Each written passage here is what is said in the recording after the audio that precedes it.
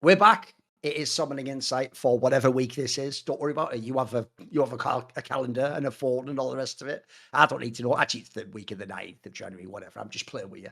Anyway, good news is now it's not like, and another Reddit thread. And have you noticed this? That's actual games to talk about now. We can actually talk about people playing the game League of Legends. That's right. Because if you know, on this show, we've never ever gone casual. Like even if we talk about how like a champion changed, it's always with a mind to pro play as well. So in the off season, that's why it's more of, anecdotes and historical things and speculations about business things. Now we can just talk about some of the meat and potatoes of the esport, which is the actual games and how people are performing and how it's all working out in the formats, all the rest of that jazz. So I think what we'll do is this. Normally, right, I would just hit whatever the spiciest thing is first, but breaking the fourth wall as usual. I do actually want to tee up a special sponsor segment later on, and I just think it's a bit mad to go. The opening segment is it, because you need to sort of have it like a transition point later to feel special, right? So we'll come to the LEC a little bit later on, not too far, but don't worry, there'll be loads about the LEC. But let's start out in our beloved Asian regions. So Which one do you want to go to first, though? Well, what's funny is we normally do LPL, so I think we'll do a bit of LCK first. And I will say at the outset of this show, two things. One is I also did just kick off the LEC show, so I did the preview episode with Peter Dunn for the LEC one, the last one. But if people don't know, as I have ribbed Monty about, including on that very recent episode, there was an episode a few days back, if people don't know, of the Four Horsemen, where we had Papa Smithy to discuss the state of League of Legends in 2025. Now, because he's from the LCS, yes, a lot of it was dominated by the LCS, but it was also about like where League is at as an overall game and an esport and all the rest of it. So there's that episode to watch. But also, as I often rib Monty, it is absurd that there's a show called Monty and Wolf Show, and Monty isn't on it, and it's Dagon and Wolf. But I get it that you don't want to instantly change it to Dagon and Wolf Show, and you might have already sold ads on it and all the rest of it. But I did make the joke even on that episode, like, mate, this is outrageous. This is like, this is a boomer reference, but in the UK, there was a detective show called Morse, and at one point the character was dead, and it just continued without him, and I used to be like, what is this? Like, dude, bro, that show is on all the time. Yeah, exactly. So, like, anyway, good news is, I'm not going to spoil it because I think they told me not to. But basically, if you wait and see, there will be some clever way that will transform, and there will still be LCK coverage, but it won't be called the Monty and Wolf Show. It's going to be, the Monty and Wolf Show will return in Avengers Doomsday. I mean, at this point, who knows if Monty Wolf ever does return? It would require Monty returning at this point in time. So I imagine they'll just do a rename or something. But anyway, let's just wait and see. Let's wait and see on that one. I'm not here to spoil it. I'm just letting you know, if you're worried about that, one, there will be a show, and two, it won't be called the Monty Wolf Show. Anyway, let's start with the LCK, the show, the region that show covers. So normally I'd just go, big picture, and then you zoom in a bit. I want to go straight into an absolute crazy heat rock starting narrative for this league, which goes like this. When the rosters were made in the off season, one of the reasons the drama around Gumayushi going to Hanwha Life was so enormous is because it was portrayed as being like the Zeus to Hanwha Life move of like, this could alter the whole, the regional balance, and it could make Hanwha Life better than T1, and maybe this is like T1 will be like miss it. The crazy thing, if people don't know, is Hanwha Life, certainly on paper, you look at that roster, you're like, this could maybe be number one. If you want to know something right out the gate, guys, you remember that guy Scout everyone said was shit on JDG last year?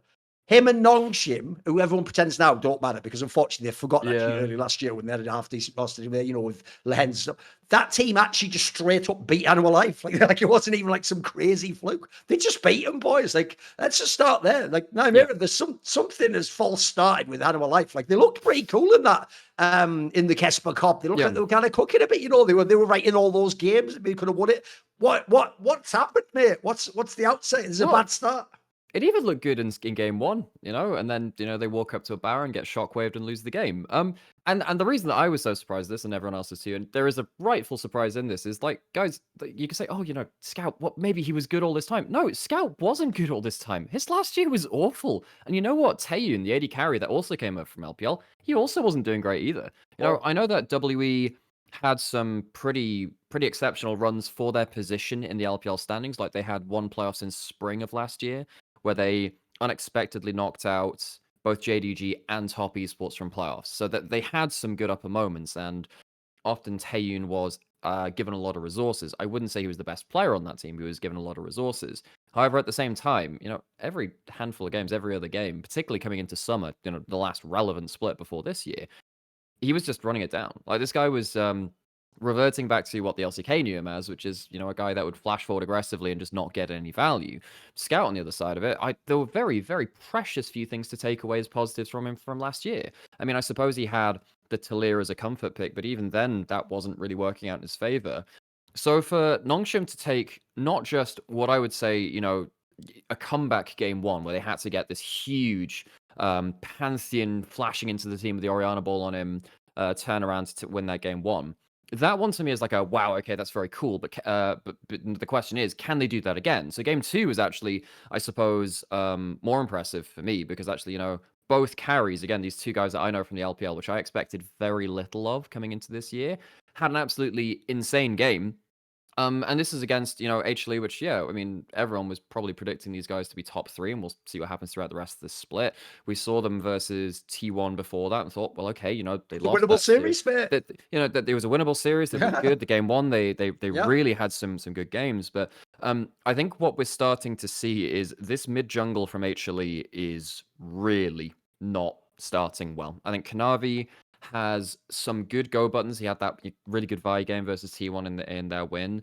But later on into team fights and in some of these kind of like transition replays when they're going between objectives, I feel like Kanavi is well out of position.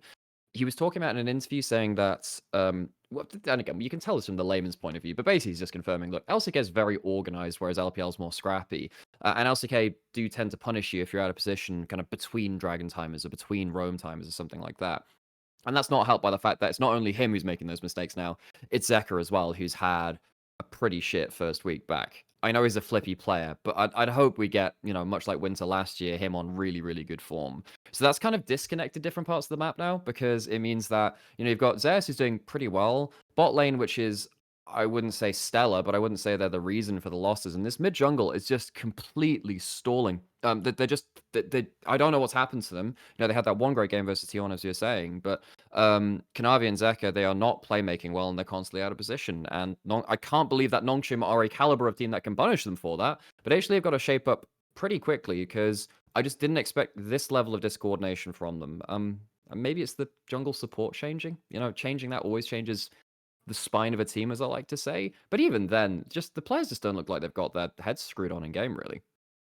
I mean, the reason it's so shocking to me is, as you pointed out, the series they had against T1, that looked like an actual banger series. Like, you watch that one, if you're a Handball Life fan, you're not even coping. You just go, mate, Carrier picked his bard in game 3 and did godlike shit. Like, a lot. By the way, everyone loses to that in League of Legends, as far as I can tell. Like, that's one of the best champion pick scenarios in all of League. Like, the joke is he can pick it anywhere in the draft. It doesn't even fucking matter. Like, the guy's just a demon on it. So if you go and look at that series, you'd actually, if you're Handball Life, be like, you know what? Okay, we're gonna have to adjust next time we play a T1 and get a little bit of extra performance. But we're right there, as you say.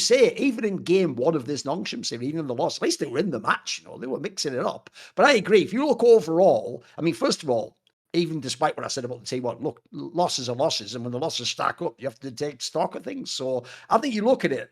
First of all, the T1 series, I can also give them one tiny other little breathing room, which is they're still working Gumayushi in. But if anyone saw the Kesper Cup, Piers from the second he walked in the door and put a T1 jersey on, it's pretty much just, it works. He's just good. It turns out, yes, if you watched the LPL last year, he is a demon. And the joke is, I made this point on my Discord of like, because basically, if people, you can tell there's a crowd of people who didn't watch the LPL. And also, I don't blame them because let's be real, JDG wasn't good last year. So it's not like you were missing out if you weren't watching. They also didn't even win that many of the games. So if you only watched him in LCK, you're used to the old narrative of like, actually, Piers was a little bit overrated from his rookie season. Then when we saw him in all different styles of ADC, he wasn't the super dominant carry style. He was more the one where if he has his right pick and he gets to the right point, then he carries the team fight. If you actually saw him in the LPL, yeah, he was an absolute demon. So when he's come to the LCK, way, like, spoiler, he is actually the player that you all wished he was back in the LCK before. He is absolutely fucking insane. And I made the joke on my Discord, yeah, no shit, because he just went and did what I call the Korean ADC finishing school, which is you go to LPL,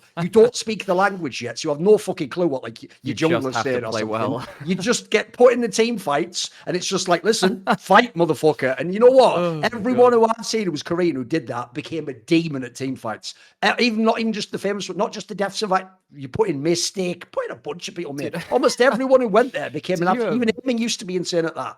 Did you ever watch the Bear TV show about No. like this? It's about a chef, right? Yeah, it's about a chef and stuff. And there's a good couple of episodes about a guy that's like always been in this sandwich shop all his life, and then basically gets put through effectively the staging process of hell, where he kind of like goes to be like a proper like server and like in proper Michelin starred stuff. Oh, right. It feels like that for the LPL AD carries. Like, look. You or the LCK AD carries, like, look, except it's kind of the other way around. You've done your Michelin star stuff. Now you've got to go back to the sandwich shop and learn how to do actually the real just muscle on the ground kind of thing. Because this one interview sticks with me from, God, who was it? Or maybe it was a comment on stream from Dernby who was saying, effectively in JDG of last year, which is another reason why they weren't great actually, was Paze and Scout, who were the mid lane and AD carry of that team, were the Korean speakers on the team. And basically meant that Scout had to translate for Paze mid-game everything that was happening last year, which is, again, just an added difficulty. Yeah. And he still managed to look really good. But Dernby effectively said, look, it's really hard to make that work. However, JDG with Ruler on it made it work, which was a similar situation, you know, the 23 super team and then 24 afterwards. Because Ruler was just so good, he didn't really need to speak. He'd just do the play. Very similar situation for Paze, and I think it buys into that line of thought. So I actually do agree with you there. No, it's also another thing I used to say back in the days. Another reason I noticed is that, you know, I said whenever people do the rookie versus ruler faker thing, they never point out that rookie's Korean playing in the LPL. Bro, he used to have to be translating for the shy mid game while playing mid lane and being lane dominant and fucking carrying the team fight. Like, bro, again, that's why the joke is, even though Doinby later became a super mega individual player, that's one of the reasons we always figured Doinby wasn't as good like individually, because he was like having a bit be like the time he did, like basically he played jungle and com the whole fucking game back in the day. So no, I agree that is like an extra level to it, which certainly also probably made that lineup more fraught. But anyway, the point is the T1 one I don't mind as much. That's okay. T1 has looked really good. This Nongshim one I do think is dire, and you've actually nailed one of the problems there, right? Look, I obviously do expect Kanavi would take some sort of like a time to get going. You know, he's never been an LCK player. He was just like the sob back when he was on Griffin, and then obviously he made his whole name in the LPL. He played there for like half a decade, and also, by the way, story in there. Yes, he used to have like up to one point in time, very stable mid and coach scenario, you know, so he had kind of like the perfect setup. He has been absolutely thrown in the deep end here, mate. Like, it looks brutal. And especially you watch Zika, that is not a fucking mid laner that this guy recognizes. Like, it's not existent, the synergy between the two of them, mate. And I do think as a wider picture, even though I won't blame Gumayushi specifically so far, I think he's been all right. For me, he's never been a super dominant player. I do think another combo that is going to be hard is people are now going to be taking for granted how good and reliable Viper was, mate, because Zika always was a little bit of an up and down player who I've always said the reason why he ints sometimes is he just goes for it all the time. Like, he's a pretty ballsy player. He's not the guy who plays it safe, you know. The problem is Gumayushi isn't the kind of dominant ADC that Viper was. So I also look at that squad. On paper, it looks great, but in the server, mate, that five-man combo is not attached together yet. Yeah.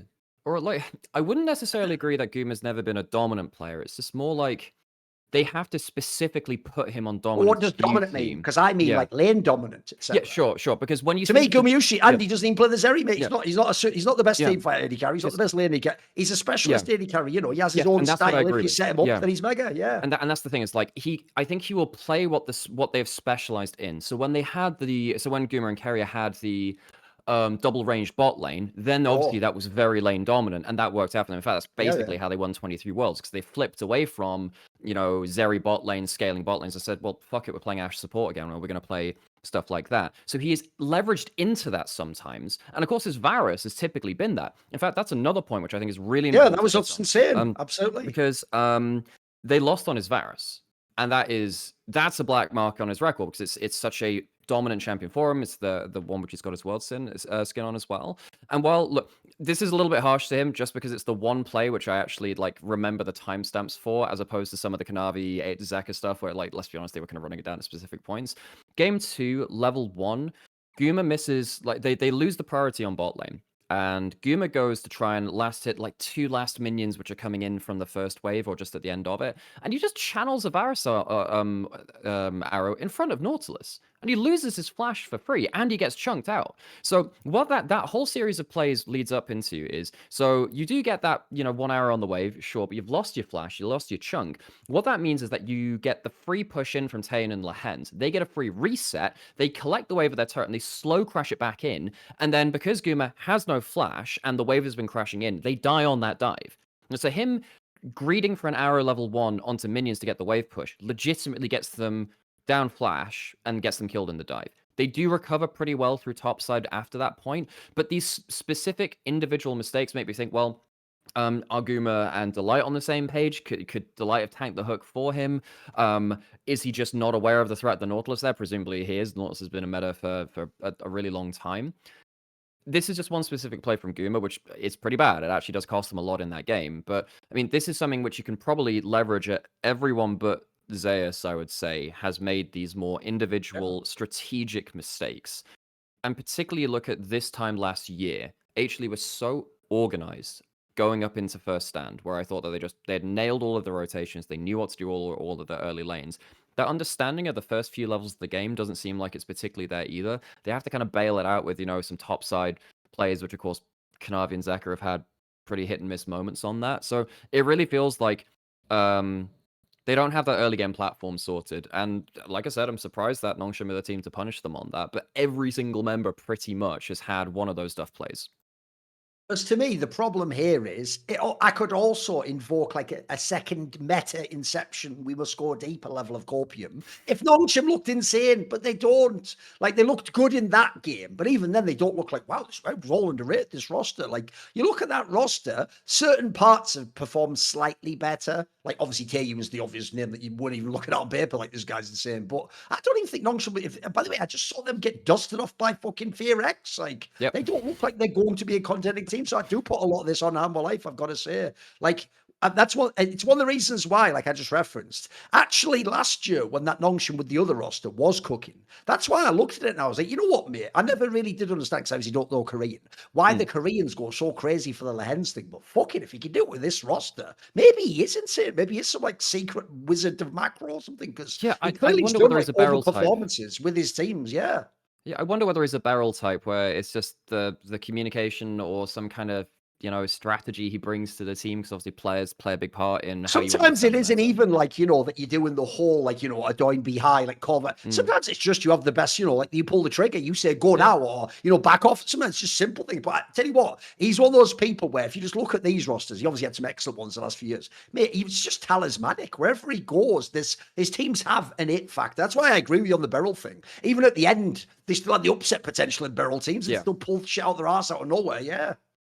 I feel like there's a lot of supports which have slotted into that role over time, actually. The more I think about it, I mean, you've got in the West players like Hillisang, and I mean, I suppose Yellowstar was like that too, to a point. We've had that with Beryl in BLG. He's gone to that point. I feel like every region has that one just completely psychopath support at some point that you're not really sure at some points in their career how they keep getting jobs, but people keep bringing them back because there's just a belief in the style of gameplay. And I wonder whether it's because if a support dies, it's one of the least impactful roles to die in the game. So if you want someone to be kind of all over it, support at least has the less downside for it. So you have a bit more upside if things go right. No, I know what you mean. Like the difference is if you do some sort of a ballsy push as a jungler and you die, the other team knows instantly, right? We can do shit on the map now, mate. Let's get going. Let's take this. Let's get it. I agree. If you're the support, you can sort of get away with it as long as you can survive. Also, I'll actually take that premise one step further. I actually do think that's why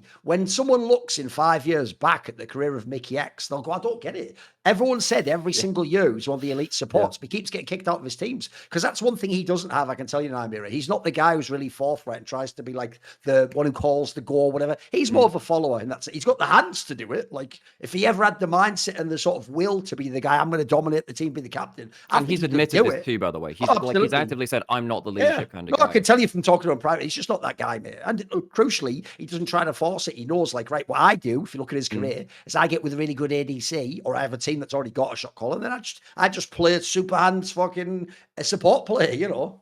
That's one of the biggest differences between East and West, actually. And this has happened for a long time. But basically, the West, because obviously we're talking in the context of LCK here and players like Lehens. Like, Lehens is someone with a louder voice, I assume. Most LCK supports are the ones which are very vocal in how they play the game. I think it makes sense for supports to be the ones which are very vocal because they are less tied to farming minions. They're less tied to a specific lane. They often have the go buttons, as you were mentioning as well, particularly ever since, 21, 22, when the Nautilus Leona meta has just been around for forever. Supports are one of those big playmakers. And also, as we're saying, if they die, you care much less compared to, I mean, the two roles which, if they die, you've really fucked up is jungle and AD carry. If they die, like, you are very, very screwed. At least solo laners, which is also bad, but they can teleport back into a play most of the time, or they're packing a global. If your jungle or AD carry dies, you feel a bit crap, which is actually why I have a lot of respect for engage solo laners and engage junglers, because you actually have a lot more to lose. But yeah, supports typically, because of this, tend to be the ones which are more vocal, and that's just not the case in the West. In fact, I think that's been forever one of the big things holding back regions like LEC compared to, players like, well, I mean, Lehens in this case, but Barrel Lehens, I mean, whatever, because they're just not as vocal. And it doesn't surprise me that the players in support role, which have been around for a while, still actually keep pulling interest, because that's a good place to build any team as long as they're actually adding to your aggressive options.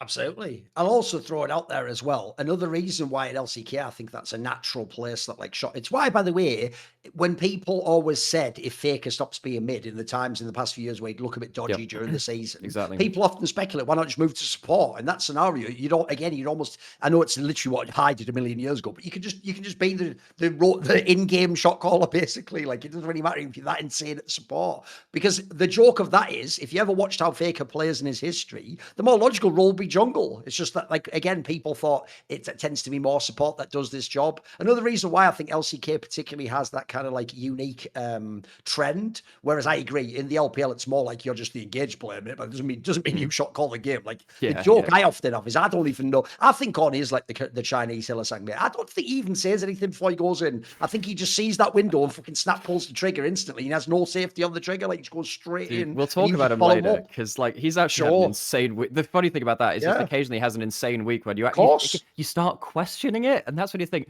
how is this guy the same guy that was last week?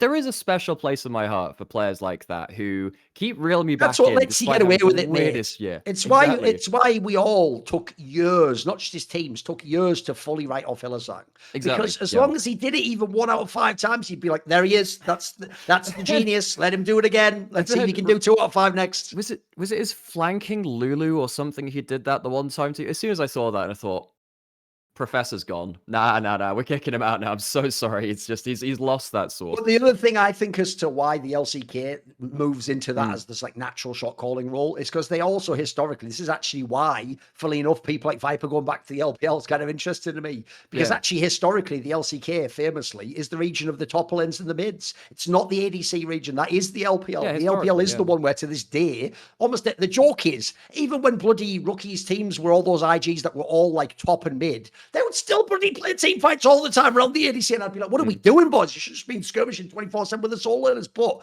the LCK famously, they just haven't been the region that like put all the eggs in the ADC basket. It's always been sort of like ADC can be the tertiary carry, you know. But what's really interesting about that now is, and this has happened across all regions, the biggest meta thing which I think I've noticed, kind of agnostic of champions, is if you win bot lane, it's just so hard to come back from that. If you win bot lane to the points where someone has to lane swap away from you, you have, I'm not going to say you've won the game, but it's pretty close to it.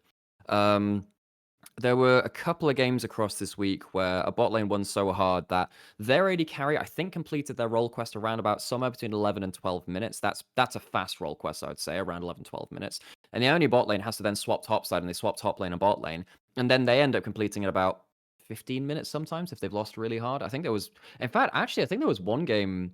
Oh, that was a mid lane one. That was different. That was Chovy bodying poor Roma, where he ended up completing his quest at something like 18 minutes, which was just out of the game at that point, really. And because of the nature of both top lane and bot lane quests, and if you're swapping the lanes, they are outside of their lane, so they're completing that quest slower. You don't get to use the scaling advantage of it, where every minion you hit after you complete the quest gives you more gold. Or in the case of top lane, you gain bonus experience and you can go beyond level 18 up until level 20, which has been incredibly powerful in some games where you've reached that max cap, actually. So I'd be very interested to see how deep down the LCK we see like mid-table and bot table teams actually trying to play pressure bot lanes and actually win through lane dominance. Because, I mean, they've always been lane dominant LCK teams because Korean players are fucking good at lane. Of course they are. But it's more about strategically, are they picking for that? Because we'd see effectively, T1 when they hit Worlds, okay, they pick the double marksman bot lane. Okay, well, that's a freebie way to win lane as long as you're good enough at playing them. But are we going to see, is Nongshim going to be able to continue doing this? Because actually, Taeyun was pretty bad in the BFX series and Diablo kind of walked all over them. I think Kingen's been actually very good, but then again, he's actually had a pretty good last year too. I think he's been pretty solid. But yeah, if Nongshim can actually have that extra spike in the bot lane, hell, yeah, maybe they can strategically get a leg over some of the teams which I thought they'd be a little behind. The difference between Hanwha Life and T1 is T1 also had a sus series right after that. Yeah. The difference is they survived theirs. I mean, true, they're also playing fucking DRX, but bro, this is also where if you are a T1 fan, the good news is I actually personally do think Piers is better than Gumayushi, especially actually for what you need in T1. Like, I'm sorry, as you saw in the World's Finals, Doran is not going to hold up to like win you a bunch of Worlds. He's going to have his moments where he's not like a super carry, etc. So I think actually you do need that hard carry Piers style. But I'll tell you what, this is how you also know this isn't your dad's T1. Because, bro, in game 2, I am seeing T1 take Barons, then lose the Baron fight. Like, yeah. What year is this? Like, that series, like, put it this way, it was possible to lose that series. That's what's wild, mate. They couldn't, because let's be real, they couldn't get it over the line. But, mate, that was more of a, what you call a squeaky bum time in the UK than people would expect from DRX, for fuck's sake. Yeah, DRX played really well, and yeah, I mean, I had to watch this series back, so the LPL was on at the time, so I watched it back. I saw the result, and I thought, okay, 2-1 series, and I watched the first game, and I saw, DRX. It was a great first game. I was just like seeing each game and thinking, oh bloody hell! Well, I mean, surely this has got to go a certain way, and it just didn't work out like that. It was, I mean, was it the game 1? Yeah, game 1. I was sat there being like, okay. DRX just had this insane lead up to Baron. They get the Baron, and then just shit goes wild. Faker goes into the pit at the end. Yeah, because they steal Baron at that point. Yeah, they steal Baron with the Azir shuffle into the late game. And I just thought, well, bloody hell, T1 are giving themselves a pretty difficult job of it. T1 play a risky style. Well, in this modern era of T1, they play a pretty risky. They've played a more risky style around objectives. Typically LCK teams take an area around an objective, choke out vision, force you to come into them. And they play the slow fight around zone control. T1 play more about retaking an area where they give themselves a flank angle and unexpected playmaking. That's why it worked very well with, Zeus and hyper-powerful flankers, stuff like Yone or Aatrox or what have you. Faker on something like the Azir, we can get that shuffle. Of course, Carrier with his myriad of crazy random engage picks too, and Owner on Nocturne adds into that too. A bunch of these picks. I don't expect them to have to do that versus DRX of all teams. DRX are a team which I look at the roster. I'm not checked out on. I'm not checked out on it. But I look at UCal coming in and I think, okay, that's fine. Rich has been decent at points, but hasn't really held it up against the top teams. Jiwoo, well, I mean, I cast him in one of the off-season tournaments and he looked completely washed there, but that's an off-season tournament. And I think, well, Jiwoo is supposed to be a mid-table team, bro. Look, it's not the old DRX that was terrible, but it's just supposed to be mid. It's not supposed to be anything close to a contender. Yeah, but the thing which has really surprised me about them is Willa has really caught my eye. A player who's been fairly mid-table before that, and it's given T1 a lot of pause. Stuff like having, not just the Vi, which he looks good on, but kind of Ambessa, which is weirdly a similar archetype to the Vi. You can just immediately click your R button and go in. That's really given T1 some issues, and I just can't believe they had to fight as hard as they did. Game 1, T1 got away with. They very realistically could have lost that game. Yeah, I think that some of their objective play was on the brink, really. Then they lost game 2, which again was really surprising because you had like Oda on Silas versus an Alistair. If you have Silas versus Alistair, I normally assume that's a one game because it's just such an unreal ultimate to steal. You're pretty much just going to win that, especially against a triple melee comp because they had Ambassador Renekton topside as well. Renekton's the Silas becomes unkillable with Alistair ult, goes through about 3 W cooldowns. Okay, you're pretty much gone at that point. But Jiwoo really surprised me in that one with the Corki. And then, of course, game 3, they had to clutch it out, and that came through like Faker's Aurora, which has historically not been good for him. Like he actually played pretty well in that game.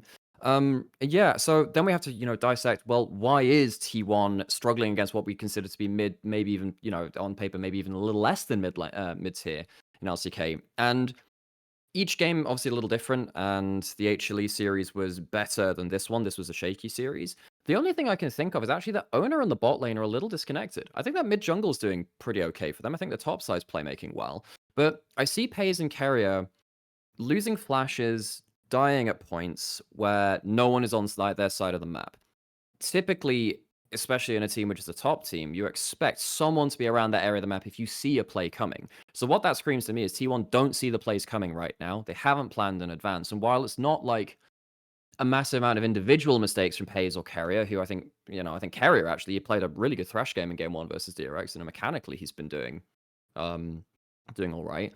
I don't think T1 I don't think if they've figured out the information game in the early game just yet. It's fine when they get towards like mid and late game, well, more fine anyway. But yeah, I think that T1, I don't think they've been able to call down Owner on the right timing so far. And the fact that Willa has been able to punish that, for instance, is that is not what I would have expected at this point in the split from T1. The difference is, unlike Nongshim, actually DRX has looked better than expected. They were even not bad in one of those games against GenG. Yep. Like actually, and if people don't know, since obviously now Morgan's in the fucking LCS, Willow was the other guy at the top side of the infamous dreaded trophy one in Animal Life, where it was just him and Death dragging dead bodies to top 8 at Worlds at one time. So no, this was another guy where unfortunately, because he essentially had like you're a rookie and you've let down someone who's really good, everyone just wrote him off forever. He actually looked pretty decent in these games. Also, a thing that was very interesting about this series is, I believe actually this is the one where it was claimed that DRX used the coach voice in all the games. All the early games, yeah. Yeah, so that, and by the way, that worked, bro. Like the early games where they were like getting it going. And as you said, first of all, they could have won 2-0. And then even in the third game where eventually T1 got going, up into the mid game, that was still a legit game. And actually, another detail I thought was quite interesting was this whole series, DRX actually had pretty good play around Barons. They were even willing to like bait them out and go for them themselves. So that's one thing that's interesting because on the contrast, I believe it's said so far that T1's one of the teams that doesn't particularly like the voice and doesn't think it's that important, hasn't used it, Yeah, I think we should probably talk about Coach Voice because that's a huge part of LCK, and I think LCP is using it as well. They're the only 2 regions using it. It's not in LEC, not LPL, and not in LCS. The idea is it's a bit like where you test something out, and then if it works, presumably they're going to expand to all the regions. But this is the experiment right now. Yeah, because they're typically using this. We talked about this last episode, but or several last episodes actually. But this is the split in the year where you should do the experimental stuff, if any, because they're trying to, I guess lower the stakes a little bit and allow some options for breathing room leading up to first stand. So they've done the thing with side select and first pick being different as well, and that's worldwide, of course. They've done that there. This time last year they did Fearless, and they did expand it through to the entire year. The way that each team has used Coach Voice has been pretty different. I think my biggest highlight for it so far, I think, was it KT? I had the note written down somewhere. There was a team who, in one of the early ones, ended up using Coach Voice and then immediately getting aced. Like, while they were using it pretty much, they just, all 5 members died. That was just hilarious.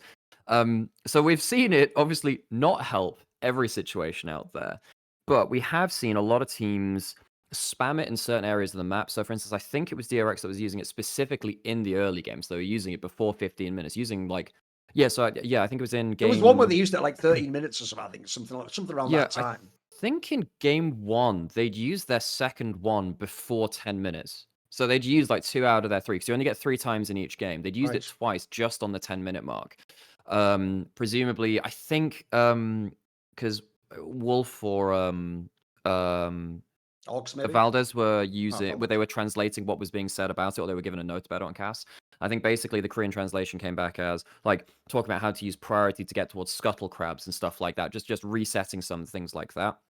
And trying to, get that the most out of that early game. And obviously it's helped in some cases, but I will say that I have a lot of worries about what this does to teams in the long term, and this is something which I really agree with.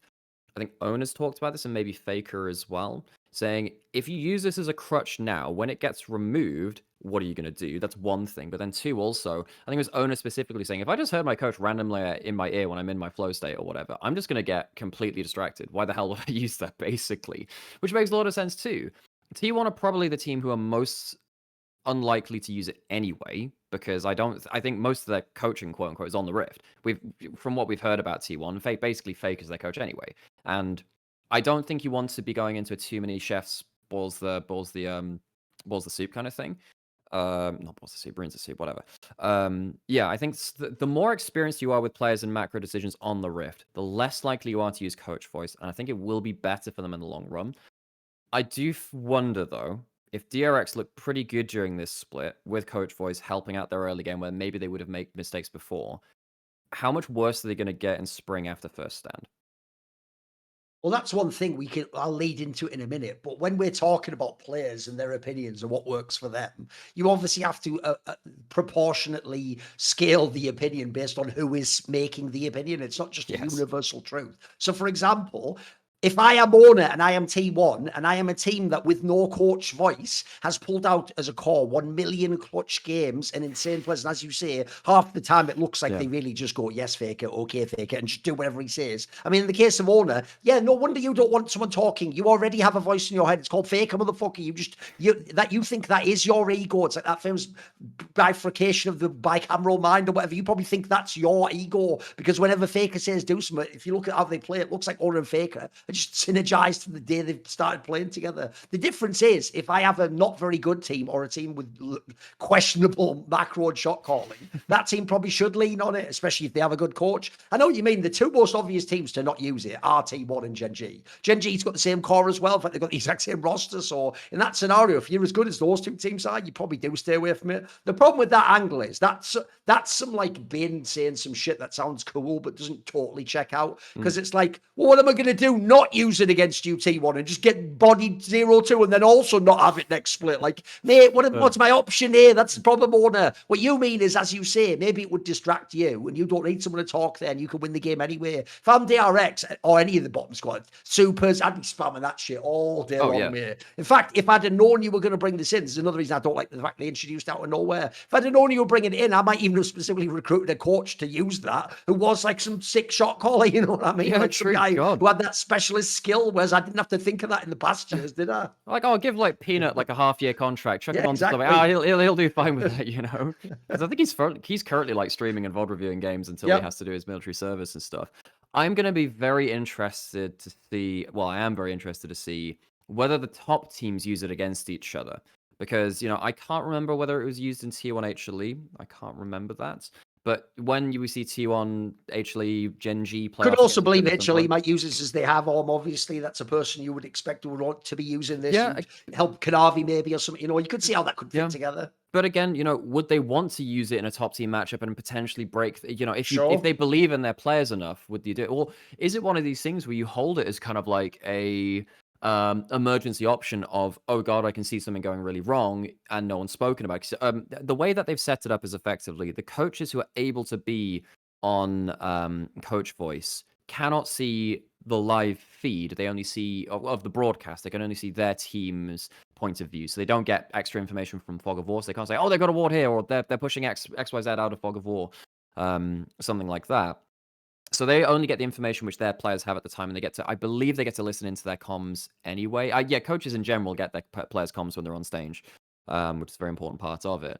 I do wonder whether a coach would jump in if they thought a situation was really bad and their players hadn't realized it.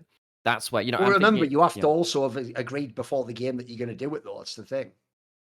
Do you have to say when you're going to use it as a You time have to, point? I believe Oh, you have do you to have to assign designate a a coach time point? before the Oh, game, and he has to go to a separate room, and he's not with the other coaches. yeah, So that way but you can't just when you use actually the push the comms and stuff. button, when you push the button, you can do it at any point, though, I believe. Too. I It's not think like you have so. to. Yes. Yeah. So it's halfway between the two. Yeah, so it's not like you have to designate a time in the game. Okay, yeah, so you can't have a coach who's like been outside of that room and then steps into it. They have to be in that room for the whole game. Otherwise, they may have gotten information. So you with have their to sort players. of preempt like what I might do is the problem. Like I'm saying, like it's not like you're Yeah, just in the yeah, normal coach true. room and you just have a walkie-talkie like right, let me get Yeah. in there. Like so it's that's actually also why in my opinion it's a bit scuffed the way it's done. But I get why they do that so that you can't like watch the fucking fog of war of the other team and then Yeah, use exactly. some shit. So I understand there's a competitive integrity angle there, but it's also why if you notice, no matter what people speculated in the off season. It's devil's in the details, isn't it? It's how like actually specifically this thing will be implemented before we'll really know how good it is. I mean, as you say, actually, it's someone like a DRX is going to do a way better job advertising this if it turns out now all the early games Yeah, are true, shit, true. you know. That's going to make that is what here's the difference. Maybe that still doesn't make T1 do it, but maybe that does make a Hannibal Life go, wait a minute, our early game shit with our jungle mid. Maybe we should Yeah. actually have the coach in there. Maybe that's how we even it up early. Particularly with how things worked this time last year, where seeding in your group became really important towards the end because it ended up in that situation where one of The same with HLE or this format, T1, yes. exactly, It's same because with this, whichever yeah. group does the best gets basically to skip to the Yeah. playoffs thing, and the other group has to go through like almost like a mini fucking qualifier. Even if, as T1 did last year, they're one of the best teams. Yeah, You get it's like collective punishment, basically. Yeah, so that could definitely help. That's definitely going to affect things to a certain extent. I can't remember if the seeding for playoffs had something in mind to change the seeding for the first rounds to avoid some of that. As far as I'm aware, it No, didn't it's the same as change far as I that know. much. Okay, if it's the same as far I as I think know, it's the same format. then yeah, basically, if you are like one win behind first place in your group and you need to get ahead of that, then obviously you want to use every tool at your disposal because if you do drop down, that significantly hurts your chances of making first stand. I don't. Yeah, basically, at what point does the pressure get high enough that you would use it? And at that point, do you start planning it in advance and just say, we're going to put a coach in that room just in case, and just say, we'll put that in there. We're not planning to use it, but if it gets to that point, we'll try it. That's what I'm interested to see, particularly from the top teams who are realistically thinking about first stand. So that's GenG, T1, HLE, and then the best of the teams performing in the split. Really, outside of that, who's got the best early synergy? And by the way, along those lines, that's also a relevant thing to mention because here's another thing that this first week, we're only 2 days in for fuck's sake. Here's the other thing that's also caused because of what you just said about the format. Mate, I think I know which group's going to be the winners group now. Remember, Animal Life, we needed you to be the fucking team acing the other group. Like, now that group looks terrible. KT's in the middle and then fucking Den was at the bottom. So at the moment, all the best teams are in the other group. So that team has to cook. At this point in time, it looks like we know which the winners group is going to be, mate. Yeah, but then Nongshim getting that 2-0 really saves GenG and T1 because that's an unexpected win. Because Brion and Supers are both at 0-2 themselves right now. Obviously, Fearex beat Nongshim before as well, which those are probably some of the more important matches actually, because if Nongshim are actually meant to be your mid-table team within the one group and Fearex are that in the other group, then that's like your benchmark team for each group, and then whichever gets the leg up on that area of the group on the other side of it, obviously that's going to be a huge victory for it. So as it stands, both groups have played the same amount of matches. Obviously, they played the same amount of matches because it's equal, and they're actually completely even on points now. But actually, a lot of that is because of that Nongshim 2-0 over HLE. That completely flips things. And now, obviously, HLE is starting 0-2. One of them being versus T1, sure, but one of them was versus what we considered an auto win for them, because you would expect them to be losing versus T1 GenG, but not a best of 3 versus the other teams. Maybe a game, but we didn't expect that. That's all. The one thing they did change is in the playoffs, there is now a lower bracket. But because if you're in the bad group, you have to go through that qualification thing. Some of those early matches are BO3s, mate, as you've seen in the LCK. You can lose one Baron flip and just fuck up a game that you're supposed to win. Absolutely. Okay, the other thing as well is I hinted at it earlier, but I'll bring it up now. There was an interview which was like, even though this is a Korean interview with like a Korean website or whatever, so there's no way this person's doing it to like play to Western fans. So the quote, because remember, Reddit loves those fucking clickbait quotes where it's like the quote where it's like fucking plays right into, so either like goes against the grain or plays right into it. It's almost like Ruler is trying to get on T1 or something, mate, because he himself, and the quote that was pulled for the headline goes, if I can win the world championship, I don't mind not winning any of the other tournaments before that. I just want to win Worlds. Now, the obvious thing to say at the outset here, like I said earlier, is so what I was saying before we came on air, is I have to look at who's saying that first. Like, that's not because, by the way, the top comment on Reddit is just shows like why that is just a fucking. I always call Reddit a neural network of the most mediocre minds in the world. Like, actually, I think Reddit does that thing where you'd think all of us putting our brains together, two heads are better than one. No, with Reddit, you aggregate down to the intelligence of the overall group, and you become dumber by actually commenting. Because the top comment is exactly what I imply. Even though there's so many interesting things you can say about that quote and like who said it and what their comment just goes, even the actual pros view Worlds as greater than any other tournament. Now, what's weird about that, Nibira, is I am not aware of the pro whoever said. Now, I actually think Worlds isn't the most important tournament. Also, you'll notice that's very different from saying only Worlds matters. I don't give a fuck. Now, here's what's funny. I will totally give credence. If you don't know the history of League of Legends, you could think, but Thorin, it sounds like Ruler did just say that. Yes, Ruler said that. Again, notice what I did with the order quote. I took it in the context of who order is and who his team is. Right, here's why if you're Ruler, you have to say that opinion, believe it or not, Nibira. Because you just got paid a massive salary last year to win everything except LCK Cup, but they were almost won that too. You obviously won everything else. Remember, you had just had one of the most dominant regular seasons ever, and you won MSI without losing a series. Then when you go to Worlds and shit the bed against KT, you better come back saying, you know what, guys, actually Worlds the main focus this year. And you know what, I don't even care if we lose LCK as long as we win Worlds. That's what everyone wants to hear. You want Boss wants to hear that. Korea wants to hear that. Like, you can't say the other one. And also, I'll just put it out there. One, you've already won everything else anyway. And Worlds, but Worlds was like 8 years ago or whatever. So you also need to say that if you're Ruler, like, mate, you aren't even just a guy who had like a chance to win. You could actually argue, this is a hot take, but I think he actually checks out. You could actually argue Ruler's had more chance to win Worlds, he's done it once, than Trophy. Trophy's had like two or three approaching super teams. Ruler has had super teams in both regions a number of times and looked awesome and won MSI and not fucking gotten the Worlds thing over. So again, I think you have to put that one in context. Because by the way, it's a totally valid comment. But again, like I say, I will always add in even if to Ruler it doesn't matter, the other ones do it. And then the last thing, like I said to you before we came live, is the other one that bombs me out about this is it isn't a choice and no one can make the choice. You're only ever saying that in hindsight. You can only know after you've won or lost the tournament which one you'd have rather won. Like, since it's the beginning of the season, think about it logically, guys. To be able to win Worlds, assuming you aren't some outrageous DRX fluke from 2022, right, or TPA or whatever, if you're not going to be a fluke, to win Worlds, you have to be a top team who's a contender, which usually already means you either won your region or could have won MSI. So if you're Ruler, you know what, mate?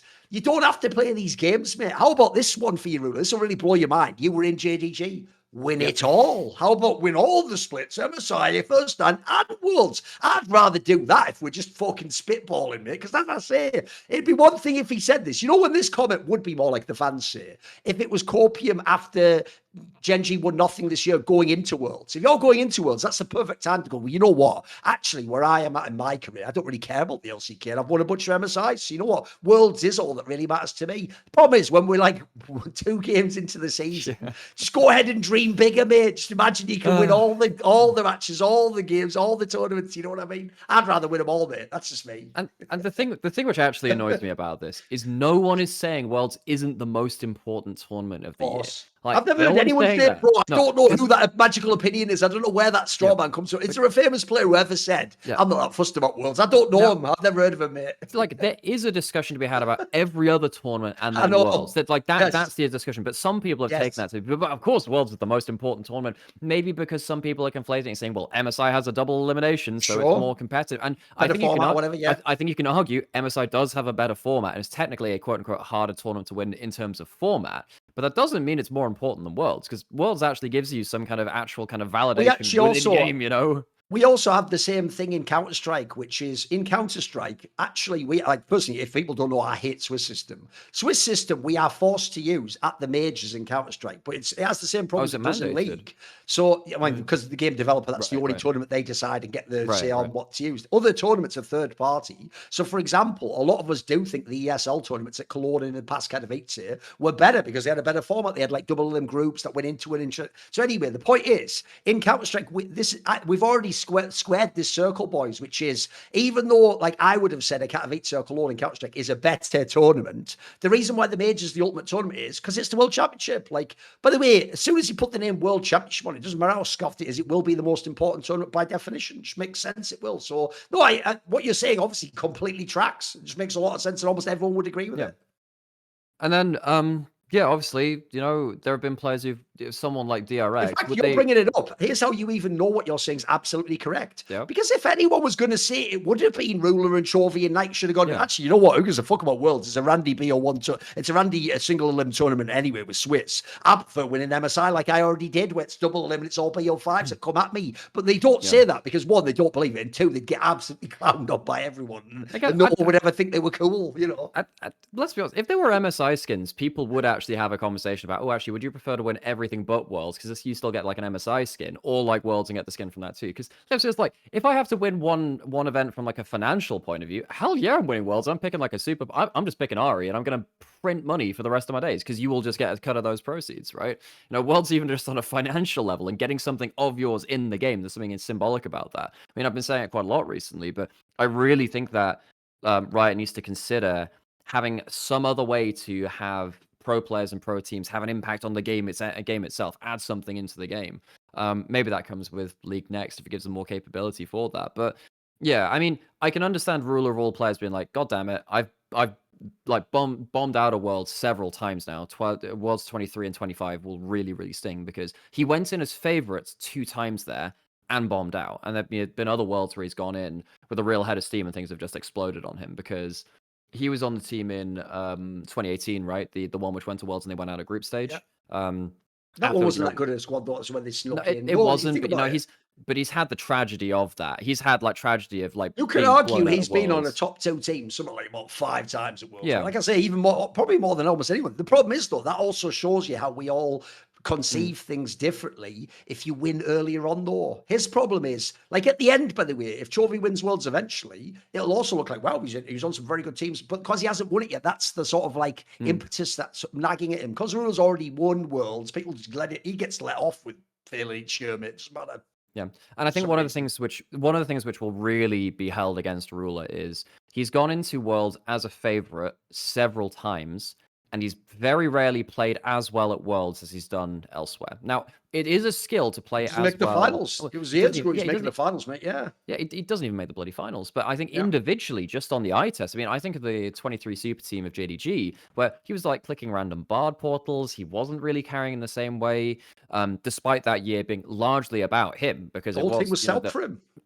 And he was doing very, very well at that too. I think particularly for him, because of the last few years of just abject failure, in the same way, I suppose Jaculov's in a similar spot too, because he won Worlds in his, very early in his career. Jaculov won it in his first year, of course. Rulers took a couple of years to get to that point. He was in I think it was his 3rd year in which he won Worlds because he started in 2015. Winning very early on in your career, I know that Jaculov has said it doesn't feel real. It feels a bit fake if you do it, because it's too easy really doing it in your first year. Everything goes perfect. Doing it again after that point or building up to it is really hard in terms of career progression. So I can understand from like an emotional standpoint, Ruler individually being a point of failure on favorite teams going into a world championship and that really being on his back now. So part of it will also be, oh, screw this, I've got to get that one win to prove that I can still do it. And I'm not going to be the problem. I can actually go in as a favorite and win, because like the last few times he's done it, that's got to have been real tragedy for him, like just on a mental status. I mean, this is also why, in context, I will just make it one further. He needs to win Worlds. Here's why. Because actually, I'll use the Jaculov comparison you just gave me. Jaculov, you didn't win Worlds, mate. Oh, I know you did lift the trophy, but if I ask someone who carried that Worlds, they're going to go the shy and rookie.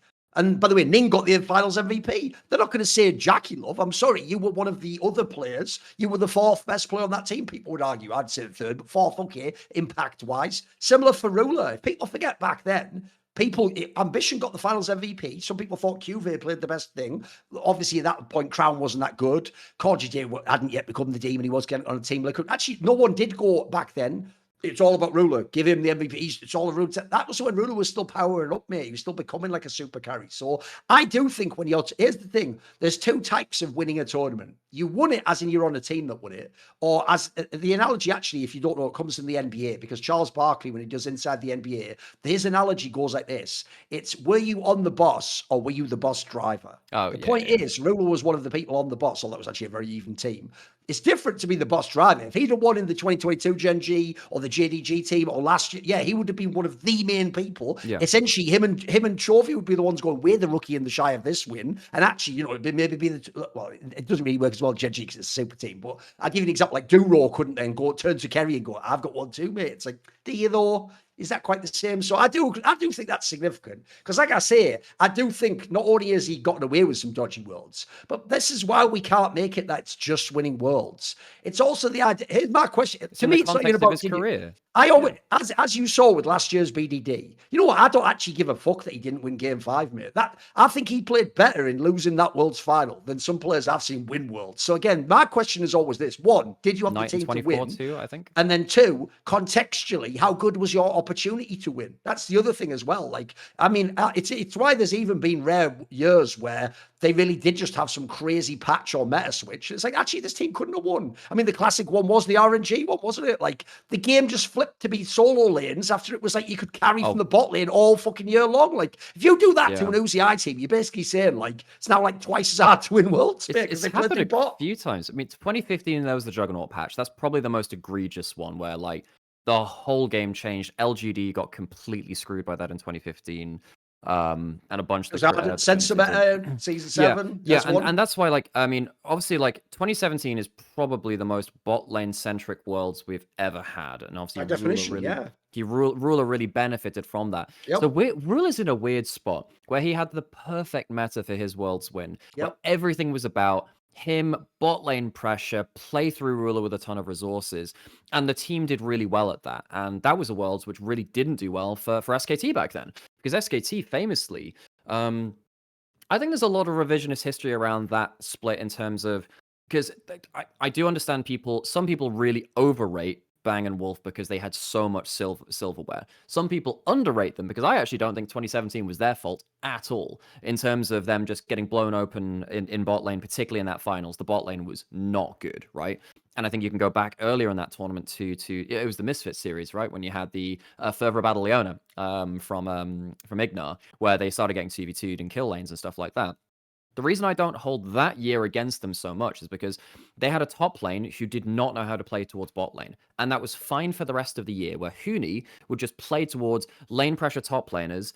And this was the meta, folks, where everyone would just teleport. First teleport of the game would be bot lane. This was the 4 teleports at level 4, level 6, or whatever bot lane. Everyone would be doing that. And Huni was one of the rare top laners who wasn't doing that because he was still the carry top laner. He was still the guy that was playing Gnar for lane pressure, get ahead of the game, win through individual matchup.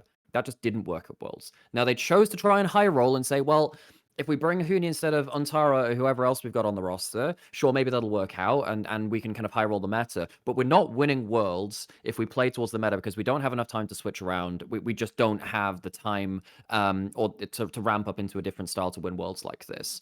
So, you know, stylistically, some teams just get absolutely screwed, and obviously it worked out very well for Ruler on Samsung Galaxy, but it was fucking awful for SKT. But that's why it makes Faker's run to finals in that year particularly so impressive, because it was just an outer meta team and him just gallioing for 5 games to carry them to that. But yeah, I think that bringing it back to the Ruler side of things, you know, he had the golden meta at that Worlds to win with it. And I think you could argue, I mean, well, last year had a pretty damn good set of 80 carries to play around, and I think in 23. There's no excuse for last year, mate. Yeah, and I take think it on the chin. I even said, I think like it's same for Trophy. Mate, what excuse do you have? One, you were playing an opponent that you should beat, Katie Rolster, and then two, you have a super team with giga insane players everywhere. Like sometimes I get that fans will always have a reason, but as a player, sometimes you have to just really just put your hands up and go, look, I fucked it up. There you go, I'll get him next year, but that's on me. Yeah, and I think for Ruler, like, there are only so many times you get that lucky dice roll. I think that it was something that Beryl said, because he's obviously a multi-time Worlds winner without Faker on his team, which is an incredible achievement himself. Basically saying, look, Worlds is just a dice roller meta. Riot, I don't think would like people to talk about it like that, I'd imagine. I don't think they really want people to be like, oh yeah, by the way, Worlds is a bit of a dice roll as to like, who comes through with the best take on it. But typically, the patch changes quite a lot before that tournament, and this actually brings it back to the quotes about would you rather win Worlds or the rest of the year. It is very hard to win the entire year because the most dominant team in the world shapes the world meta, and that gets nerfed partway through the season as people start to realize the most powerful champions, which the best teams in the world are the best at. So there are a bunch of times, pretty much every world championship, the best team in the world has most of their best champions nerfed because they've spent the entire year dominating on them. So actually winning everything up until that point is really quite difficult in its own way. Then continuing that over into a Worlds win, that's why you don't see Golden Roads, If you had the same patch for the whole year, I think you probably would see a Golden Road at some point. Now, it's just not really possible with the way that the game changes though mid-year.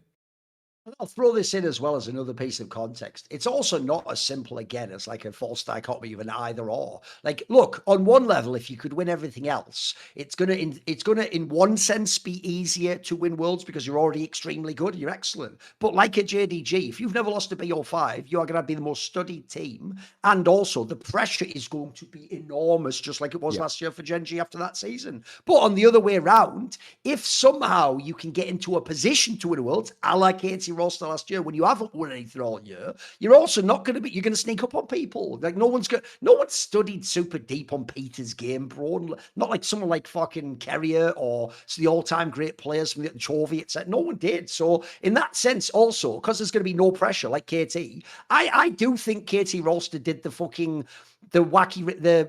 Looney Tunes. I think they did the thing where it's only when they were in the game 5 they looked down, like, what? I'm off the edge of the cliff right now. Holy shit. Like, but the minute before that, mate, you don't even know it's possible. So you're just doing everything you can. So there's a bit of that too. There's a bit of psychology involved as well. By the way, let's bring the topic back to GenG, because I'll tell you what, this is one of the reasons also it's quite shrewd if you've got an excellent roster to just run it back a la G2 as well, even though it's not working for G2 right now. Because GenG doesn't have that many things to figure out. They don't have to integrate new players. They've got a great roster. And in general, beyond like half a game against fucking DRX, like, they're looking awesome out the gate. Like they probably are still the best team in the world.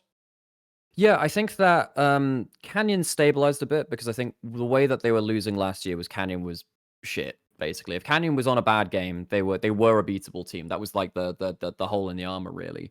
The player which stood out the most for me was Kiin. I think Kiin had just an excellent couple of games. He's been really, really good. If I run down the short list of best players of the week, I think Kiin is top player of the week, I think. Although weirdly, actually, Doran had a really good week too, so he's also in the conversation. But Kiin was good on All Stars of Champions, even into the because we're seeing a bit of Cannon come back, particularly in LCK. It's not been picked up as much elsewhere. We saw like one game of it from Wunder in LEC, and we've not seen it at all in LPL.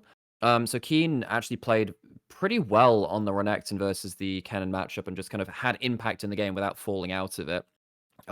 Picked up the ambassador for the game game 2 versus DRX as well, and he's probably the guy who I give most props to on GenG. And Kiin's in this weird spot, right? Because I think a lot of the time when GenG succeed, Kiin is just doing his job very well, but it's just still like doing his job. So I think some people overlook him for the more flashy plays from someone like Chovy or Ruler at certain points. I think Kiin's weirdly fallen into maybe the slot which kind of Chovy had in terms of the community mentality for a while, but like he is an incredibly solid player.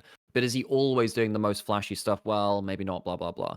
There were some really good games from him though this week, and I want to give him props. I think his Rumble game versus KT Rolster, that was his Rumble ults were some of the best that I've seen in a very long time. So I think he's been great.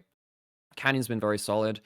There've been a couple of mistakes here and there from Zero and Ruler. Like they've got to even up some stuff, and I think Chovy as well. I think he doesn't care about LCK, does he? So touche. Keep going. Yeah, and then I think versus KT. I mean, obviously you got BDD versus Chovy, where typically that's been the bogey matchup for Chovy.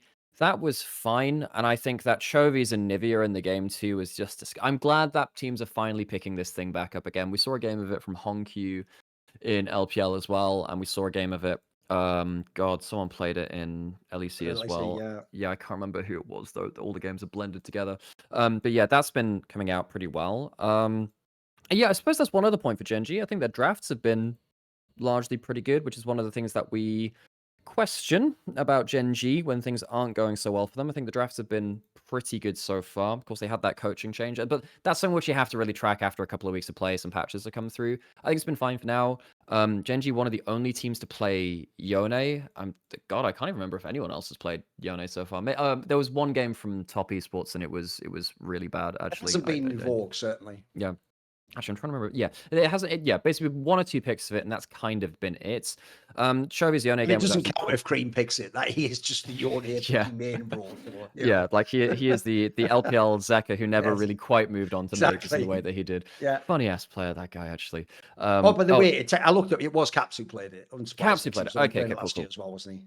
Cool. I was trying to the Inavia. Yeah, that's the one. So yeah, I mean GenG on the whole, I think they look fairly solid. There was, tell you what, one of my favorite plays of the week was that game, and people will forget this. There was a Reddit thread about it, and I think there's a comment in there which I did agree with, which is like, it's so sad that this play happened in a regular season loss because no one's gonna remember it. There was like the most picture perfect alley-oop of Shinzao, like tagging someone with the W next to Chovy, dashing to him, ult flashing to knock Chovy over the wall into a perfectly timed shockwave. Folks, I've seen like the best teams in the world fail to set that kind of stuff up, and GRX pull that out randomly versus GenG. That's one of the things because obviously that's one of the first games which DRX played. That was your boy Willa, yeah. I was sat there with Willa going like, bloody hell, maybe I actually need to pay attention to this guy. I didn't think that Willa was anything to watch really before that, but that game amongst other things, I thought, oh well, okay, maybe my eyes are open a little bit now when I'm watching this guy.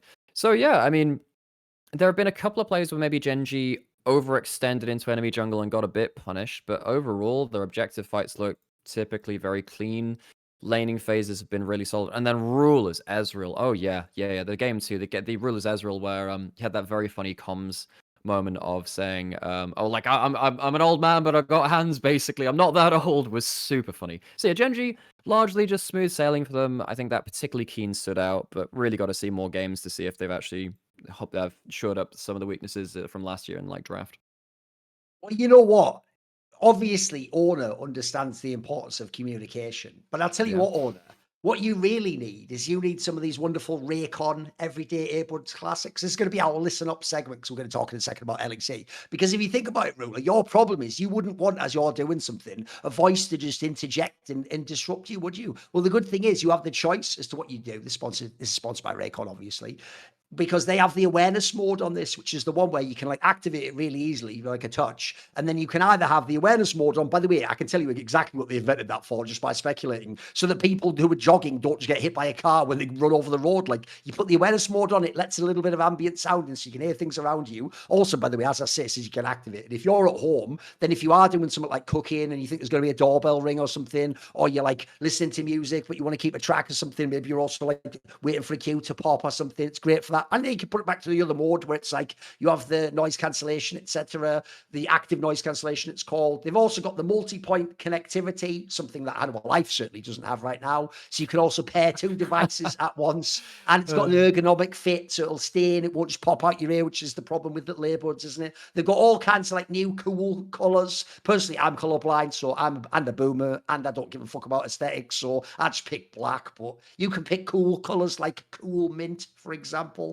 They've also got the quick charge where 10 minutes will get you 90 minutes of play time. You have up to 32 hours of battery life with the case. So also, once you've got it all charged up and you go away, it's not even just like the 8 hours of playtime or whatever. You have 32 hours overall with the case. So, by the way, if you're traveling, that means you could literally travel to Australia and you wouldn't even need a charge, which is insane. Like, they are really in the future with some of this tech. Like, they've mastered like battery tech, certainly.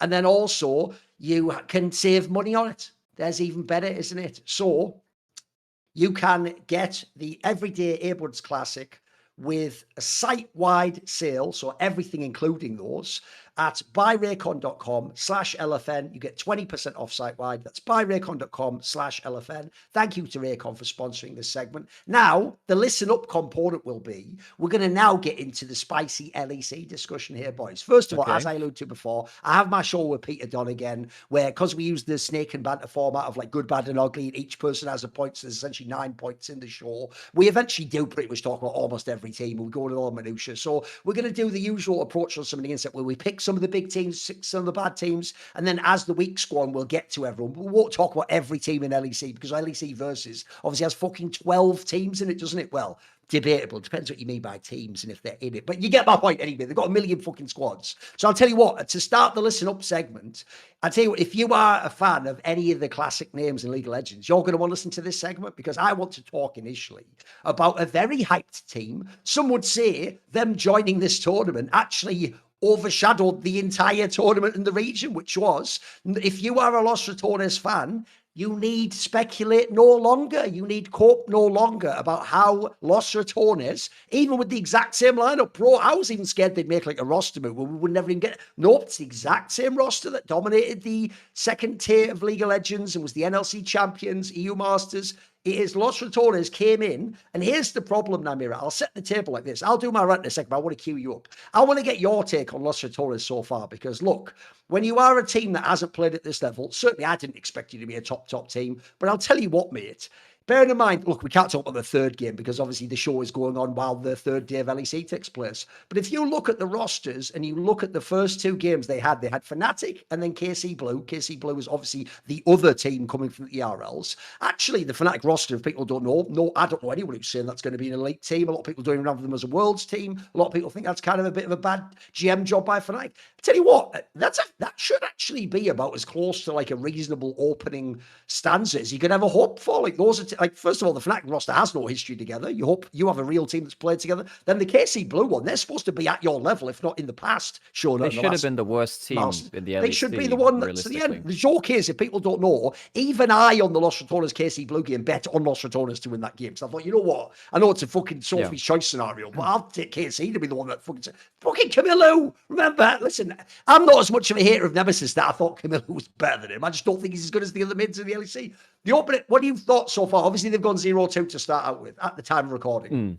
So I think a lot of the flaws they showed on stage are stuff which they've shown for a while. It's just much like I predicted. I think that you can't pull off some of the shit they're doing against top tier LEC caliber players in certain roles. And I think, look, I actually think this guy's got a lot of potential. Velia is a lost condition in an LEC level right now. As we saw this in, I didn't watch all of their scrims, but I tuned in. It was an interesting product to see them actually streaming their scrims and showing the comms. Whenever LR came up against an LEC caliber jungler, this team did not know what to do. It got to the point where basically any jungler picking Kiana would cause them huge issues just before EMEA Masters, the last one which came around, and they just didn't know what to do about it because the jungle matchup was just not one which the team could deal very well with. I think that this kind of like clued me into this thought process, which kind of I think really unravels, sadly, a lot of what LR have shown in the first two games. The team in the first two games, much like we've seen in early games from them before, is very, very individualistic. Whenever I see a move on the map, it looks like it's a power play from one person using their agency on the map to do something. Velia invading alone.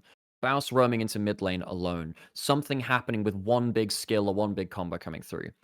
I don't often see, and certainly not to the level of intent which you need to at this level, see everyone rotating around a play that happens. Say, you've gone for 3-wave shove in, reset through bot lane, come back out onto the map, your support goes and supports your jungler, or when you're on that push, you invade into bot side. One of the big power points of blue side right now is you invade through bot lane with a winning lane, and it's very, very powerful for you.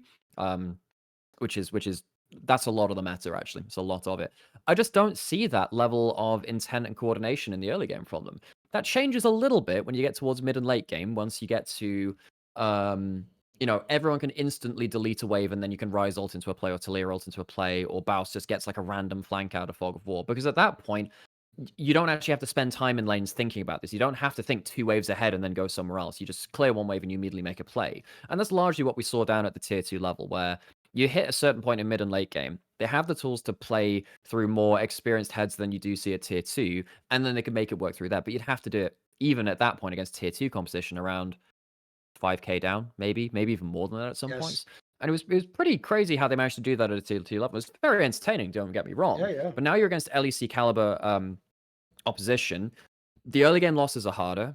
You're not winning lanes. and you're not going to survive through to mid games because you're fallen behind on the objective play. Now, I thought that maybe KC Blue, because I thought KC Blue on paper, even with 2 players coming in that were, a couple of players that were pretty good, and I've probably got a little bit more time for Camilo than some, because he just gave out an interview basically himself saying that he came in because remember folks, Camilo came through not even from tier 2 last year, from tier 3 straight up towards LEC. Also very young as well.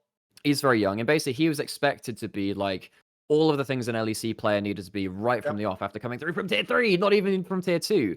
And man, that man played like he was playing for a job. That was the fuck you hire me game, because of course, he's looking at other players which are now in the LEC after. Sure. I don't think he had a particularly bad first year, considering how rookie years tend to go in LEC. Was he the best? No, but I probably would have given him the time of day in a tryout, in an interview or whatever.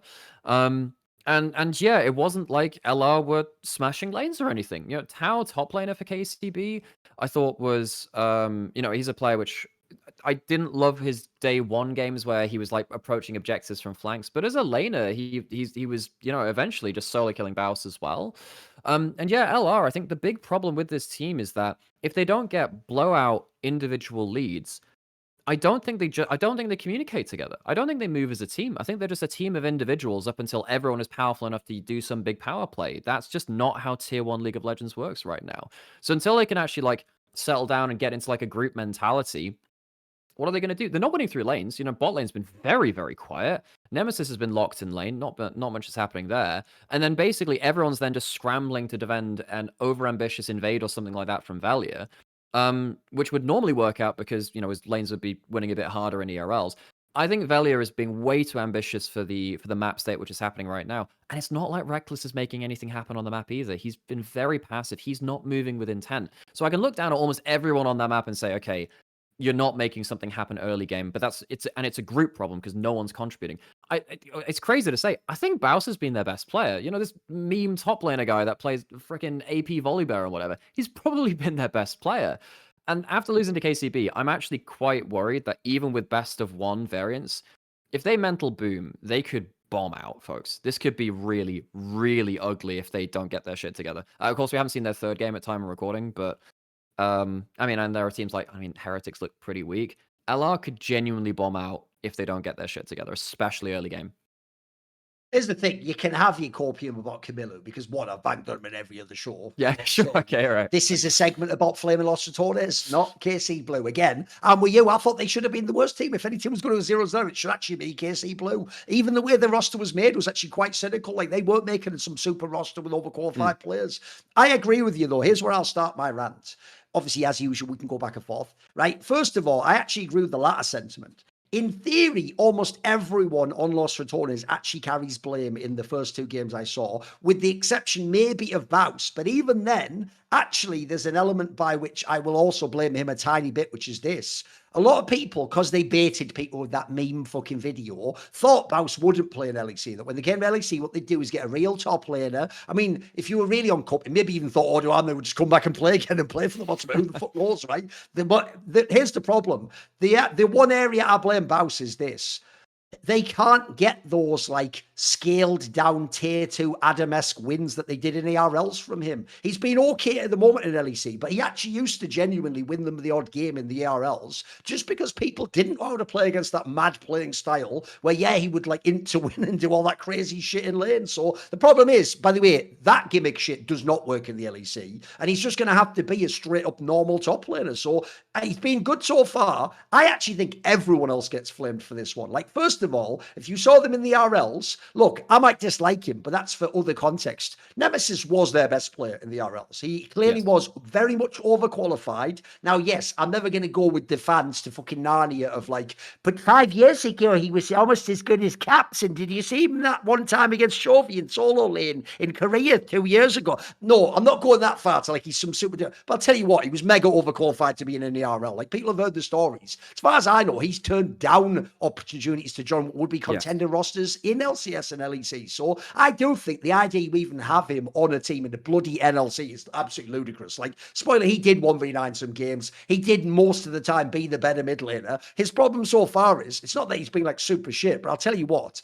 if I'd have told that fan on the sort of hopium train of what I just said, of all those like rhetorical remarks Or how about if I put him against Camilo? You'd all say smoke Oh, the he'd guy. smash He him, did yeah. not. He did not, I'm afraid. So that's where Nemesis gets his flame. Then when I move on, Velia, look, I'll actually do for Velia what you just tried to do for Camilo. He is a young guy and experienced. By Yeah, the way, yeah, fair. I wouldn't even, here's the thing that people don't give Velia a little bit of a breathing room for, right? One, eye test-wise, he has some mechanical talent. So I'm already thinking, right, I see why you got this guy. But also, by definition, he's one of the only people in an ERL having success last year who wasn't getting even the professional experience. He wasn't on an LFL team where they're playing like KC Blue used to, like they're a real proper team being coached. Remember, that team, by definition, played scrims on stream and wasn't a super scrimming team anyway, because the whole point is it was a stream team for everyone else. And he's playing with all these mega experienced players. So unfortunately, imagine being a rookie jungler and having your scrims streamed at, by the way. of course. Like, everyone, like the bot side of the map, they've been pros for a while. Bao streams so much, whatever. Velia having his first steps into pro play and having all of like this, the information about how he's passing, the logic behind it, because all the scrims are seen as well. As a player that's never played in tier 1 before, like, yeah, I'm dunking on him, and he is a lost condition for the team. The reasons behind it, though, is like this guy's playing on like mega hard mode for the entry to his career. Certainly. As I say, he hasn't essentially been developed. He's almost been treated like you're having to pretend like you're a pro, but he hasn't had the pro experience. He hasn't been with a million private scrims and with the court. No, that team very much is a product for the other squads. In fact, the joke was he was the 5th guy, wasn't he? Like he was the guy that just got thrown in the mix. So with that said, he was absolutely shit in these games. Yes, obviously he didn't do anything, and unfortunately, here's the thing that does bum me out about him. If you have hands, bro, this is the most cynical way to play League of Legends, but spoiler, right now your team needs a win. Just do some shit early game. Go mega aggro early. Like try and invade. Get a scenario where you do like a group invade and get a kill on the other jungler or fuck up his. Like you can't afford to sit back and play normal League of Legends because all these pro junglers are going to cook you, like Nymerich pointed out. Like that's where your weakness is right now. And you also don't experience at this level. So I can get him out the way because he obviously looked shit. And spoiler, he's the jungler. When a team loses and the jungle plays shit, everyone's fully aware of it. It's on your screen at all times. Especially on Jarvan, where you die on every engage when you're losing. It's like the Nautilus of the jungle that way. Like losing Team Jarvan just doesn't look good.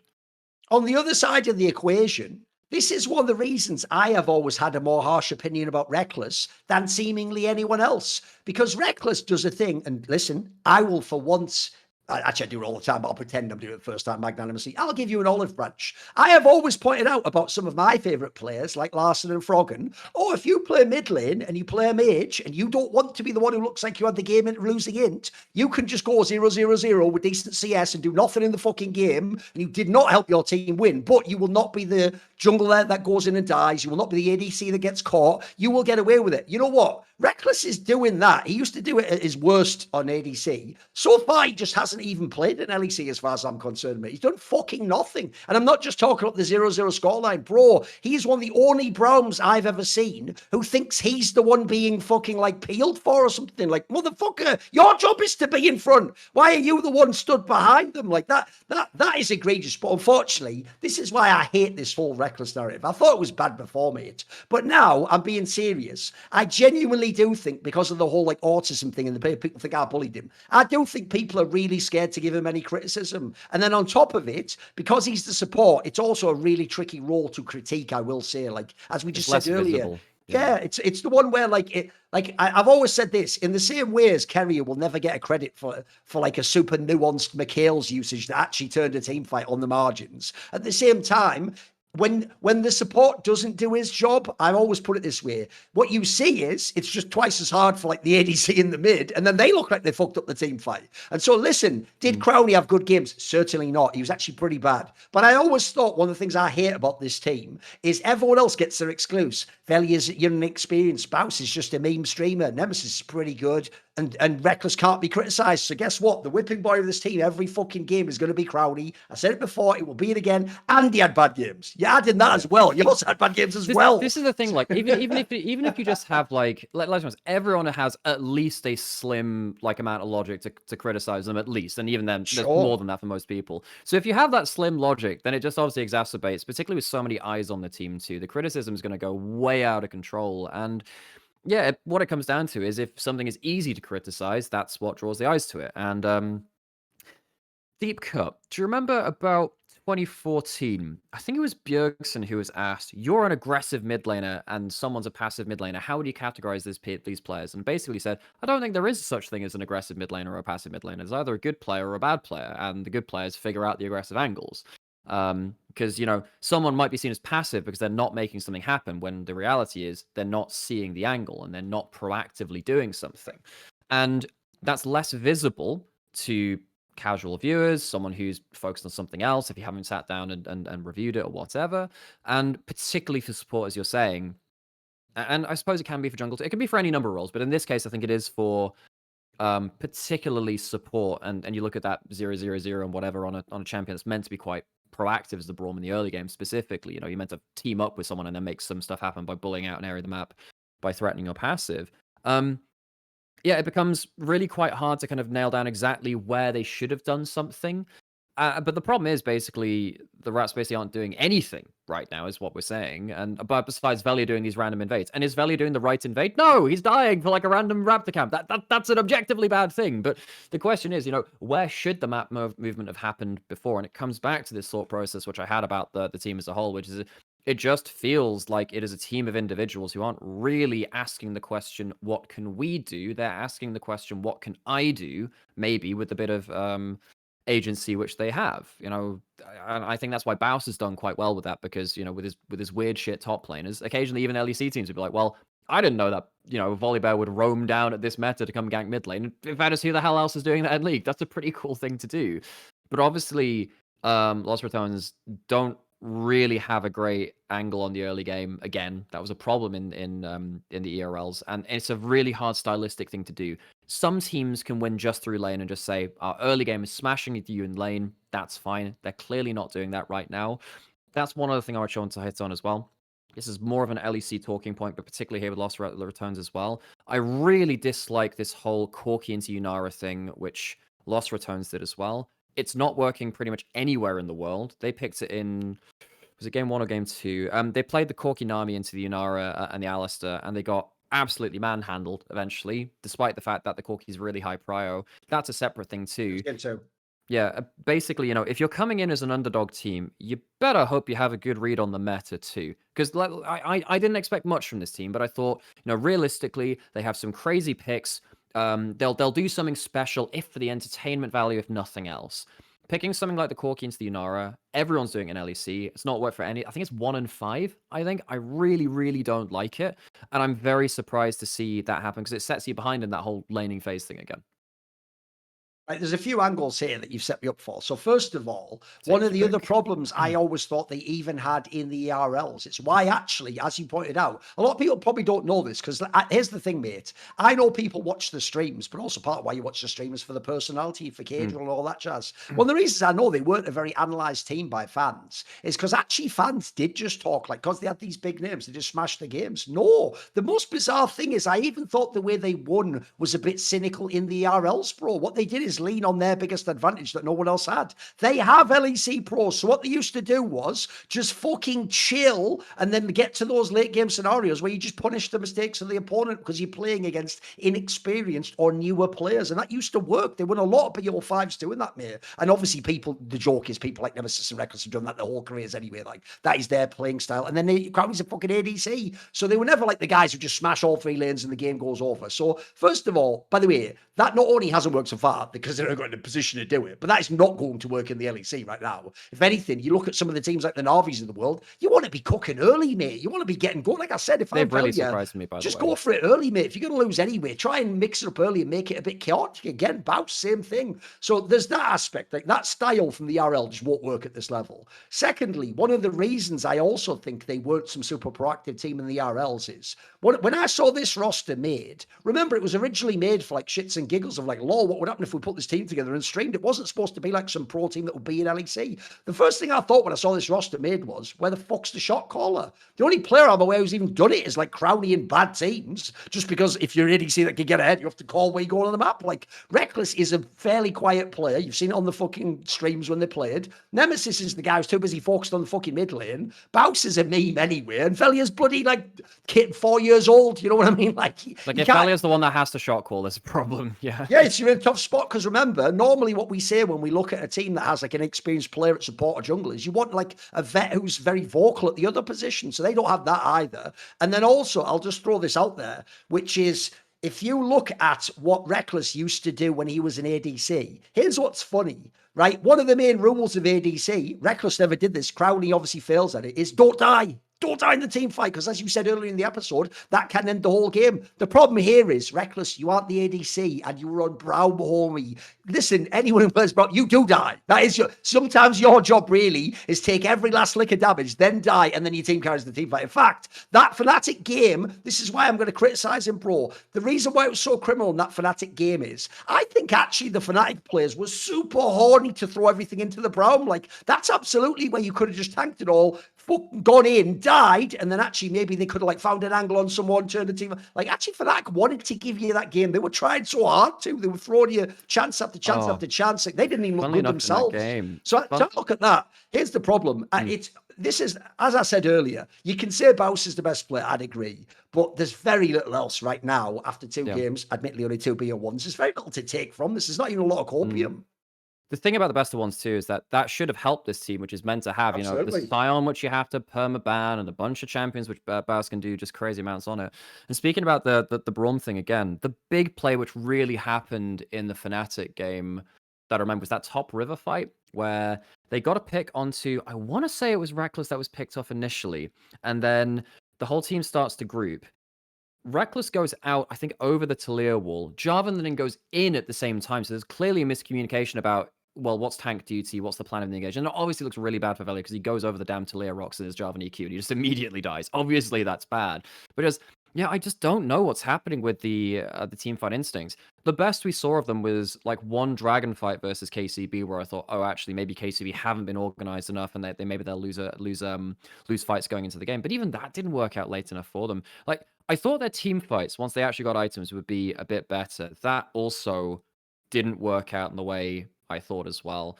And normally you'd think, well, best of one would be good for them. I actually wonder now, sadly, if best of three would be better, so they could actually settle the nerves and play better in game 2 and 3. I just don't think there's a winning situation for them there. I thought best of one higher variance would work for them. Maybe it still will. Maybe they can take a game off of weaker teams elsewhere. But this is quite a worrying first showing for them, obviously. Well, here's the obvious question. This is the spicy part of the segment that this leads into. Being as they're like, look, here's the problem, guys. Because KCB's beaten them, KCB can't go 0-11. There's only 3 teams right now can go 0-11. There's G2. I don't know that's going to happen. Herex certainly hasn't looked as good so far, and I think it's not a bad roster. And then there's Los Ratones, right? Can they go 0-11? Is it plausible, Nymera? Can they be the worst team? Will they win a game? Who do you think they will be? Give me any of these angles. On one side of the scale, there is best of one variance and teams fucking up. On the other side, there is, does Los Ratones completely mental boom when things go really, really bad? Because we definitely saw towards the end of last year, the atmosphere got a bit worse in the team. Now, I actually think this team can recover that in certain ways, and I do wonder if it gets really bad, whether they'll just take a devil may care attitude and just be like, fuck it, whatever happens, happens. If they mentally implode, though, I think they can. I think they genuinely can. I think that their laners aren't good enough right now at what they're doing, and I think that their early game rotations, as we've been saying, haven't been good enough. I think if they get really bad losses, I think even teams like, well, who are the worst teams out of our first week? I think like a team like Heretics hasn't really impressed me. I think even they might be able to get the leg up on them in a best of one. It's not. Here's the reason why I'm scared.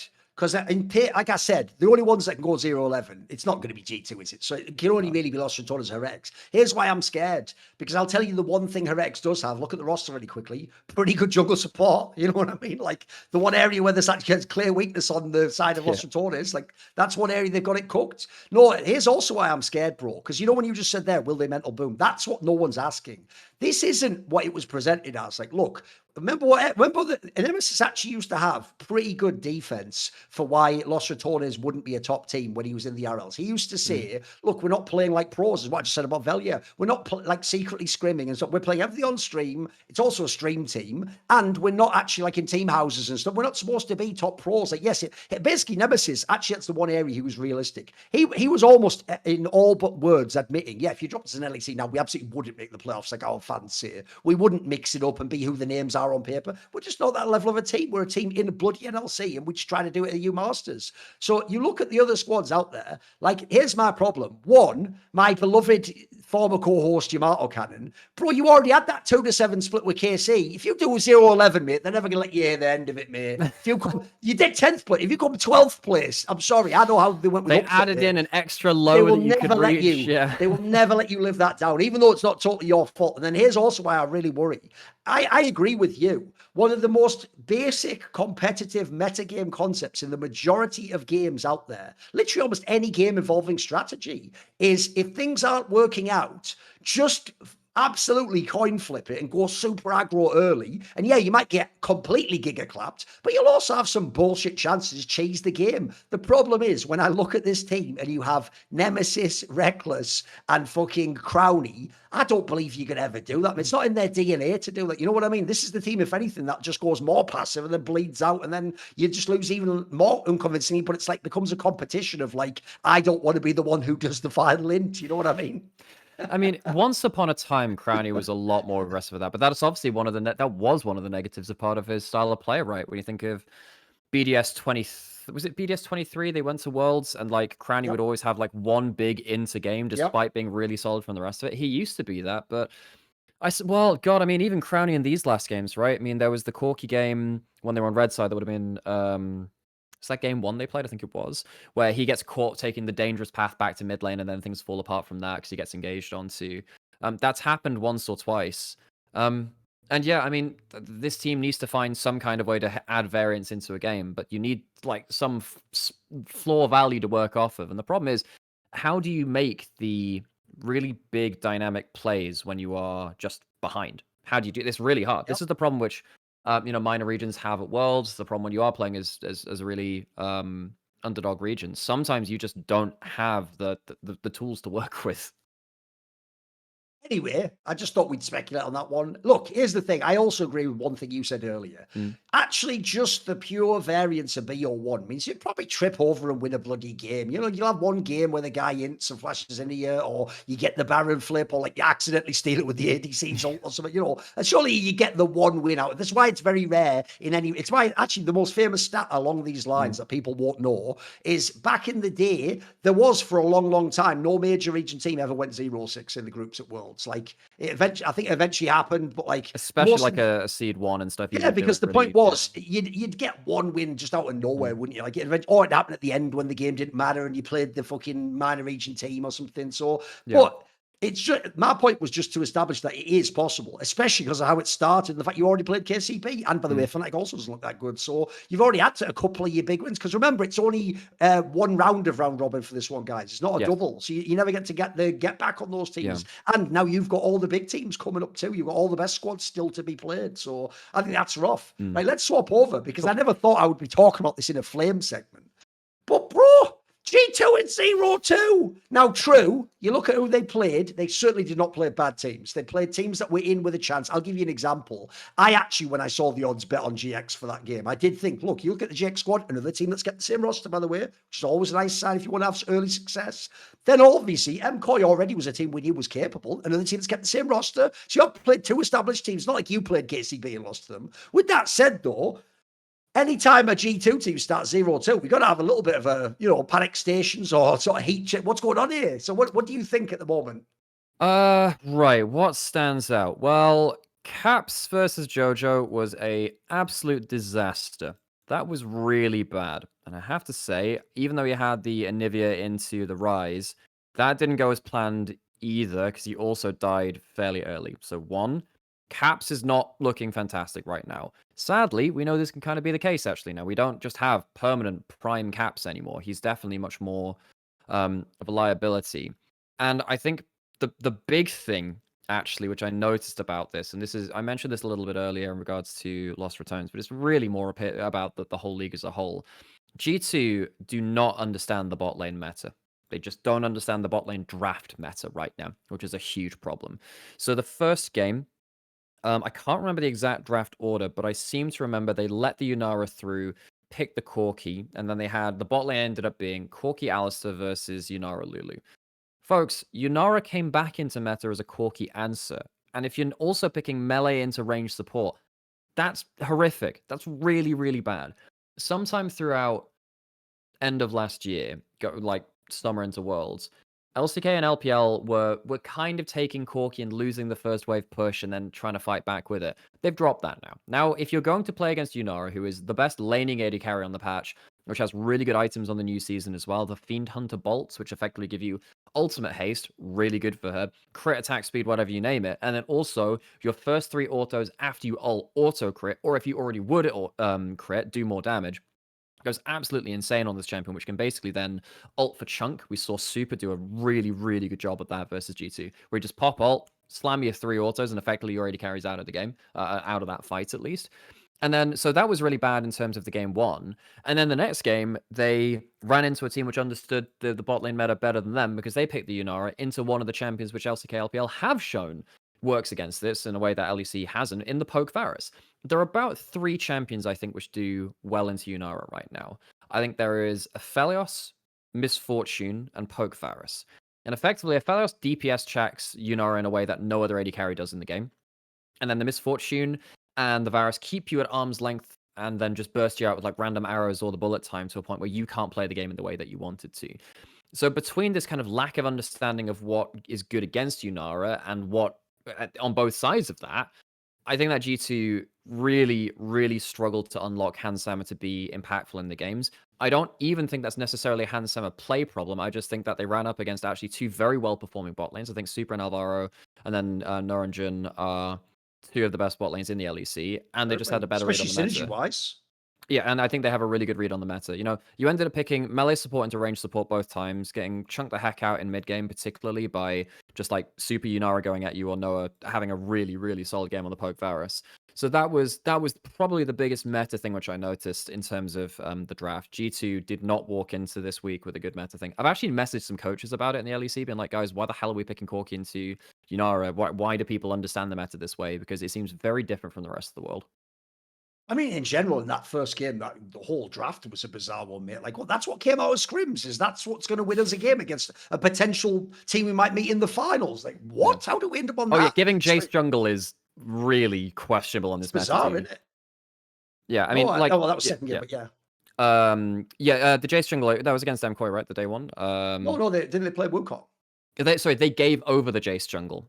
Sorry, yes. Which, You're right, yes, it was. Yeah. Yes, it was. So by the way, like we won't get to talk about this like too much in the context of LEC, but oh my god, Jace jungle powerful, is just mate. it's just ridiculous. It's nuts, isn't it? And the thing is, I actually think Skumon and Labrov played pretty well as a duo. They had this one really cool alley-oop where like Labrov managed to, I think that was the one death Super had that game, or maybe it was where in bot lane early game they managed to like get the headbutt flash under turret, and then Skumon was there at the right timing. I actually think the synergy between them was fine. It's just, guys, you've given over super powerful Yunara into a good matchup, and then also Jace jungle, which is maybe the strongest champion on the patch.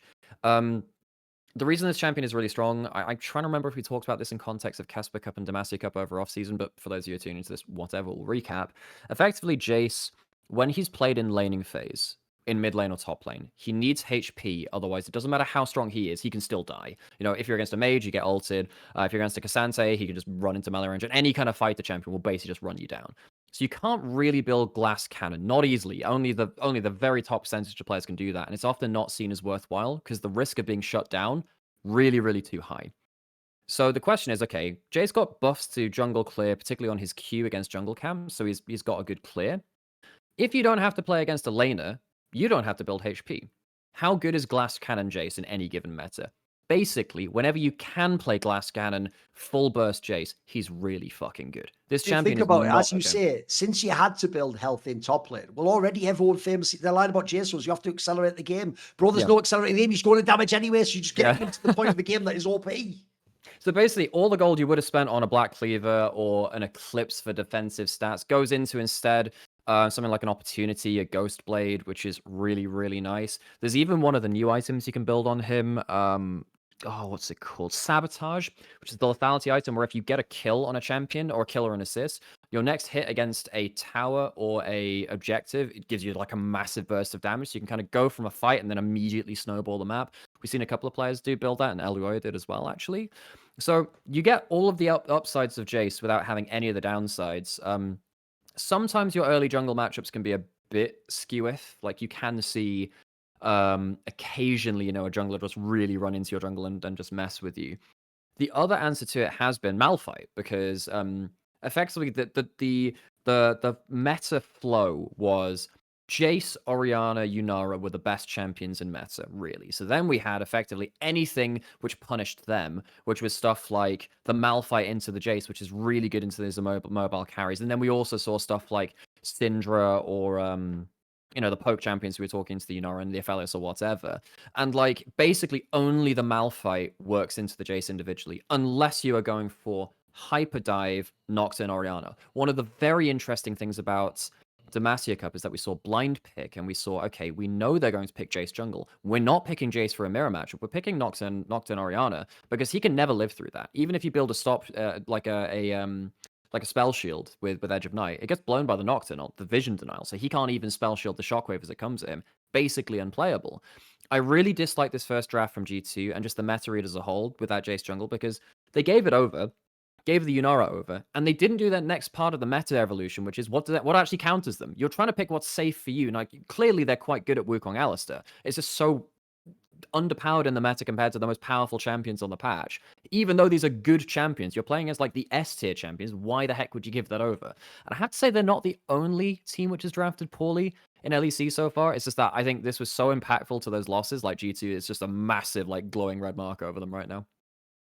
But I will say in general, they did look to me a little bit anemic in the mid game. True, as I said, they're playing two teams that also didn't make roster moves, so it's not like they're against like some rookie squad where it's dreadful. Like I actually think also GX could also be kind of a sleeper. I mean, they kind of weren't ever bad last year. They just never reached. They just never delivered on promises. Yeah. They're a really annoying team. I want to like them. They just never do as well as they should. Both of these teams, look, they might not have the strongest bot lanes, but they have two bot lanes that have played together a long time and synergized together well. And I think I've always thought, even though most people looked at Noah, actually Jun was always the gem in that squad, in my opinion. Anyway, he did look awesome when he first came into Fnatic. I still think those bot lanes are like two of the top four. Like they're good. Sure, you can't write them off. And both teams have excellent supports. Like that's actually the one area people flame G2 even last year with all the successes. Like how good is Labrov really, and has he ever fully integrated into the squad? So no, you've certainly seen some issues. And actually, as you said, it's yet another year where yes, we're only 2 games in so far, but bro, Prime Caps it's in the distance now, mate. He's in the rearview mirror. Like I haven't seen that guy in a fucking hot minute, Especially maybe he looked good in the summer finals, is about it. But like aside from that, here's the thing: he can sometimes still be the best mid laner in the LEC. But Prime Caps was different, bro. That was the idea of like he dominates the game. He does brilliant things no one else can conceive of. He's more of just like an above average / very good player now. When was the last time we saw consistent Prime Caps? Because look, you're never gonna get like ass Caps for forever. You're going to get some good games out of him. I can't remember the last time he was consistently good. Maybe probably 2022 if I had to guess. There was like one split, I think, was it 23 winter when everyone else was struggling? It was just him. And then that might be spring. Maybe for that.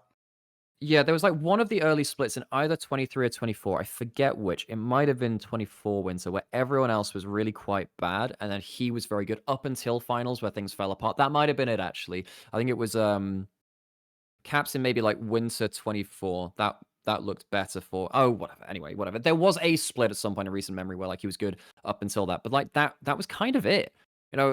He's had an okay couple of international events, I suppose, on individual. Last Worlds was actually pretty okay for him up until quarterfinals where it was pretty ass. Even so though, notice you are saying okay, not good, not he was awesome, not know.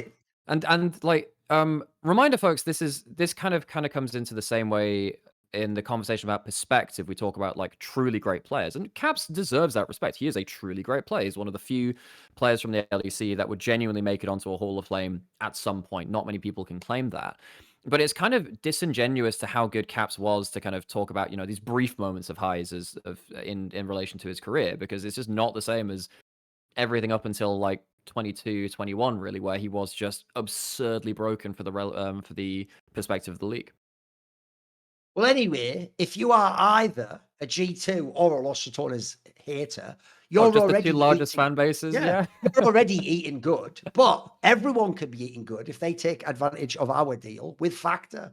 who obviously supply delicious meals. If you don't know, by the way, Factor actually is one of those companies. I actually have tried the product. In fact, even the parent company that did the other one, we had the ingredients. I've even done that one. We did the cooking. But I do think, I always tell people, I think this is like one of the most perfect products for gamers, especially gamers in general. And by the way, League of all the games, when you're in a game, you're locked in a game. That's why everyone's so toxic, because the game has 45 minutes, no love surrender. And then you queue up again and you're locked into another game. So it is really hard to balance out things like setting time to go to the shop, get the ingredients, then do your prep, then cook the meal, all that. The best thing about Factor is they've gone the route where you microwave the meal, but classically, as they always say, they never freeze it. It's always just chilled, so it'll be better than a classic microwave meal. And also, microwave meals are notorious for skimping on all and cutting every corner on all of the ingredients, whereas actually one of the best things about Factor is they try to go towards the end of the market that it's gourmet. It's like loads of different flavors from around the world.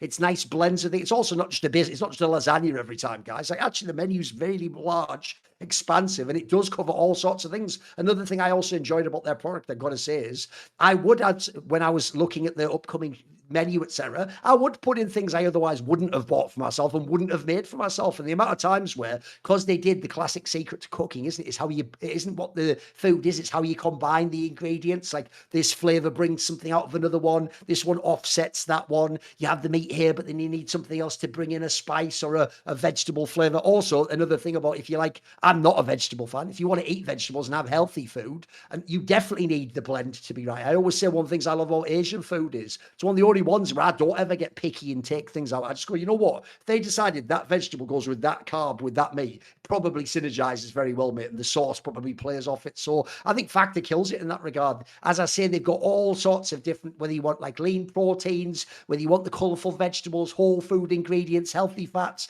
you pick what you want to fit your lifestyle, your goals. They even have all the things where they've got GLP-1 support if you want that. They have ready-to-eat salads. They have Mediterranean options, calorie smart, high protein, whatever type of life you live, Factor has the meals for you. And as I said, always fresh, never frozen, ready in 2 minutes, no prep, no cleanup, no mental load. You're right back into the queue. You're right back into the game. So your motivation to eat better, surely it's never been as high as now. If you take advantage of our deal and go ahead, I like it. Why not go to factormeals.com/LFN50 off and use code LFN50 off to get, you guessed it, 50% off your first Factor box plus free breakfast for 1 year. Offer only valid for new Factor customers with code and qualifying auto-renewing subscription purchase. Make healthier eating easy with Factor. Okay, let's go on then. So another team I actually thought we could talk about, because I just referenced them early because they beat G2. Tell you what, mate, even though it was very easy in the offseason to criticize MKOI because they didn't do the sort of big roster moves that either ADC or top that a lot of people probably wanted. We talked in past episodes about, they have like Alfari coming in to help Merwin, etc. Look, again, we're only a couple of games in, but so far, the sort of the hold, as it were, from MKOI, looking great, mate. Looking like, actually, they shouldn't just be a good team like they were last year when they had a chance to it. They have a chance to be the best team, maybe. What do you think of MKOI? MKOI are a team which I had holdouts from Worlds because there were two players who I think were quite flawed at the end of last year, and I don't know how easy it is to root them out. That's Super and Mirwin. These are two players who I thought, actually, Mirwin's laning phase doesn't look good enough right now, and Super is probably the carry which is most likely to throw you a game in the West as it stands. Now, first couple of games back, Super and Mirwin have been playing really well, and I think particularly Super has been playing shit hot. This guy he's gotten the Unara in the 2 games he's had so far versus KC and versus G2, but he's the guy who I think has explored the limits without going over them the best. I think bot lane meta, as we've been talking about, has been really important. If you win bot lane, if you can abuse the power of AD carries with the new items and the new gold generation and everything, if you beat out your opposing member and force them off the map, you have won yourself an incredible strategic advantage. And the way that Super's been playing around that has been really good. Now, I need to see him do that on a set of different champions now, because I'm not going to lie, I don't think you give this guy Unara ever again in this split. I don't think many teams should be doing that unless you're like actively trying to counter it. I suppose KC tried to with the Caitlyn Karma, it just didn't work, and then eventually, you hit 2 quite cheap items on the Unara, and then you're just back into life anyway. That has been the core part of Koi's success for me, really. I think that Super has been just very, very good. The reason they can survive through to that mid game, though, I think Yoya's been on great form. I think Yoya, we've always known he's a guy that can be top of LEC. I think that, he got his hands on the Jace in the GT game. We already talked about how powerful that was. I thought his poke was really significant. One thing which you'll notice very good Jace players do, by the way, it's not a hard thing to do, but it's just something you have to keep in mind in terms of your positioning. When you're trying to poke someone with like the glass cannon Jace, you don't want to get too close to them and think, oh, well, they have less time to dodge. You actually want to stand on the very maximum range of your shock blast, because that means even if they sidestep, it still explodes to the side of you where otherwise it would have missed you and gone past, and it still hits you. And what you notice from G2 after a certain while into the game, after like the fourth time they'd had like a health bar just completely eradicated before a big fight, they actually had to just like completely leave an area of the map when they saw him, just think, I cannot be within shot blast range, otherwise it's effectively just fight over. That became really obnoxious, particularly as G2 had zero range in that game. They had zero range, and LDRs sat there like, well, worst comes to worst, Talia can fly into my defense with an ult. Mewin's on Cassante, which he's very, very comfortable on. He can just tank for me, and I've got a Lulu, which can save me at that point too. So Yoya really impressed me in terms of his value on that. And then versus KC, despite the fact that Karmine Core drafted 3 very strong lanes, I think Yoya, like holding them in the game really, really helped. I think his early game pathings looked very good right now, and being able to kind of like bail out the lanes to the point where they can get to that first, second item that was really impactful versus KC. I suppose last point about it is I think Jojo has been best mid so far. I think that's pretty fair to say. I think he was really, really solid versus Caps. He always has been like the laning specialist of in his wherever he is, he's always been like the laning specialist. I think that's showing up right now, and he hasn't had a slow start to the year like he did this time last year. He's actually coming off the press, coming off the off season really, really hot. So I think actually just everything's working out well for them. I think their draft's looking good. I think their early game's been pretty well organized, and their key players who I had questions of before are looking really good. So I had doubts about them. They're getting a lot better right now. Need to consistently see Super play like this, though, and not go back to that like late game throw kind of side of things. Because Super actually, when MKOI were doing very well in the past, he was the guy that was kind of like the cherry on top, where actually everyone else was performing. I think it was in the split they won. Up until playoffs, Super was a little bit ropey. He was better in winter actually than spring, and then in playoffs he came alive, and that was really the last piece which saw them into becoming an actual like elite team within LEC. And I think if he's on form playing like this, with AD carry being as powerful as it is, I think KOI have got a really good shot here. Problem you have with the MKOI squad for my money is I don't know, like adding Jojo's fun because it actually does add some spice in the mid lane where before they were always going to struggle if they had ERL mid laners. Because to me, the only players that are generational in their team are Elyoya and Alvaro. Those are the players where I could easily see them in 3 years from now still playing for either this team or G2 or a top team and being excellent players. That like they're going to be the players that are going to be at Worlds just like Elyoya every year, and they can always be on a team that can mix it up. The problem is if I told you in a year from now, Super is on like Shifters, former BDS, that wouldn't be a crazy concept. I've told you Merwin is on like, I mean, pick a squad. If he would be on like a fucking Heretics, that wouldn't be an insane statement to make. Like these players their trajectory is still unknown, and thus far they often have been the people, as you're pointing out, especially once you raise the stakes, like they don't survive at Worlds, mate. They go against those elite players and they get exposed. I've always said the one that actually bums me out is Super, because on the one hand I do actually vibe with the fact that he does have like a seemingly like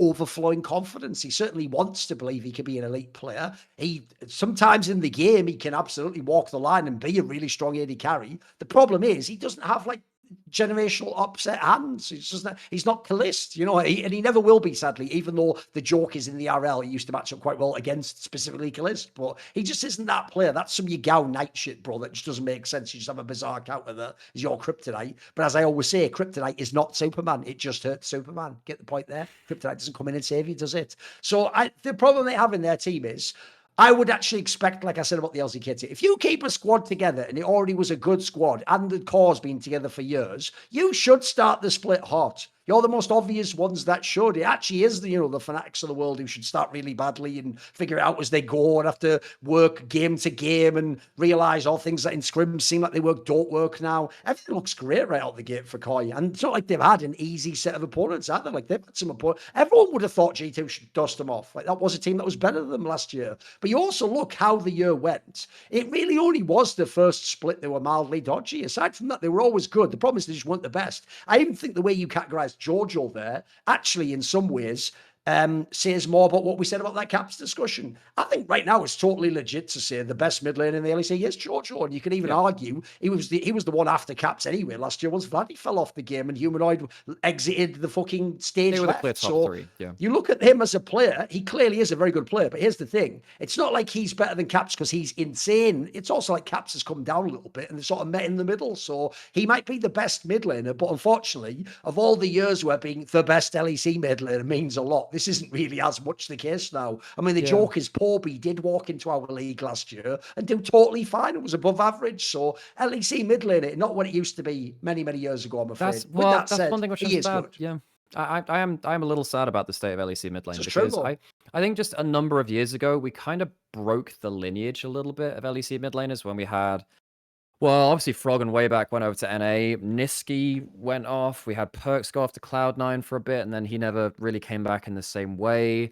Nemesis obviously stopped taking offers from teams because he wanted like better offers, I suppose. So a lot of our kind of, well, there was a while where pretty much all of the great kind of LEC mid laners were going off to somewhere like NA for a better paycheck. And then somewhere along the way, it just felt like we had Caps and that was it. And the others just didn't. The next class just never actually fulfilled their potential. Like Humanoid, the joke was it wasn't just the giant contract. He got to also survive for a long time because he was by default the second or third best mid. My boy Larson, he had the same position Jojo was in. If he was ever at the point where he was equally as good as Caps, it wasn't because he got better than Caps. Because Caps came down to his level and they were just two good players again. Again, that's another player where he couldn't take that extra step to become truly all-time great, you know. So no, you go and you look now. This is the statement, but it's just realistic. Bearing in mind, Vladdy had his issues last year. No one knows where he's going to be at. Jackie's fell off massively after an initial brief start a year and a half ago. You look at LEC Midland, it's one of the weaker positions in the league, mate. That's why you need people. That's why I actually don't even hate that, like, KC did roll the dice on the Kiao guy. Like, okay, it's not like it's the killer position. I agree. I actually do think you go and look at other positions. Like jungles, what's the shit now in Europe, man? We have some fucking bag of jungles across the board. And AD carry. AD carries pretty good AD carries too. Yeah. Put it this way, here's all you do. For AD carry, make a list of who your worst 3 are, and you'll already have said a good name. You'll already said a name, like, I don't know, Ice or someone, or fucking Noah. Like, these aren't bad players. In a normal year, that'd be a mid-table player. Like, no, I agree. The dynamic of the region's changed. Yeah, and it's really sad because you think way back, I mean, EU support used to be really good when we had like Mithy, Yellow Star, obviously Hillesang was in there, Mickey came up. We had some really good ones of those. Trimby, Trimby was up there too. I think adding people like Busio in and getting Trimby back potentially helps. I think I've liked Jun. It's not like they're always bad players, folks. It's just that they're not the international kind of superstar carry hopes that you'd want to see elsewhere. I don't think, Mickey's not peak Mickey right now. We've lost Hillesang. So actually, who's going to be the person to do something incredible on the international stage? Maybe Alvaro can do something really crazy. That's the guy I'm looking at. I think that guy actually, as you're saying, I think he's genuine a generational player if he recovers form. Our AD carries look pretty good. We've imported some over, obviously, but I think that we've got some really good ones there. I think actually Noah's looked pretty good actually since he's left Fnatic, and I think he's shaken off a couple of bugbears and looked a lot better. Jungle, we've actually got a pretty stacked jungle pool if they all turn up between, Yikes, Skewmon. I think Razork on his day is fantastic. By the way, on this particular topic, when we're talking about jungle and ADC, I'm excluding the two teams that aren't LEC teams. Like, obviously, on the same level. But I agree. Like, you go and look at ADC. Mate, I don't actually think there's anyone who's bad who plays that position outside of those two new addition teams. Like, they're all reasonable signings. Really good, right? Samdi was pretty bad in summer, but then again, that was the last part of Rogue, really, the last vestiges of Rogue. He actually looked really good in the first couple of days. Paddock, who's come in towards Shifters, I think he's looked pretty good individually. It's a decent pickup. Yeah, Yopper I think needs a little bit of work, but again, he's not like terrible, and you can definitely work with that. Any AD carry in this league is probably, and he's a pure rookie as well, mate. Like, he hasn't even had his. It's not like he's had his. Look, the people you're naming basically just rookies. So and then, it's okay for them to be a little bit shakier. And then the crazy thing is there's actually some really good AD carries still in ERLs too. There's a guy called Legolas, Exakick still hanging around and actually doing pretty well at ERL level 2. Maybe he'll get a shot at some point in the future. He even could have been in, obviously.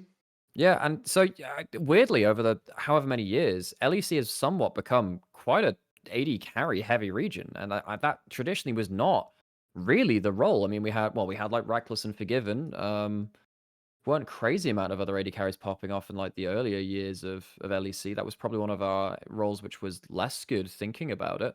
And now it's actually, I think AD carries maybe on average the best. Crazy to say. Now, again, this is where, unfortunately, part of me wishes that the LEC didn't take place on Monday, because at the end of the day, there will be the SKG2 game, which could Yeah. change how our Could change conversation everything. ages by the time you watch the Yeah. fucking VOD. But I will say this. In light of the fact, in the off season, one of the most memed on teams because of the Mikyx angle and leader was SK. Well, you know what? It's already looking interesting. This is my problem with that was always this. I always felt like part of that story went like this. It just was never verbalized by fans. Really, what people flamed the team for was two-part Nightmare. One, it was the idea of like, wait a minute, Mikyx voluntarily left Fnatic to go down to SK. That was how it was perceived as. So already people thought, well, that's just silly. That's like inting your career as it's almost like being a bad agent, you know. And then the other part was also, yes, he then didn't just say once leader, he did the old classic, like, funny enough, like what the Los Ratones players used to do about Nemesis, like, leader is the only one who can challenge caps, like, which is obviously just, look, that's a cursed statement the second it comes out your mouth, because a fan doesn't hear he can challenge him and then think, well, what, you know, how do they play, what style does he play, and he plays a high variant. What they hear is he's as good as caps. He is caps. In fact, and it doesn't matter somehow that he has none of caps' career accomplishments. So when you say either of those statements, you are going to be memed on. With that said, I remember when I saw this squad put together thinking, look, it certainly shouldn't be like a top team, but it should at least be like a mid-table team that has upset potential. Because again, you are getting back like a seemingly motivated wonder. I mean, you saw the story, but he has been playing solo queue. Mikyx can still be really good. You look across the team, and we already said on the past episode, actually, the jungle and the ADC, they're people who deserve their crack at LEC. Mainly leader is the sort of like, are they going to sink or swim? Probably does go on. Like, what will leader do? Tell you what, though, looked good in that Fnatic game. So what are your thoughts on SK? There's obviously a team we should talk about. Yeah, I think that they're a volatile team. We'll see whether they kind of get their creativity channeled into the right places. We saw one excellent game out of Wonder and one awful one. He played Ambessa, and he played it as though it was a one-shot champion, which it's close to being a one-shot champion, but it's not quite. It's like a one-shot plus one extra rotation, one-shot at most points in the game. And because he thought he could just kind of go in and trade maybe one for one, he ended up just kind of dashing into, well, just blinking into Talia rocks and just kind of insta-dying a bunch of times and went 1-7. So clearly that wasn't great. And, you know, we talked about the power of the Jace jungle. They couldn't win with that, despite it being absurdly strong. In fact, actually, that first game, I remember saying this at the time, like, SK ended up getting probably best in role on 3 roles, maybe, and then an S tier champion in another. Because Ambess is an S tier champion right now. Jace is the best jungler on the patch. Yunara, Alistar are 2 of the best champions on the patch. Yunara's best AD carry and Alistar's up there as best support as well. So you have that, and on the other side, like, I'd say there are, like, okay A-tier champions from Vitality. So I thought, actually, oh, bloody hell, Vitality have completely screwed this draft. This is maybe, I thought, the worst draft of the weekend, actually. It's the one game which Corki won into Yunara. And, yeah, I thought Vitality somewhat got away with murder here. I think that their use of, like, the semi-globals from the Pantheon Talia somewhat saved them a bit. But mainly, I don't think Wunder's a great Ambassador player. I think he plays it as though it's a one-shot champion, and that wasn't great. For them to go from that, where I thought, oh, bloody hell, this could be a disaster. You know, Mickey had a bit of a nightmare. Wunder wasn't playing great. So it was kind of like, weirdly, leader on Victor on a major, on a mage, not a, like a melee fighter who was doing quite well, and then Yoppa just kind of existing on Yunara. I felt like it was kind of, you know, the mid part of the map, which was kind of trying to hold things together while the two grandpas were kind of running it down. And then the second game, Wunder locks in Cannon. Oh my god! Oh my god! What the hell is this champion? We said it's kind of been showing up in LCK a little bit. It's not really been showing up elsewhere. It should do. Oh my god, it should do. If you're blind picking stuff like Jax or Renekton, Kennen does really well into the top lane meta right now. We're seeing it banned quite a lot in LCK for reasons like this. It's just so broken into the top lane meta, and Wunder always was a Kennen player. He always was that kind of AP top lane guy. And he looked very, very comfortable on it.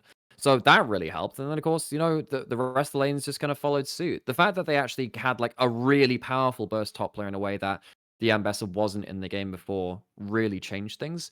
Of course, it didn't help that Razork had a real stinker, and Emperos definitely didn't have a great game either. But the fact that SK could kind of turn the tables, flip the draft up a little bit, and look very good with meta picks on the rest of the map, and then Wunder doing some creative. That's a really good sign because initially in my head I thought, are SK only going to win if they do weird stuff? And I don't think this really classifies that. I think this is just good meta picks, and they won quite solidly versus them. Took some misplays from Fnatic to a certain extent, but they dominantly won versus Fnatic. So I think they're now cementing themselves as a team that you have to respect. I don't think they'll be a top team, but they have the actual potential to play the meta stuff well enough that I'm actually paying attention now. Yeah, in light of the fact that as of recording, Canna hasn't played Kenny yet. You know what? Riot taketh, Riot giveth away. They've given his Jace to the junglers, but he's got the fucking Kennen, mate. Spoiler, he will fully be speaking Korean when he pulls that shit out, and he will absolutely destroy a game. Let's see, maybe he plays against G2 or something. We'll see. I'm interested to see how that one goes. No, I'm with you. The thing about SK is, this is why people have to know that drama and things like that are separate from play. Like you can like one of the things about the team is there are all sorts of reasons it could fail, but it also isn't a shit roster, and it never did look like that on paper. And look, I don't know how Leader will do. I think there's such a wide. He's probably one of the Midlands has the widest range of how it could go this split for him, and the bottom end of that probably is really bad. But I'll tell you what, this is one of those teams I will be tuning in for all the games of me. I'm interested to see how this team matches up. For me, the teams that I think are spicy, because look, we'll talk about them in a future week. People like Navi have kind of shocked me on the way out the gate. The ones I think can kind of be a bit fun are teams like, I think GX can improve even though they didn't change the roster. I want to see how SK mixes it up in the mix, etc. I want to see if Casey actually is elite or if they're just going to kind of like fall back from the pack and one of the two of the changes don't make. Like, I think LEC, here's the thing, I actually think this is, it's funny, LEC hasn't had a lot of hype, it felt like, coming in, aside from Los Ratones and the versus angle. I actually think at the top end, though, it looks really wide open, mate. Like, obviously, we're waiting for G2 to become good, but it doesn't look like it should be the one-team region. Absolutely not. Yeah, and I think, with one thing which just sprung to mind as well is like the last time that Wunder was really, really good was when you did have side laning options and you could play through individual lane. Because if you think about it, so even actually before the G2, mega team in 2019, 2018, he was the Camille split push player. He's a stud, mate. And that was, they were really good at that too, actually. Because remember, that was the Hyunum we did bot lane. So they kind of had to play through top lane because they weren't playing like hyper carry. This was in the era of, Uzi going absolutely mental, you name it, really. Now that we've gotten ourselves into the point where side laning is actually viable and you can play stuff like Cannon, we talked about this earlier. If you win a matchup on bot lane or top lane hard enough that you force a lane swap out of the enemy team, you have demolish the game because it really affects the top lane and bot lane role quests if you have to lane swap from it. If actually Wunder's playing really well, and he's not just playing weak side top lane Gragas or Nah, which he kind of was doing when he last subbed into Fnatic, right? And not like he was bad at it. I think he's got a real angle to do something special. I want to see him cook, particularly Wunder cook, actually, I think. If you can play meta stuff for Yopper, who's playing a rookie split, he looked pretty good on the Varus. He's not been the problem in the games, right? Even in the loss, I don't think he was the problem, right? And if Leader can just pick up mage duty and be fine, I think if Wunder can go back to his split pushing individual lane routes, that could be really, really cool to watch. Because, I mean, Wunder's one of those players where he is one of the very, very rare players where I think he has peaked as best player in the world for a very brief amount of time. 2019 MSI, I think a lot of people remember, perks and caps and the role swap and blah, blah, blah. I think people forget this because maybe the peak was a little shorter. I think Wunder at that point was actually best in the world. That was when they were winning MSI, which is insane to say because I don't think, it's barely any player from the West has ever been able to say that ever. But at that point in time, just it was a certain insane. Danish mid laner a long time ago, but don't worry about it. Oh yeah. So maybe back in your season twos. And I'm invoking like in the days when football was like you wear like a full fucking cotton jersey and your goalkeeper has no gloves. True, I am doing that. Yeah, at least it's more relevant with Wunder. I mean, like, you go back to what now.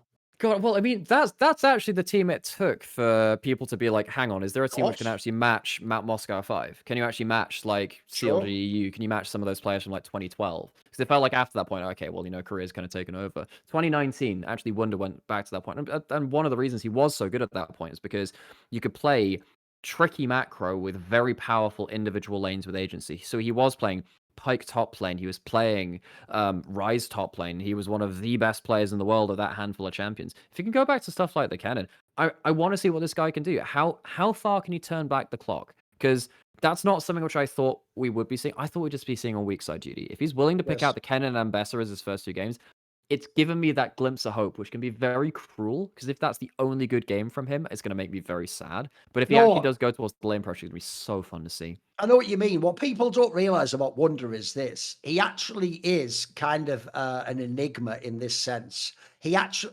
look, a lot of people are more complex than people paint them as, but people do want, because of his like braggadocious bravado and the fact he always trash talks people and he says he doesn't need to practice. Now, people think that means he's like super arrogant, but actually, if you look as a teammate, for someone with the skill he has, he's actually a fabulous teammate. Like, he really has weak-sided. If he ever has, either when Perks was at his peak and the bottom was great, or especially when he had upset, mate, he would weak-side all day long. He would just be like, okay, that's what we need. If the bot lane's what wins us the game, then I will be the player who gets no resources, and I'll have to just play like a Renekton or a Scion or some bullshit, and I won't get like a Kennen or a Camille or some carry pick. But here's what's cool: even though as his hands over the years, like happened to a lot of people, have regressed a little bit, if you looked even when he came back and stood in for Fnatic at the one point in time, bro, he never has lost the belief. He's not trolling when he does that. Like, he's not just being a method actor. This guy really does always still believe he can any day wake up and be Wonder, maybe not 2019, but let's say Wonder like 2022 or Wonder 2020. He thinks he can still be that guy. And I tell you what, he does it in games. Like, and I think actually that is something quite rare, because sadly, one thing in history I do think, it's why I think Canada just ran the LEC last year. I do think if we're going again on regional identity and idiosyncrasies, in Europe, I'm sorry, there's a reason why a lot of the longevity top laners were the Visicachis and the Odoamnes of the world. Like, we don't tend to have the sort of stud, I'm the super carry top laner. In fact, those guys, shout out to Adam, they come and go, mates. They have the time when they're the flavor of the month and when it's working. And if it ever breaks down, well, the problem as well in history is that's not the best player to 1v9 a game, is it? Like, you always need help from elsewhere. So I think if you look at it, you look at the squad of top laners in the league, it's certainly not a bad position if we're doing those roles again. But you look, mate, Broken Blade himself has that sort of caps thing of like, you get to be the best and we give you it by default, but you're not best in the way you were the ultimate best. And in fact, when Canna came, I think everyone, even at the end, thought he was better than you, mate. You look at people like Oscar, and you've got to kind of fuck around and be in the playoffs a million times. Joke is you're not even in the bloody league anymore, but no one cares. Like, it's all good. So I do think if you look at where Wonder is positioned, this could be like sort of a stock raising split. Yeah. You could absolutely cook, and you could be the second or third best top. I don't think that's some crazy statement. Because I'm like, talking about Broken Blade's a weird one, because I think a lot of people get up in arms when you criticize him. But the problem I have with Broken Blade is that, like, he's clearly been the best top laner in like the quote unquote modern era of LEC, like kind of post certainly for like 3-4 years. Yeah. But one of my problems with Broken Blade is like, one, there's the problem with like when Rumble and Jace have been meta, he's just never played them, so he's never managed to adapt to that.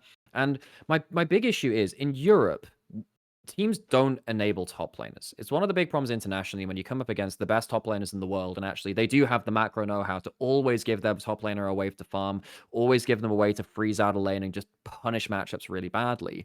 That's not something that happens within Europe, so that leaves top laners with less to work with.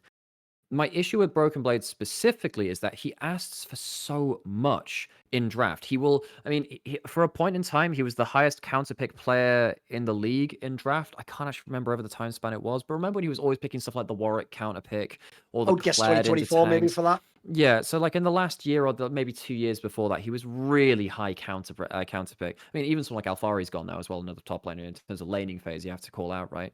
Who actually helped Broken Blade as an assistant coach for a little while. Hell, I mean, that was when he picked out stuff like the Zac top lane, and I'm like, look, this guy has really good situational, like I call them silver bullets, where you can see a champion matchup, and what Broken Blade is very good at is kind of seeing something that has been blind picked for too long in the meta and finding an answer to it. I'm a believer in the fact that if you blind pick something for too long, it's no longer a good blind pick. There is always something within League, even if it's a team-wide strategy, but even if it's a lane counter, to say, you cannot blind pick this anymore. We're seeing this with Ryze right now, with stuff like Anivia, Malzahar, Cassiopeia. That champion's gotten a lot harder to play nowadays. It happened with stuff like Nara eventually, way back in the day when Nara actually was blind picked too much. And then we had stuff like the Akali, Kennen, Kayle at points too, where he just couldn't play the game. And the problem with Broken Blade is that he's kind of, I think, gone somewhat too far into that mentality. where he says, I will always find an answer to something, and he'll silver bullet. But he asks for so many resources to do that, when actually Europe is not a region which thrives through playing this. And actually, he just needs to be very solid about the meta stuff. And he even said this some point in an interview last year. I was talking to him on a post-game lobby where I think it was after Madrid, because remember they had that really shit road trip to Madrid where they lost to Giant X unexpectedly.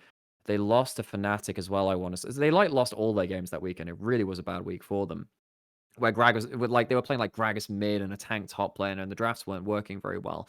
And particularly, I think Broken Blade throughout that split was playing a lot of random shit, and it was very hit and miss. And then you just need them to go back to the meta at some point. And Broken Blade is a good player, but I need to see him actually carry games on the meta matchups in a way that Canna actually does. You give him something like a good Gnar matchup or a good, Renekton matchup, this guy just completely runs the league. And Broken Blade, when he's at his best, he's actually taking a lot of resources to do that. Someone like Wunder, like he gets these weird picks, but I don't feel like he actually asked that much of his team to do that. Whereas Broken Blade, I feel like he actually has to warp drafts to get him those situations. The payoff is pretty high. It's not as consistent high value as the very best top laners we see in that role. It's a nuanced criticism, I suppose. So try not to get too angry about it. I know people like No, Broken it's Blade, but also he has downsides, folks.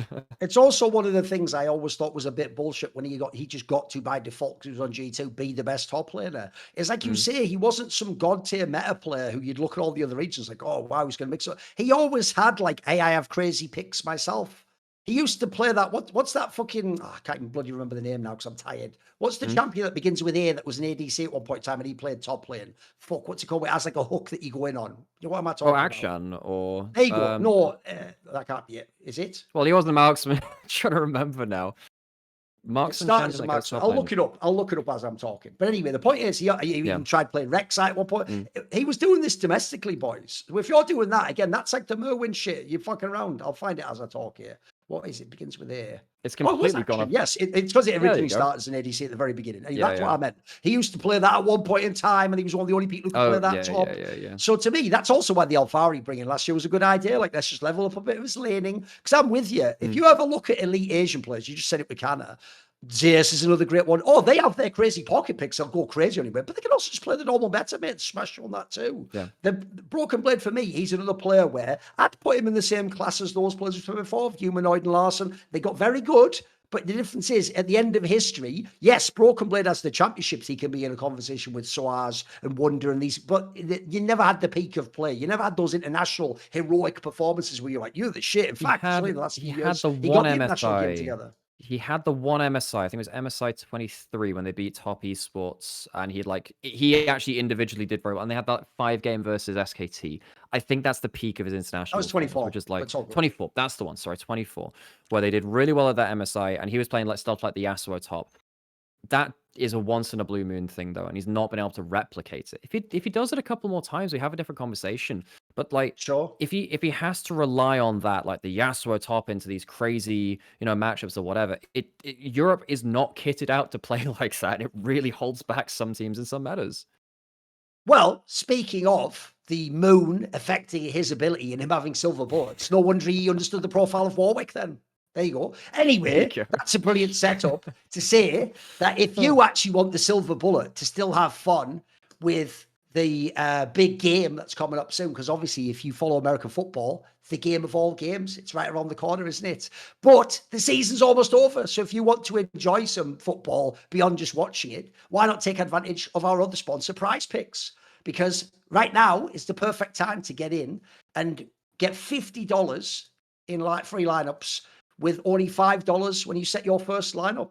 It's super easy to use. I've actually used this before myself. One of the things I always say makes using Prize Picks really easy is basically all you're doing is they set stats predictions on players in different categories. You pick the player you like, the category you like, and all you do is whatever their stats prediction, you just pick more or less. It's really simple. Anyone could do it. Obviously, only do it if you think it's fun and it's engaging to you. But I find it way easier than having to do some crazy numbers or some calculation or do some super advanced stats research. You watch the games, you know who your favorite players are. Also, they actually have a pretty cool thing if you're just a fanboy or someone. They have a stacking feature where you can also in your lineup just pick the same player, but plus a bunch of different categories. So if you were a Matthew Stafford fan, you could pick him for passing touchdowns, passing yards, etc. If you were a fan of Steph Curry in the NBA, you could pick him for 3-pointers, assists, points overall. You can easily put them all together. They have all sorts of different clever little features built in there. Like they have one where if you they have one called early payouts, where if your player just gets off to a really hot start, you don't even have to wait for the game to finish to cash out.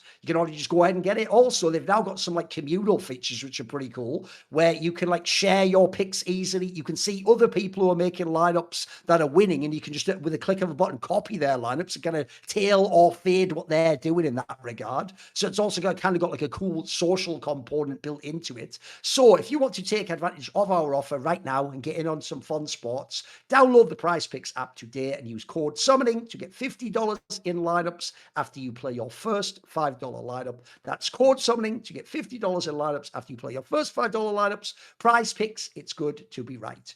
Okay, there's actually an angle on LEC that was said by the guy who's called Artem Bykov. He is the LEC commissioner. He took over from that Max the Max guy a few years ago. And basically what he announced this year is that LEC will have 6 major arena events, 5 road trips, and then the summer finals, like it was, will be as traditional, will be in an arena or something. So outside of the finals, by the way, if you think about the way he said that there, that implies the other finals will be in the studio. But these will be road trip, they'll be homestands out, it's presumed. So we're obviously going to start with people like KC and MKOI, etc. But the cool thing is, I assume later on, that means either they're going to double up, I would suspect they will, or maybe the odd one will be like an X1 or someone will come in and do one, right? Obviously, this has been something you alluded to it before. That was a game changer for GX against G2. That was where they could get it done and beat them when they had the Spanish crowd on their side. And actually, most famously, I think that one homestand contributed to a lot of people underrating Skewmon because he actually did look a bit shook when he faced the crowd in that regard. He wasn't a guy, obviously, who had a lot of big stage experience. So, obviously, this is something that has been a major criticism. Listen, if you go back in time 5 years ago, we know why there were live stadium events, etc. But I've always thought the downside of that particular online era was it did make Riot get a little bit cynical for my money with going, wait a minute, you can just hold the whole thing in a studio and wait till the international. Because if people don't know, typically you lose money running big events. Obviously, if you're a fan, though, I think people understand now, even in League, the thrill is the stadium event. It's when you get the play with the crowd and you get the person who chokes who's good, and then you get the guy who you don't think's that good but suddenly performs awesome on stage. Actually, Noah did pretty well at that one, if you remember that particular homestand where they beat G2. What are your thoughts on this, the idea that we're going to get 5 and the summer finals? So it's not with and.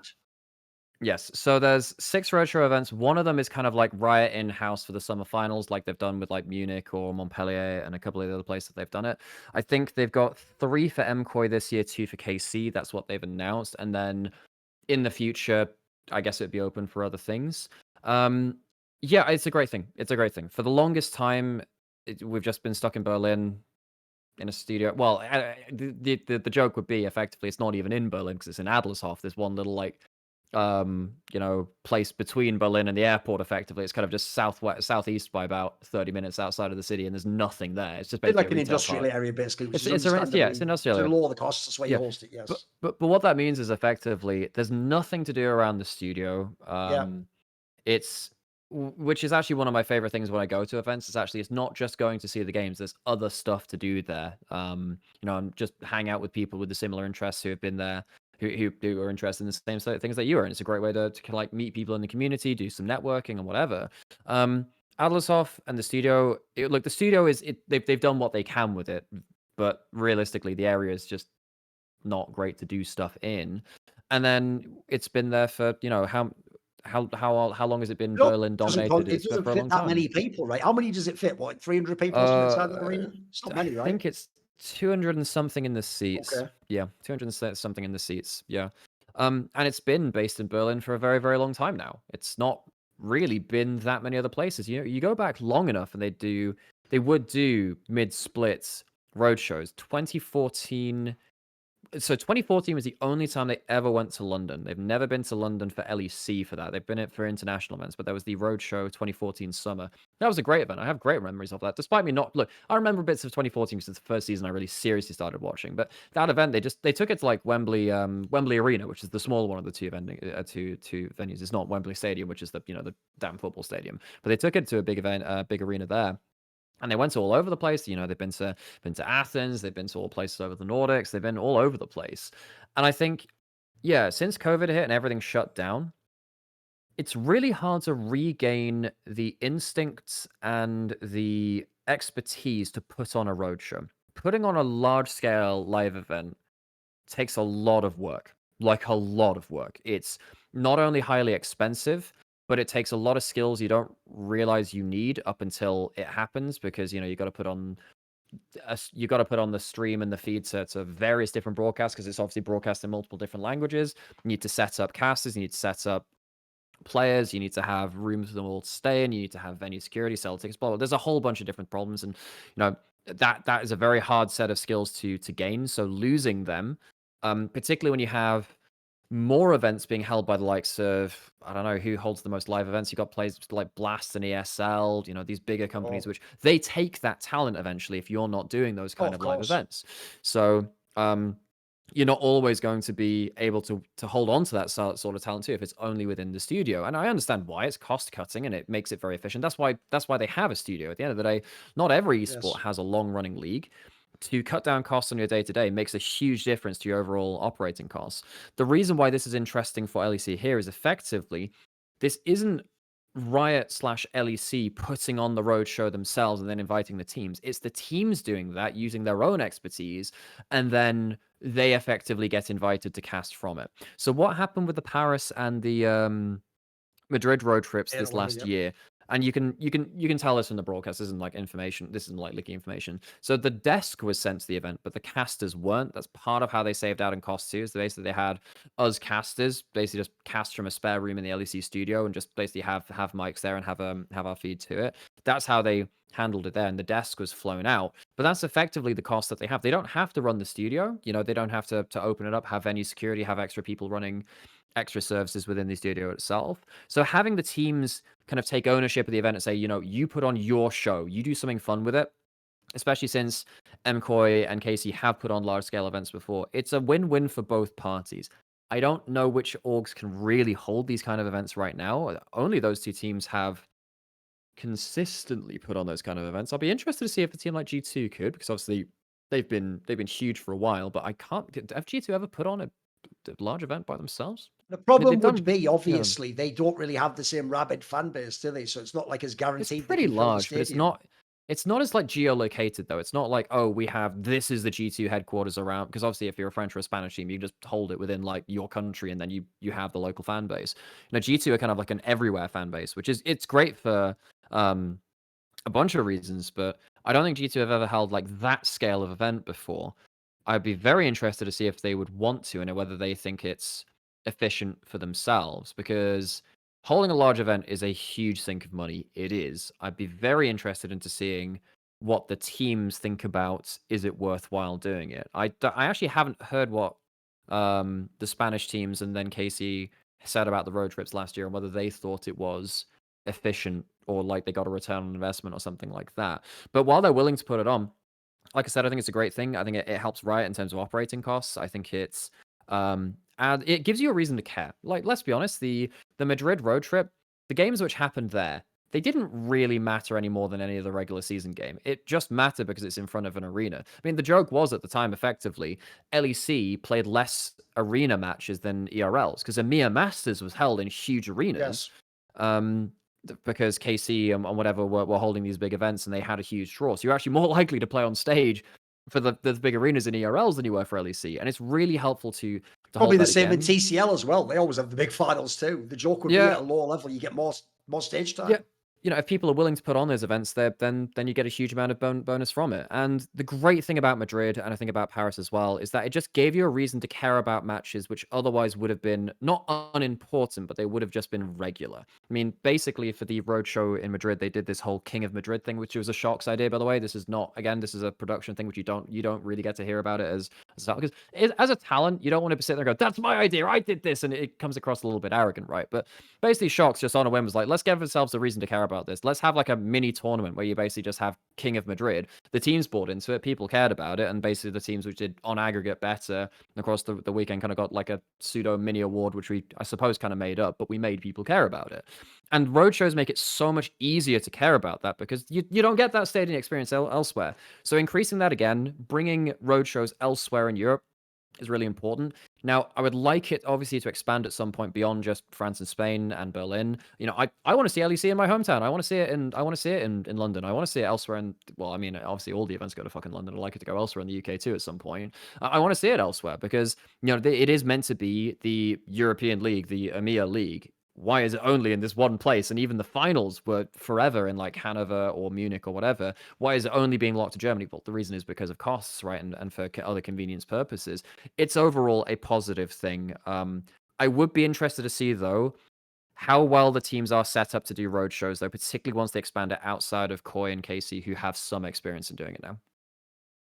Yeah, two things. One, it makes a lot of sense why these are the two teams. Not only do they have the fan base, but in the case of MKOI, the team that merged with them, if people don't know, Overactive Media, the people who used to be behind Splice, etc., they actually were one of the Overwatch League teams. And the whole premise originally of the Overwatch is it would have been a homestand event like this. We'd have home and away games and you'd host people. There was even the concept back then you'd have your own home arena even. Then obviously KC not only have an arena that they work with, I always make this point. One thing you can never talk shit on KC about is it is literally miraculous that they have done the move that in football only fucking Real Madrid does, which is you get the stadium full of people just to announce your new star player. Like, yes, that is bonkers. If that's why I knew people never understood this. Like, people who were in KC when they were an ERL team have been out in front of stadiums of 20,000 people where you're just there to do like a media thing. Like, that's nuts. As we're saying, there have been LEC finals that Caps has played a million of in front of like 300 people, 200 people. Like, essentially, like, nothing compared to large esports events. Like, the joke would be there are teams who just make the playoffs and get bounced out immediately in Counter-Strike a few times a year who will have had more stage experience than Caps. That's actually nuts. I know, but it's true. ridiculous. Like, that's just the nature of, yes, what Well, happened 5-6 years ago, and then the fact that yeah. LEC was a studio event. Remember the thing for Caps, which was so strange at the time. When Caps started to have his downfall era, I suppose, was around COVID, where it was the strange psychology phenomena of not training someone to get over stage fright, but to perform when there's no crowd. Because he was the person who was so good on the big So I stage. give you a parallel you'll like, because this is another Yeah, weird Counter-Strike one. A lot of people won't know because it's would not a love it. famous thing. When it was the COVID era in Counter-Strike, a lot of amazing LAN teams, bro, played way shitter because they were Yeah. just in their bedrooms and they couldn't in their brain. It's why you might know this concept. People who work from home often want to have a separate room that's an office or go to an office because you want to psychologically know, now I'm working, this is why I perform. You don't want it to be like, oh, wait, that's why I sleep in my bedroom and my PC. In that scenario, it's hard to separate the two. So I know what you mean. Yep. If that's where you just play every random BO1, it's hard to lock in of like, fuck, this is actually something for posterity is going to be historic, whether I win this final or not.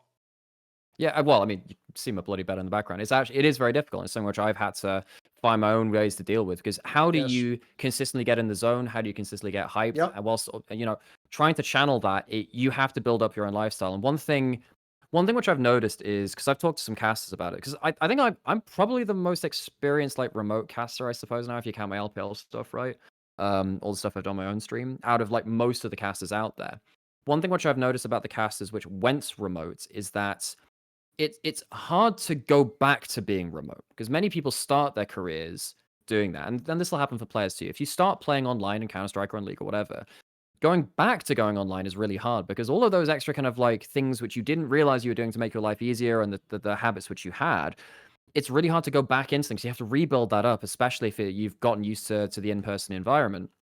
And I think particularly for someone like Caps, going back to online and then going back to back to no crowd, it's just what do you do with that? It's so hard to channel that through. And the problem is now we've had basically a generation of LEC players that haven't had stadium experience, that sort of precious few events. Whereas you go to various other, like the big one would be the JDG arena for LPL.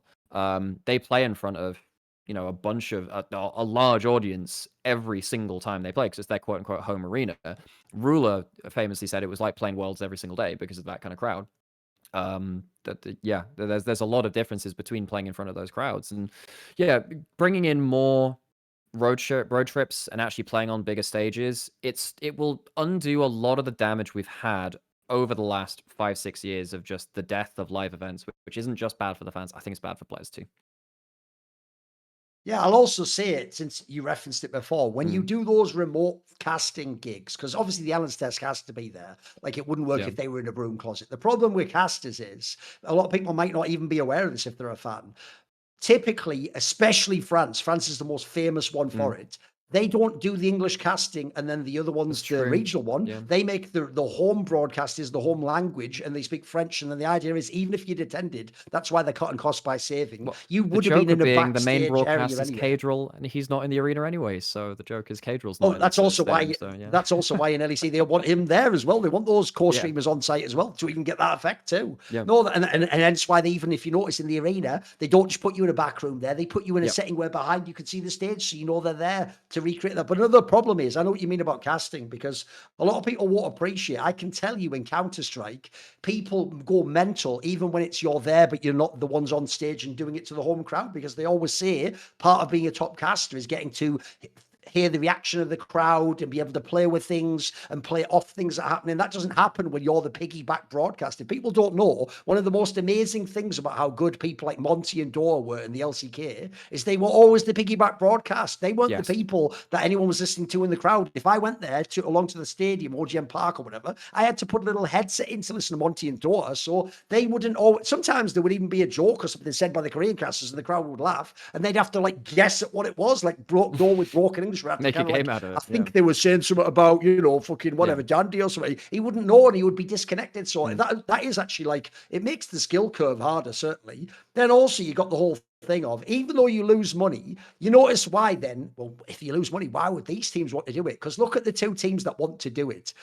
Essentially, what you're doing when you hold a live event, if you're these two teams, is the rich get richer. What you're trying to do is you're trying to get even more rabid fans in your fan base, because now when people go in real life, they do buy the jersey to go into the crowd. They do like engage with the team. And also, by the way, I can tell you the big dirty secret of League of Legends as to why behind the scenes, actually, I will say the American owners, Naimira, they didn't want to run the homestand themselves. They know you lose money. They wanted Riot to run live events because I tell you what, when you tell that massive sponsor, you're going to sponsor my League of Legends team, Team Liquid, Cloud9, part of it is I want live events so I can do activations. I can have a booth and I can do a competition and I can give out a silly little thing that people show in the crowd or some wacky thing that people keep as a souvenir, and then people more tightly associate me with that thing as opposed to being a logo on a website or a tweet every now and then. Like those things are, that's like 20 years ago esports, what counts. Nowadays people want you actively engage. So that's what you do it for if you're KC and if you're MKOI. And look,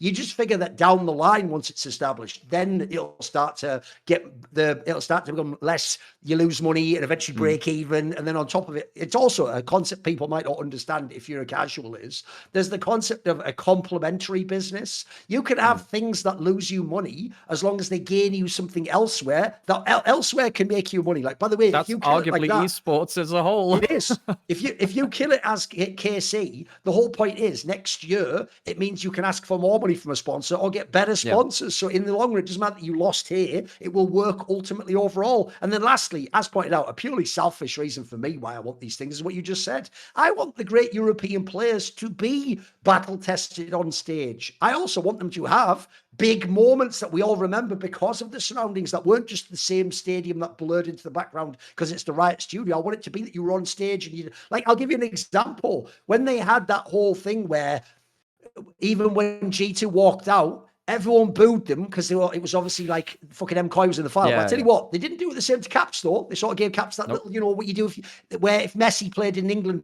back in the day, even if he beat you and you're a Man United fan, you still gave them the round of applause because he's the greatest player and all that chat. That's kind of a cool thing for history. That's important. The problem is, if in history every game you took place inside a studio, it's not the same. It won't feel as epic, and especially, by the way, it's asked to show to people when we're trying to say esports is a new sport. It's like, well, there's like 300 people watching there. The joke would be there's 300 people watch games in like Division 7 of English football. You'd have to go really far down to get that smaller crowd. Like, and you could go into like Division 2 and you'd have fucking decent stadiums with 10,000 people in. So if we also want to seem credible as a sport, we need to have live events.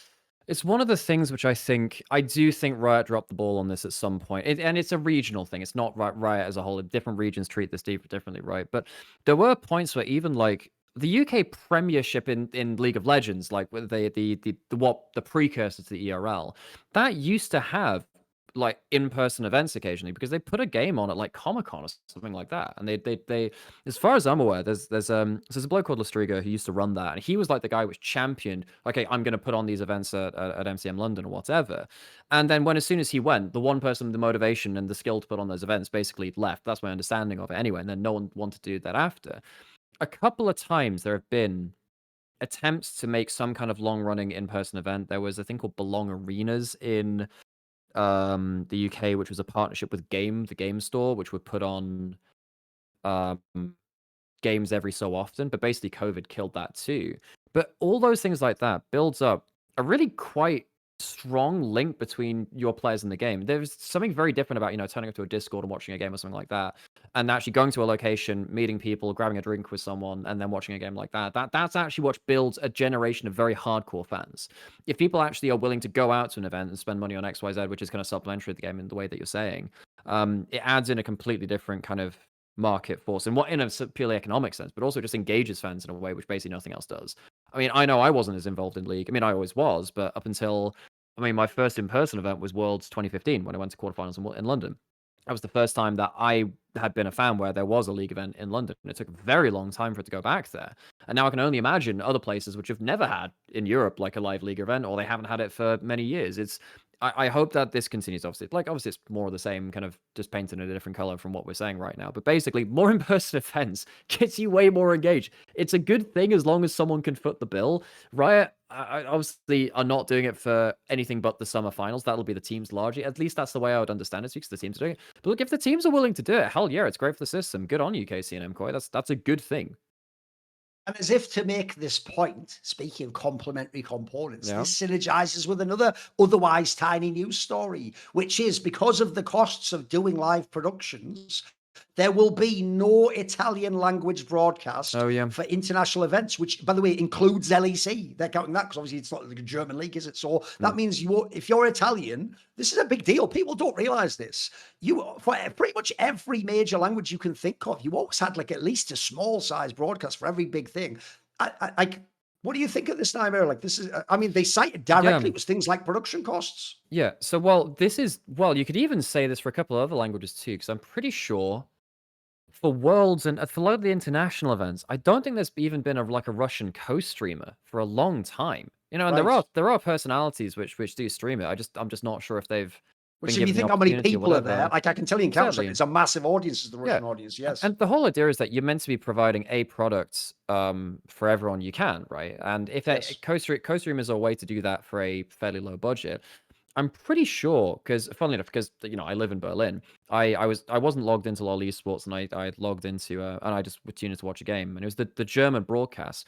And I'm pretty sure the German broadcast is also just a co-streamer as well. Like that, German broadcast is not effectively. Isn't it just the Tolkien guy or whatever his name It's just is? Tolkien. Yes, sorry. It's just. I was trying to remember if it was Carney or Tolkien, but it's Tolkien. Yeah, but it's just Tolkien. Like, and look, he does a great job. It shouldn't really be on him to do that. I'm sure it's great for him in an individual way or whatever. But realistically, you'd hope to have, Well, put it this way, the obvious analogy here would be: imagine there was no English broadcasting. We had to just only watch Cadril, not even out shot. That's the only way you could watch. That'd be nuts. I agree. Yeah. No. So then between stories like this, it does get me a bit worried. For those just in the broadcast as a whole, we talked about it a lot last episode when there were no games to talk about, because obviously it personally affected me. But we've now had the first games of like NLC in tier 2 as well, and the production there was looking quite shoddy as well, so that's taken a downgrade. But particularly for the LEC, this was the premier in some ways for a number of years. The LEC was the premier esports broadcast. You'd like to be able to bring that as many languages as possible. I understand that the economic reality is that you can't do that, and the Italian scene has been in a pretty poor spot for a while, just in ERLs. There's a whole lot of stuff which went on there, so I can't remember all the details of it. But basically, the Italian ERL has been through a lot recently. I don't know whether that also impacted this as well, because I'm not sure if financially the two are connected. But look, I know a lot of people from the Italian scene because we cast together in ERLs. There's a guy called Kenran who's put in literally years and years of work into this, and I feel awful for him because he's put in so much effort over time. It is a little worrying that in some areas, the road show stuff is good. That's a good thing, and if it does help you put on bigger and more high scale events, that's a good thing. But if we're also losing coverage for just entire language bases, that is a whole bunch of people that just won't be able to engage with esports in the same way. And I just that kind of stuff is really hard to get back. One, because the talent which would have worked in these scenes may just go elsewhere. Now it's very hard to get that back. And you're losing out on a whole generation of fans to kind of be there for the new fans coming in too. So it is a nasty thing. And I hope that the Italian scene finds some way to get their LEC fix and international fix, whether it is just a big co-streamer stepping up and somehow filling that gap, but someone needs to do it, because I'd hate to see another region, like another regional fan base, another language fan base be bereft of that. I won't make one of those shit jokes like that. You know, the broadcast is a thing of the past. By the way, notice I do the Donald Trump thing. So I say I won't do it, but then I just do it anyway. And I just pretend like I didn't do it. So, Dude, no, tell you what, one of the funniest things is when we were on EMEA Masters once, we did have a box of like Barilla spaghetti on hand for like the one Italian team that got through just for like random desk antics. We tried it for one segment and immediately just like 100 Twitter ads. I'm like, okay, we're not touching the pasta. Yeah. By the way, the one thing you alluded to, and I talked about it earlier Yeah. when I said about in the COVID era, the other reason it's disturbing is this. One thing you never want to do, I'll give you a quick, brief analogy. They often say that one of the reasons why you have to be really worried when legislation is passed is it's a lot harder to undo things like that than it is to do them in the first place. So once they get established, oftentimes you're kind of locked in. Well, I would go the other way for economic things. Like I said about when Riot basically realized, wait a minute, it's a very similar product in just our studio without us spending all the money on the big stadium event and going around, like you say, to London. Because remember, also notice when you go to London and stuff, you're not going to a studio there. You're going to like a real stadium or a place where they'd have like Lady Gaga or something would play on another night. So you're eating all those costs. Because I always point out, if you go to a stadium for esports where Lady Gaga or fucking Taylor Swift play, their fans pay $500 a ticket. You pay $50 a ticket in relative to how much time you're there. And then also you're there 4 times longer for the much lower price. So the margins just don't make sense. Like, one of the things that would actually blow people's minds in the same way as famously having restaurants, the reason why loads of people go broke making restaurants is they don't know how small the margins are on restaurants. Yes. Oh you my in your God. mind, like a fan, think, well, it's like £25 a plate. Mate, is it in the high street? Do you have to hire 15 people a night? Do you have to be open prime time? Do you have to have all these costs? And eventually what you find is for things like live events, you might think it's a rip-off to pay like £200 to go and see a gig somewhere, but you don't know how much it costs. It's like the most famous stat for this ever is the cinema. Because people would think, because they hear movies make billions, that, you know, when you pay the €7 for the popcorn, that's all they make their money on in the cinema. If you don't know, they make their money on drinks and fucking popcorn. And actually, because they have to share with the publisher and with the movie studio and this, they don't actually make loads off the movies. So the margins on these things can be very fine. And unfortunately, when you have an organizer discover this, because by the way, even in Counter-Strike, the king of the live events and all the rest of it, oh, don't worry, people also realized, but if you get people used to it not always being in a big stadium, you don't always have to go to one. So suddenly you had events where suddenly twice as much of it was just in the studio and there was even less matches in there. Or they even did one event, it's actually one that's just run now in Counter-Strike. We have a couple of big events in Counter-Strike where the group stage is online. You don't even have a tournament area for that one. It's just if you make the playoffs, you go to the arena. Because what these people realize is once I get people used to the idea that's okay, then I don't have to spend as much money. So again, it's going to be hard to convince, as you can see, because remember, Riot themselves, privately, because of Tencent, also have to cut costs. They haven't got the same for the first 10 years of the game that, well, maybe, about the first 10 years, they were able to just splash around and go like, lol, who cares? We sell 1 million skins. We can do what the fuck we want. Like, we can pay people top dollar. We can we can waste money on things, basically. They can't do that now. So I also worry that when you get in this world where it gets trimmed down, or even worse, and this is another point made about this Italian broadcast, if the core streaming becomes, you get the broadcasters in the game feed, but you do all the production costs, mate, that's going to be a very appealing idea to the guy who's balancing the budget for LEC, mate. He's going to go, I've just saved X amount of dollars, and I've still got a broadcast. People legitimately get jobs just about, like, in fact, there was the guy that was in charge of LPL when it was ran in Europe for the 1 year. Effectively, like, his calling card, but I can't remember the guy's name now, actually. But basically, he was like, the reason like I'm so sought after in esports is because I can tell them exactly how much I save on every product, and it's a lot. Like, the people who save the most money, unsurprisingly, very sought after into what is seen to be an industry that's which what is bums me out. Here's what bums me out about like you and Initialize doing all those LPL games. Or to me, it feels like I didn't lose the official LPL. I sometimes forget there isn't one, mate, because I just watch like you and Initialize anyway. Yeah. But I then have to remember, wait a minute, they don't even get fucking paid by anyone. They're just doing it for the Twitch rev and the fucking donations and the love of the game. Do you want to know how much? Do you want to know how much I made last year from it?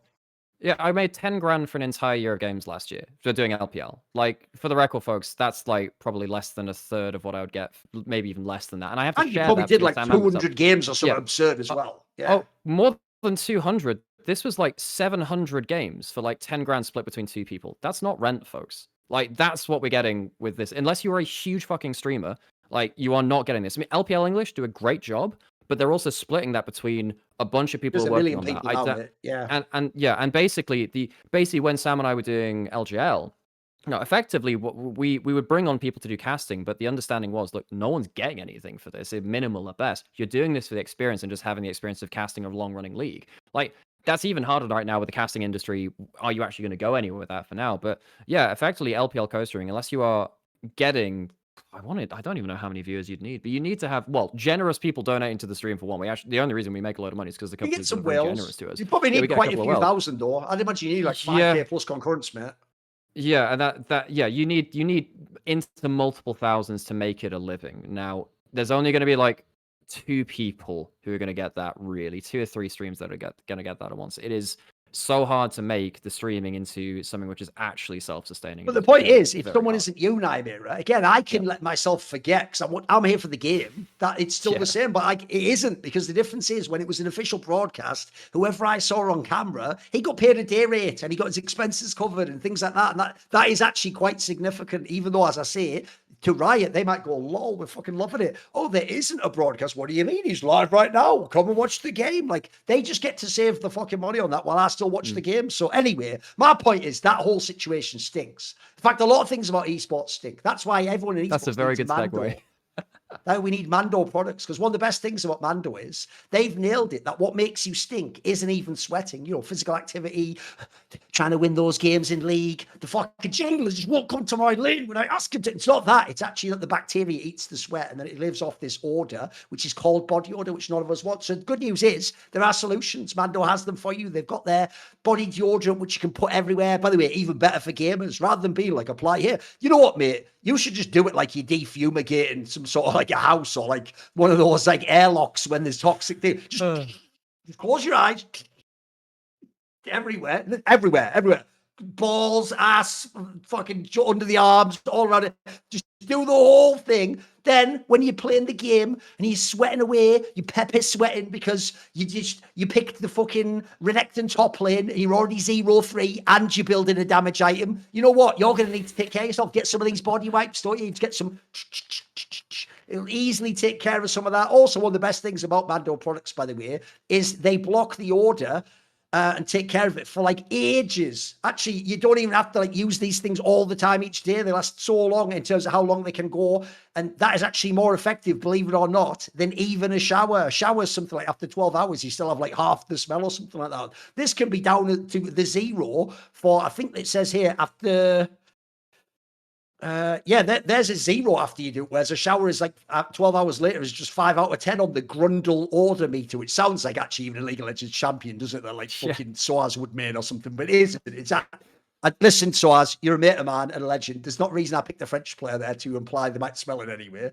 And also, listen, you do like cheese. I didn't make you do that. I hate cheese personally. Then again, speaking of cheese, something about Adam, he also French. He liked to cheese you in the game. What's the point? And his career stinks.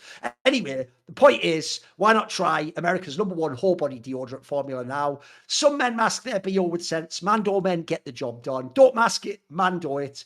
Available at retailers near you. But also, you can head to shopmando.com because for a limited time, new customers get 20% off site-wide. Try everything with our exclusive code, which is, of course, summoning. Of course it is. Easy to remember. It's the first word of Summoning Insight. So use code summoning at shopmando.com for 20% off site-wide plus free shipping. That's shopmando.com. Please support our show. And if they ask you who sent you, where did you hear about this, just say Summoning Insight or LFN, and they will know otherwise. So shout out to Mando. And hopefully we can just clean up everything that stinks in European League of Legends, because There are some good things, as we pointed out. Also, by the We're way, gonna need a if you lot of go to one Mando. of those live events, please also use Mando products. If Oh, someone's yeah, sat yeah. next to you, please use Mando products. Yes. And especially, by the way, if you're in fucking Spain, anywhere when the sun is out, please Anywhere use Mando south, yeah. products. Yes, absolutely. I'd be using them myself if I was there. I'd be using them myself. Yes. So, okay, Always want- I've saved the beautiful LPL until last, because here's the thing. Wonderful. Oh, there was actually one minor story. I just realized there was one small thing to say about LCS, and then we'll go to the LPL. The one story that we referenced it on this past episode, that what's ruined the Lion team is the Zamundo guy couldn't get this. Bro, it's worse than that. Sheep Esports reports 6 of 8 LCS rosters are having visa delays, according to DeMonte from Shopify. Yeah.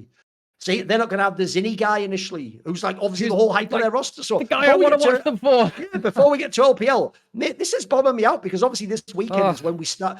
This week is when we start with LCS, and remember, LCS has like best of 3s. They have all these things that the parity in the league looks good again. Sentinels is here. There's all these reasons to be hyped, and unfortunately, this is like undercutting my hype before I've seen a game played. I haven't even seen the bloody Rift spawn the minions yet.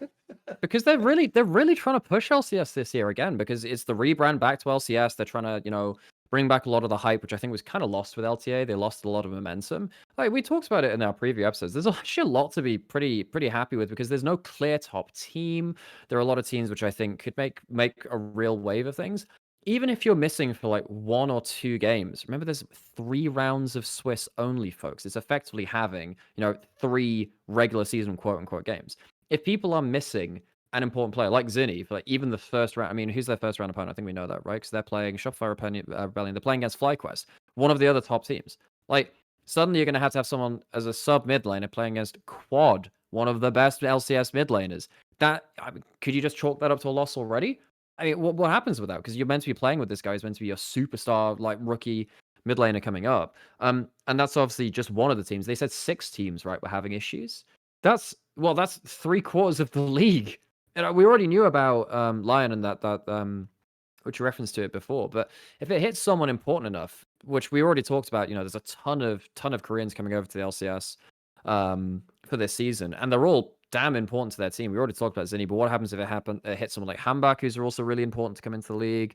I'm trying to think who else could get hit by that. I think Lion was saying that it might even affect Berserker potentially, right? They think they might be okay with him, but even if he's gone for like a game, because of how short the regular split is, that's genuinely really impactful, because you have to go through the Swiss system of like, oh, well, if you lose the first round, then you're playing as, you're playing for your lives quite easily.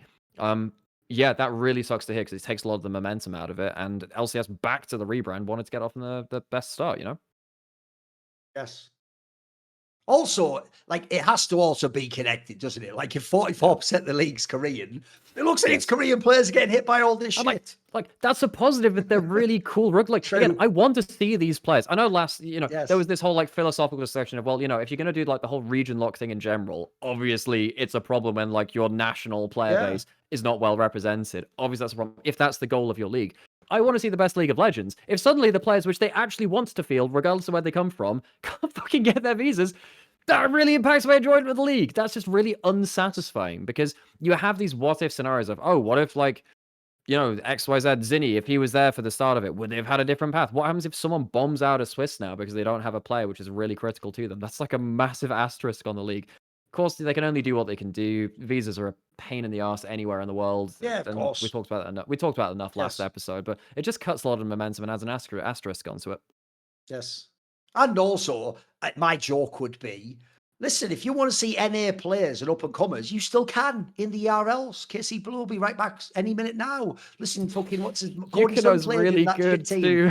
Doesn't matter, mate. The joke is, though, I'm only half joking. That's also a place to develop. Like, I'm sorry. Yeah. Even if you were in the LCS in the modern day, you were going to be on one of the bad teams. Like, Cloud9 isn't putting you fucking mid lane if you're an NA player. Like, unless you're Jojo Pyun, and they already tried with him, by the way. Like, they're not. They're just going to get a mid laner. They're going to, from Korea. At this point in time, Korean solo laners are a pretty established import that just works in the West. Like, if I had a massive overload somebody, I'd import them too. Again, in light of the earlier conversation, I'd pop my fucking NA player support. You know what I mean? Or ADC. Oh, yeah.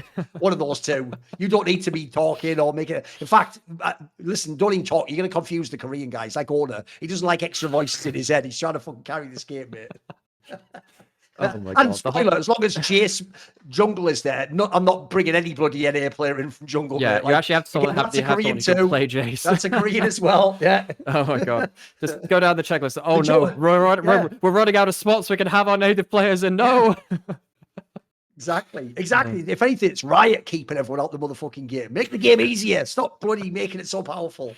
Right, okay, let's talk about the LPL then. That's it. I Good. saved it till last because, mate, the LPL. I mean, it always has to, mate. Remember this one? We don't even do placements. We go straight in the Ascend group. Yeah. Fuck the rest of the league. I just watch the Ascend group. I am an elitist to the core, and I'll tell you That's what, completely this fine. fucking.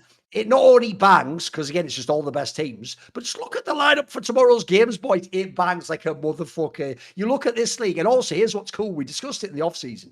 Mate, if anything, there's actually has ended up being more parity than expected. Yep. Like, Yeah. so far, no one is flawless. Everyone has had their moments they've slipped up. Everyone's had their moment to give you some hope. So let's just go through the teams. You know what? Let's start with the Thorin bias, because you know what? I tried to dream. I did that thing where I'm very rare. I'm ever self-deprecating. So what I did was, like a method actor, I pretended like I wasn't going too far on the rookie hopium.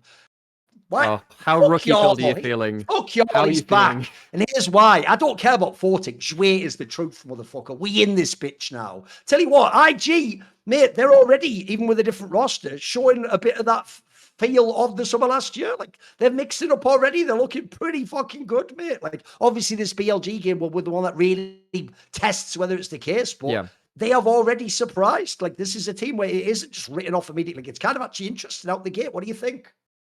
Yeah, I mean, this is a team which won Demacia Cup, but there are so many asterisks around that and caveats that we thought, well, okay, teams will actually try against them.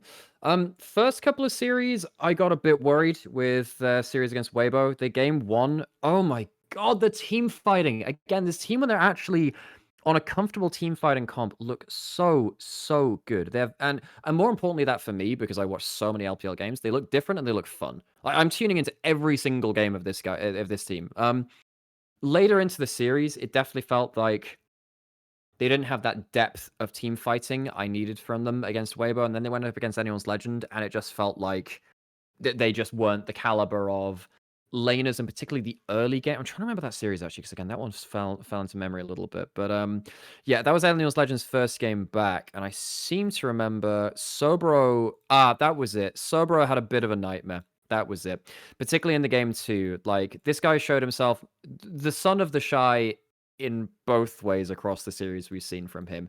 Occasionally just shit-eating grin, doing some random proxy, random outplay. And then his Zahen game in game 2 against Anyone's Legend actually threw away, which was quite a good game by Rookie. In some ways, he's doing quite well against Shanks.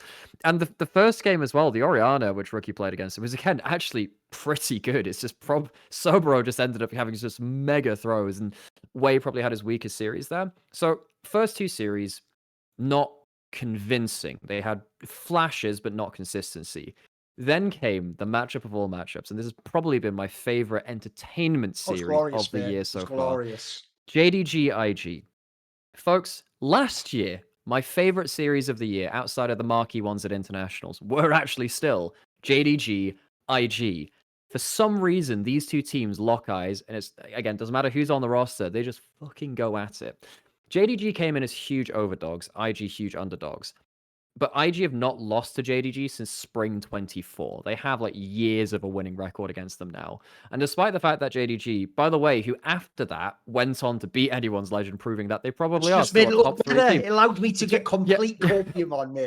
And the same thing happened to me, because IG just team fought like motherfuckers. Like this team are just so good in the 5v5s. If there's a single game to watch from this series, folks, it's the game 1. I think the game 1. That was the Syndra game, right? From Rookie. So that game was just shit hot. So it all culminates effectively in Anyone's Legend largely having the better early games.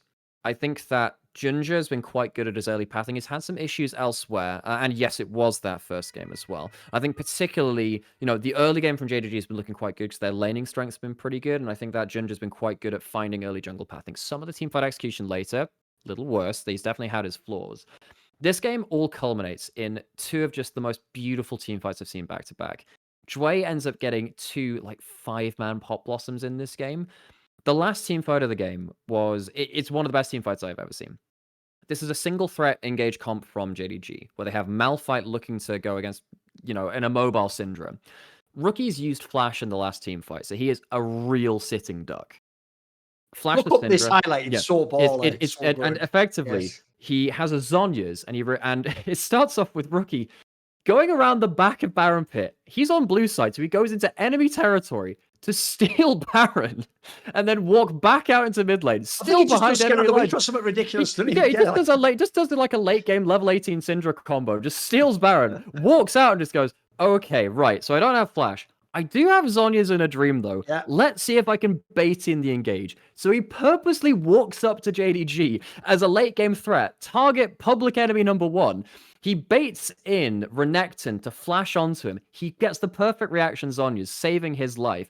And Jway, who's just behind him, goes, hang on, if I do the maths right, he's in stasis for about, 2.5 seconds. If I ult now, even if they press Malphite ult, he has to go unstoppable with his ult to try and get the engage. And Rookie will still be in Zhonya's. So Jway basically gives the red carpet to Rookie to say, everyone will be CC'd by the time you're out in stasis. It's like prime, like 369 is the god at doing this. Whenever Ruler would go up into a Xayah ult, he'd be at his feet channeling Cassante W to CC people as soon as he landed. Jway did that for him with like a huge 4-man pop blossom again, and it completely wins the game. So it's Baron steal into Zhonya's bait, into huge pop blossom, into like quadra kill for Photica cleans up, and it's just majesty. Like, I don't think this team should be good, but they're making me believe that they have the upper ceiling. Like, that's genuinely one of the most beautiful team fights of the year. I'm thinking, bloody hell, they somehow managed to out team fight late game Azir with like a Malphite going onto your flashless carry. It was just absolute beauty. So after this series, I'm sat there thinking like, oh, maybe I do actually need to believe again in that most heartbreaking way. IG, with a team which is strictly downgraded from last year, are giving me some semblance of hope. And also, one of the things I've always loved about the LPL and the LCK is that's one thing you just don't see in the Western regions, even if individual players are excellent. You don't see those godlike combos of abilities. Like, as you say, they were the masters of that. Like that's the genius of it. Like, they know that if you go in on him, then that's exactly when the Nico gets the sick fucking ult off. Also, by the way, I saw it was actually you that posted it on Reddit. That's cracked me up though. Like, I love that China is like almost on. They almost remind me. It's funny because in terms of capitalism, they're similar. Of like 90s and 80s America, where they'd just be shameless with their ads. So the ad, when you do the Zhonya, is a Durex ad, condoms, that actually essentially is, with Durex, you can fight again, which is like, holy fuck, that got through a Mad Men style marketing room. That is such a banger line. They were running this advert last year, and I don't speak Mandarin, but someone else translated it for me, and effectively something like, well, because you're less sensitive, you can fight longer, and it's basically like the protection of Zhonya's is basically like our product. It's just so. I've never thought of it that way, but I tell you what, I will never now not be able to think exactly, of it that way. And that means the fucking adverts worked. It's worked. It's so strange, but it's worked. And like, I love it. People come into my stream all the time and say, like, well, why the hell is there a Durex advert? And I got to remind people, the demographics are very different out in China and out in Korea, because it's a very much more gender balance between people who actually go and watch the events live. And typically it's like young friends and young couples that go to watch the event. So it's like, okay, you've got young couples coming to your event. What might they need? It's actually, despite all of like the memes about gaming culture and whatever, the actual demographic out there, well, they've kept it out they've kept that sponsor for a number of years now, so it's obviously been quite successful for them. Now, look, the one part that has actually worked out so far, because as I say, we can talk about some other teams too. Everyone's had their highs and lows. Even though there have certainly been some individual games of BLG that might look a bit sus, mate, this roster on paper, it could never have been bad, could it? Like I said, unless IG pulls out a miracle against them, they are the best team. Like, it does look like this team can really deliver. The roster was a dream for me, but I'll tell you what, you can never quite know how chemistry will be and how people will click. And mate, this is why Jun never should have left this team, mate. It's not. I think it's best phrase. I forget if it's Kira or someone said this. Oh, it's not that he's like one of the best. Maybe it was you on Twitter. He isn't like Kanavi way would be the MVP of the league. But bro, what he does and brings to this team is exactly what you need when you have a team full of fucking carries. When you have people like Knight and Viper, you want some dude like this, some absolute fucking I will just get it done. I will go in, I will make it happen. Because mate, this squad just looks like it's gonna fit together so well. I'm loving it already. Yeah, I mean, I think most of the LPL analysts have said something similar, so I'll share credit for that, I guess. But I mean, the best way I can, I guess, show it on paper is, or like show it just visually. There's one team fight in Bot River when Knight's playing Syndra. It was game 2 of, was it? Yeah, it would have been versus Anyone's Legend. And I want people to go and watch that bot lane River fight. It is after Shun has actually died on an invade, so he's made a mistake. But BLG go into an early game skirmish in bot River where Knight gets hyper fed because BLG just out skirmish. You compare that to how they were playing against 100 Thieves at Worlds and just completely shitting the bed. Like, you compare those two, and you cannot convince me they're the same team. There is something about the chemistry which Shun brings to a team where even if he makes an individual mistake, the team is on the same page. And Knight basically said after the game, it's like, look, we just understood that it was a must-win fight. We had to skirmish there. Right. Because basically Tarzan killed him in his own jungle, was going for bot scuttle, and he's like, well, we can't. He's just gotten a solo kill. If he gets double scuttle as well, like, this game's fucking over because Tarzan's going to take over the game. And then they go into bot River. Knight lives on like 100 HP, comes away, well, less than that because it's very early game, like 10 HP even. He walks away with like a double kill. And the game basically just ends at that point because Knight is, it turns out, very, very, very good at Syndra. And this is after who like knew? a game. Who knew? It is, dude, that the fact that he's actually able to play this stuff, and he's actually roaming in a meta where I thought that mid lane roams wouldn't be good. He's like roams bot, gets a double kill after. But you just compare that 100 Thieves game where they fight in bot River and they just completely fuck it up, and it's just not the same. Everyone's engaging at the wrong time. The angles are wrong. You can't convince me that's the same team. Shun just does something to the chemistry. BLG are back. I'm actually already on the train. I think they're back. You know, and as you said, good at this early. As flawed as Odd might have been at some international tournaments, mate, he's cooking in the LPL. Yes. Yeah, this is, I have to put this on the record because people only really pay attention to On at international events. On was BLG's best player this week. Also, early last year, On was probably their second best player behind Knight. On, like, the stuff that he was doing in, so for instance, game 1, bot lane is Jhin Alistar versus Varus Bard. That is a losing lane. You're playing Alistar into double ranged. On manages to actually win that lane by going back around the enemy bot lane at level 1 and doing the level 1 headbutt tech. Now, it's very risky, but that actually flips the game in their favor. Fantastic stuff. Game 3, he's on Shen versus, like, it's like Sivir Shen, which is like pretty strong because Sivir just pushes the wave, right? But it's against Kai Sorel, which is another strong bot lane. He's just like hitting free ball taunts without having to flash with it. Completely wins them lane again. You know, Viper is obviously going to capitalize on that situation too. But every single game that they played, Top Esports was a bit, I'm not gonna lie, the Top Esports one was like, they're a weaker team, but he still demolished them as well. He had almost like a flawless series individually, even in game 1 when the game 1 which they lost, like, he was still best player on BLG there. On was their player of the week. In fact, in terms of globally player of the week, he's pretty high up my list. I haven't thought about that in totality, but he's actually on the short list. And I need to put this on the record because On doesn't often show up internationally, but the reason why that disappoints me so much is because I know how damn good he can be at ceiling, even against, you know, the best teams in the LPL. I just need to see him do that in like an international series versus the best teams in the world, and like, I'll be happy. You know, I'll be happy at that point. And this all wraps around back into the meta because, look, if BLG get to play through strong winning lanes, and that's been, I think, a highlight of almost every team playing and playing towards the meta so far when we've watched LCK and LEC, if you just win lanes, you just tend to just stomp the game.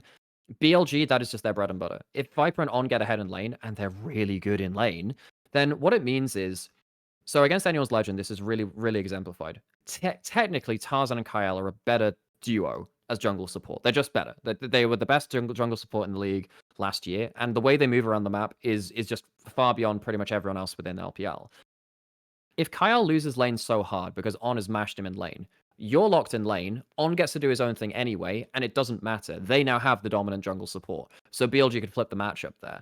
Because Viper and On were so good in lane, that became a regularity, and actually Anyone's Legend really struggled. Outside of Tarzan individually outpathing Shun early, they were really struggling for win conditions. So, like, as long as On keeps playing like this, BLG are just going to be untouchable, I think. I think they're genuinely going to be untouchable. Bin was excellent in individual lane.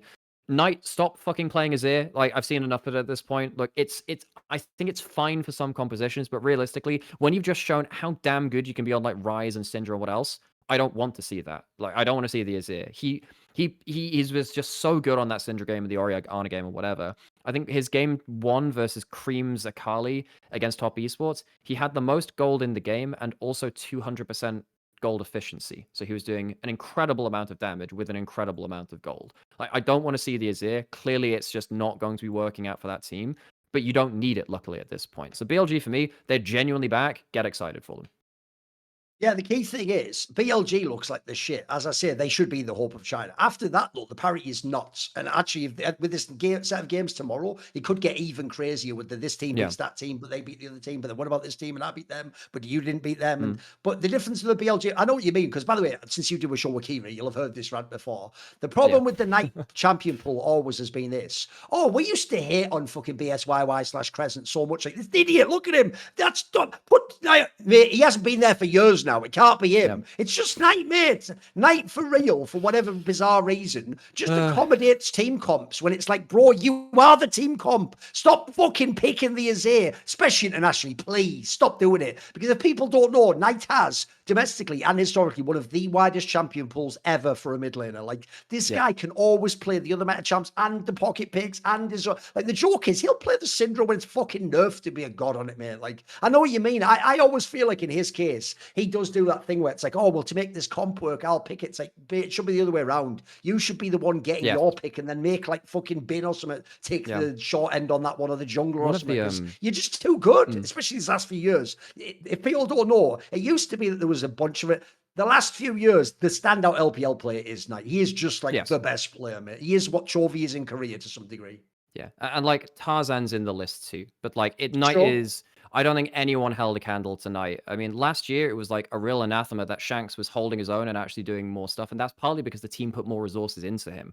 One of the real sad things about last year for Knight was the team was so unstable. There was a point where they realized that he was the only carry, and they tried putting resources into him. And when they did, everyone else would die so much that it ended up being all for naught anyway. So they had to return back to this style of, look, Knight, you just have to be on an island. We'll maybe roam when we can, but realistically, we need to put resources into bot lane, because if they lose, the game's just lost at that point. Every single lane seems to be doing well, though. Bin being able to stay in an individual lane and just rack up an advantage, occasionally hit a tower. It looks like he's working a lot better for him. He had a good Rumble game. Rumbles, he's had a very patchy history on. One of the things which actually kind of annoyed me is I heard some analysts be like, oh, but Bin's a real Rumble specialist. He played it so many games in the World Finals. I'm like, dude, he's really good at laning phase. His ultimates never land. His ultimates are really quite bad. So Bin's always had like a bit of a black mark on his kind of champion pool with that Rumble. Had a very good game with that. He's able to bring his Jax back, and now we can even play AP Jax with the new Dusk and Dawn item as well, which has been very, very funny. I will say the one thing that really did worry me about Bin was well, it's less of, well, it kind of is his fault. He did get diffed in one series versus Weibo. Zucker, top laner for Weibo, was fucking great, folks. He was really, really good. So Bin actually has some competition again, which was, funnily enough, exactly what happened really in 23 summer, because Zucker was angling for top of the table there in top laners. So he's a guy which I've actually really got my eyes on. He's been one of the most impressive top laners of week 1. But in terms of everything I was looking for BLG, you know, besides the Azir games, the drafts have been really good. Early games have been excellent. Chemistry's back. On's on form.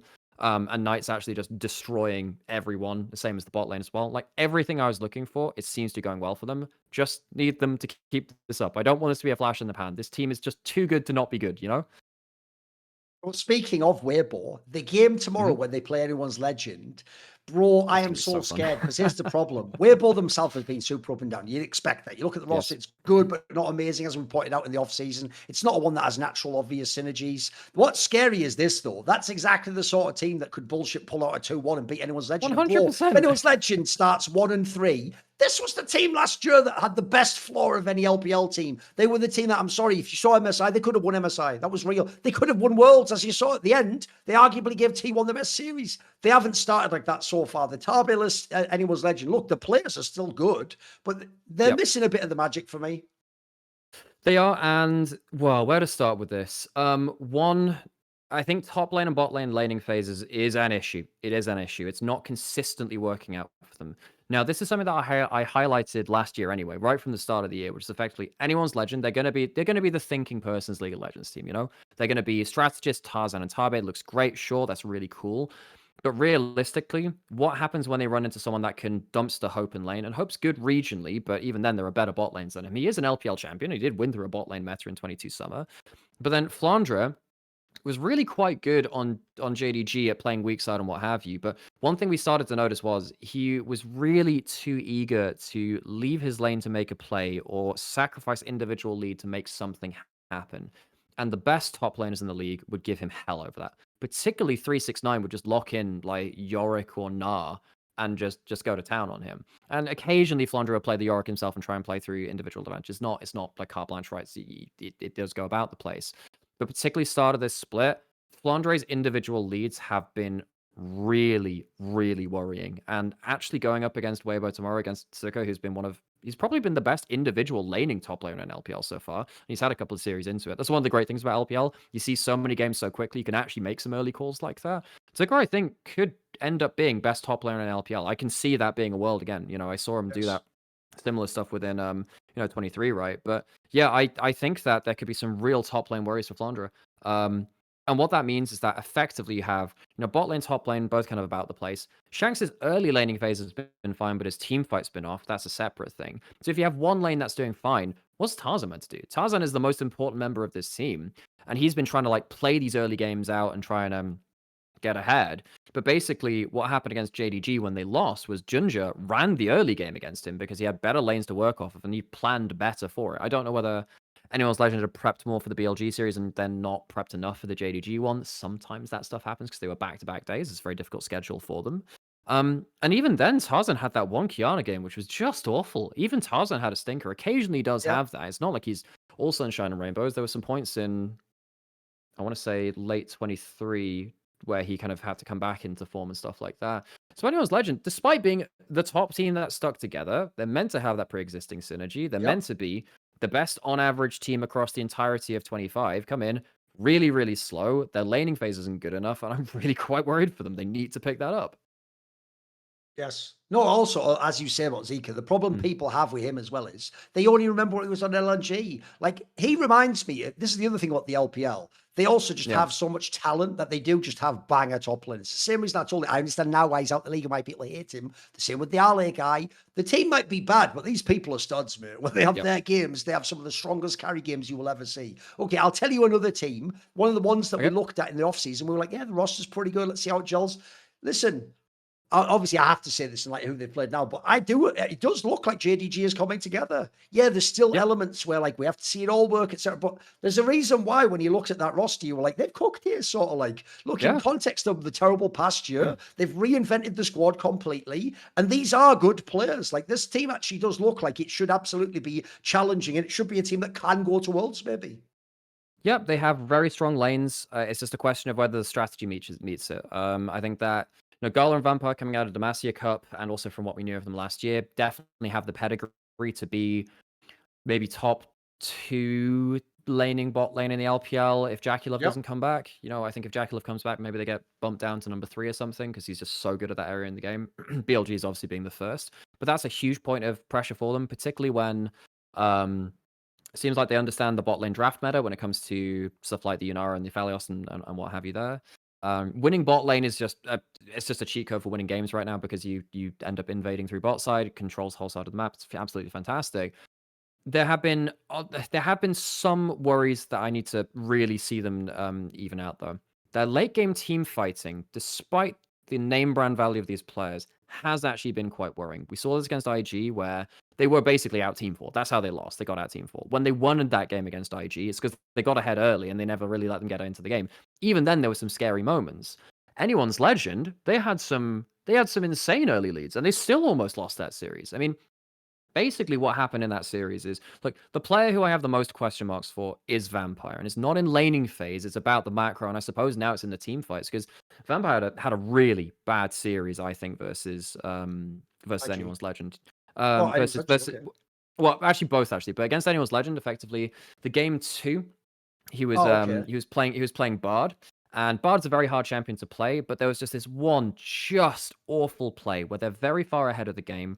They're playing around a Nivea composition where they lock out their team from the map, and he ults into the enemy jungle, and he doesn't hit Tarzan, It was questionable as fuck, Jungler, bro. It's he so hits bad. Jungler instead, so he doesn't hit the enemy Yeah. jungler. He hits his Yeah. own while they're like balls Essentially deep fucked in his the own enemy teammate, jungle. yeah. And he's just there. I was like, oh fuck me. Just Junger's already dashed in. I've Yeah. CC'd him with my Bardol. Yeah. Tarzan. It's By nuts, the way, isn't it? Kyle was really good that series. It was a bit of a support diff because Kyle was so good. Sure. It's not even that, yeah. But this is just like one of those ones. You fire the skill shot and you just have this just one moment of horror of thinking, oh no, they've popped Mikhail's and Karma Shield. He has enough move speed to escape the ult. Their jungler is CC'd.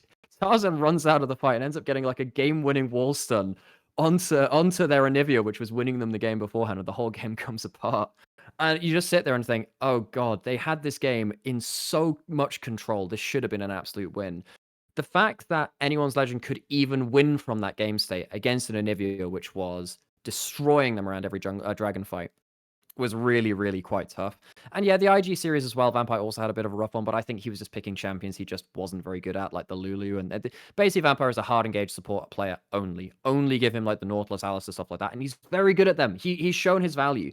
One of my worries about them going against top teams is that when they finally realize they can ban out like the 4 engaged champions, or Fearless starts to really hurt him, I think that could be a real loss condition. But then again, folks, it's very early days. I'm not going to hold it too heavily against him individually. Well, I am a little bit, right? Because, like, come on, you did just kind of almost into series away. But also, this is a newer support that's got time with Tabe and Xiaobai to level up his support game. He just needs more time, folks. He needs more time. Until then, I think JDG are still kind of in the cooking phase. We need to see what the end result is. It's really impressive that their laning phase and Junja's early game has been good enough to get them into a crazy point of like actual points of power. Almost like Awesome a issues, yeah. well-coached team, mate. Almost. I know it's crazy, right? We've I mean, hit pretty hard. There's a reason why this guy against Talismanic as a coach. He just goes places and it works, mate. And there's like, and then the one other worry as well is that Junja's late game team fighting has sometimes just been really disastrous. That was the IG play I was thinking of. One of the IG plays which turned around the game in game 1 was he ults. So basically, I don't think he understood a certain interaction with Mundo where Lulu Polymorph will not pop Mundo passive, which is meant to stop the first bit of hard CC which goes into you. So he gets polymorphed. He's like, aha, his passive must be down. He's been polymorphed. And he just Malphite ults Mundo with passive and he just walks away. And it throws the whole game because they overcommit in top lane. So Judges had some real oopsies as well. I have to say, though, on the whole, I'm still happy with JDG. They took down anyone's legend who I consider to be still a top team. They should be top 3, and I think they've shown enough for me, especially in week 1, to like say, okay, it's been a bit of a rocky start, but they've done enough to make me still like be on the train. Right. Obviously, in the Ascend group, in theory, everyone is air quotes good. But one of the teams that, I'm sorry, on paper did do the roster downgrade is Top Esports. With that said, though, this plays into what I said about last week about how it's almost like there is some magical illusionary spell put onto every LPL team where you just retain a similar character no matter who the fuck plays in the team. Like, you've still got Cream and 369, you're still a solo lane team. And absolutely, I think you are still in a Weibo type position where you're there to fuck up the tournament for other people. Like, if people play against you, like, I'll be interested to see when they play everyone else again. Like, this is the sort of team where I doubt they're ever going to actually challenge for the title. They look so far off it with the roster, but they can win a game and then make that game 3 exciting, or they can just fucking press go on and see what happens. What do you think of this roster? Obviously, we have got some much less famous names than we are used to for Top Esports, but it's been recast. Also, I will say, just because a lot of people don't know the coaches in the LPL, the Poppy guy was the one who won the MSI right back when it was fucking Zhao Hu top in 2021. So they have some people. Still have Cream and 369, as you said. Cream, listen, that fucking Yone is always going to be there, mate. It's always going to be available. You are the leader of fucking LPL in that regard. So what do you think of Top Esports? Where are they on the spectrum for you? I'm really worried about their jungle support. Now, they've had some better games since their first series, but jungle, like, they've just downgraded so much. You can't replace Kanavi like that. And I know Kanavi has been struggling in HLE, but within LPL, this guy was so good. And Hung, despite being awful internationally, was actually very good for them last summer. He's a decent player, mate, yeah. Yeah, no, he was actually decent despite like his yeah. Again, internationally, that's a different thing. But as a jungle support, they were completely fine with that. Yes. God, where to start? I mean, bot lane has been not fantastic when it comes to laning phase. So it really has to come out to like, well, how much value you can get out of that. The problem is they just haven't survived through to the grand majority of the fights they have. I do say that, and again, they somehow managed to get a win versus Weibo today, which is just like I was taking a day off from streaming today, so Sam covered it, and I occasionally hear through and go, what the hell do you mean? Top Esports has beaten Weibo, who've looked actually, pretty good outside of Xiao, who's like Yeah, random yeah, moments outside of there. yeah. So I just kind of like look back at the scores of like, okay, well, apparently 369 had like a much better series after having a pretty rough one, and that was against Zuka, this guy who we were saying was potentially best top laner within LPL. So we'll see what happens with that. The big games I can remember are the first game versus BLG. I think was really telling because that game was basically decided off of early lanes just going to shit. Now, I know it's BLG, who are probably the best laning team in the LPL, and honestly, if they keep on this one, we'll see whether they can maybe even claim that title internationally. Yeah. That's a little early off of it, but they have the pedigree to do that. So, something which a couple of players have been doing worldwide is allowing Orianna to go through, despite the fact that it is very, very high priority, maybe the highest priority. Yeah, it's definitely highest priority mid laner, and has been for the last while. And effectively, what they've been doing is trying to let the Akali be the counter pick. So Karis on Team WE likes doing that. Not many others do, although it's been banned quite a lot in LCK. I think even in LEC it's been banned a few times too. Cream is a very, very good Akali. Brings it up against Knight's Orianna, who lets it go through. And as we were just saying, Knight in that game ended up with the most gold in the game, 200% damage efficiency. He ends up forcing Cream out of lane a ridiculous amount of times and completely destroys the matchup. Now, Cream is typically one of those mid laners I think can actually at least hold his own versus Knight. He has Good been hands, that. mate. He has real hands, Yeah, definitely. especially on the melees. And Yes. one of the like he did honestly a very admirable job trying to pick up majors for top esports. And I think in 24, when they were going internationally to MSI and Worlds and whatever, we saw him actually pilot stuff like Karma, Hui, Victor fairly effectively for what that team needed at that point. But that's never meant to be the end goal for this guy. He's kind of memed on as being the Chinese Zeka, because he is meant to be the Silas, Yone, Akali guy, and he's really, really good at them. Bro, that's what you just said there is what I hate. It's why I also made the joke. It's like leader. People only ever use that as a diss. It's like, there's another side to that. There's a reason the guy's in a pro game, because it isn't that they just lock it in and win. To play those champions, you have to have a different mindset for the game. You have to see all the angles, have the balls to go in. Hugely so, and there's a huge risk accepted with that too. You can't just sit in the backline and provide passive value. Exactly. You need to actually be able to go in and make value happen at risk of dying and making the game-losing play. And as much as we talked about earlier, support players, maybe they have a little bit less to lose. If you die as a mid lane assassin diving in, well, it looks pretty shit, right? And Cream's had plenty of those moments. In fact, one of my favorite / least favorite LPL moments was, it would have been Cream's last game on OMG in 2023. It was the game which they got knocked out on. They played against Top Esports, and he was playing with like the AP Kai'Sa meta, and he just inexplicably just dives into the enemy team and just completely loses his team the game after full-on one-shotting it. But at least he's willing to make those plays. Like, that's why I always tuned in for him.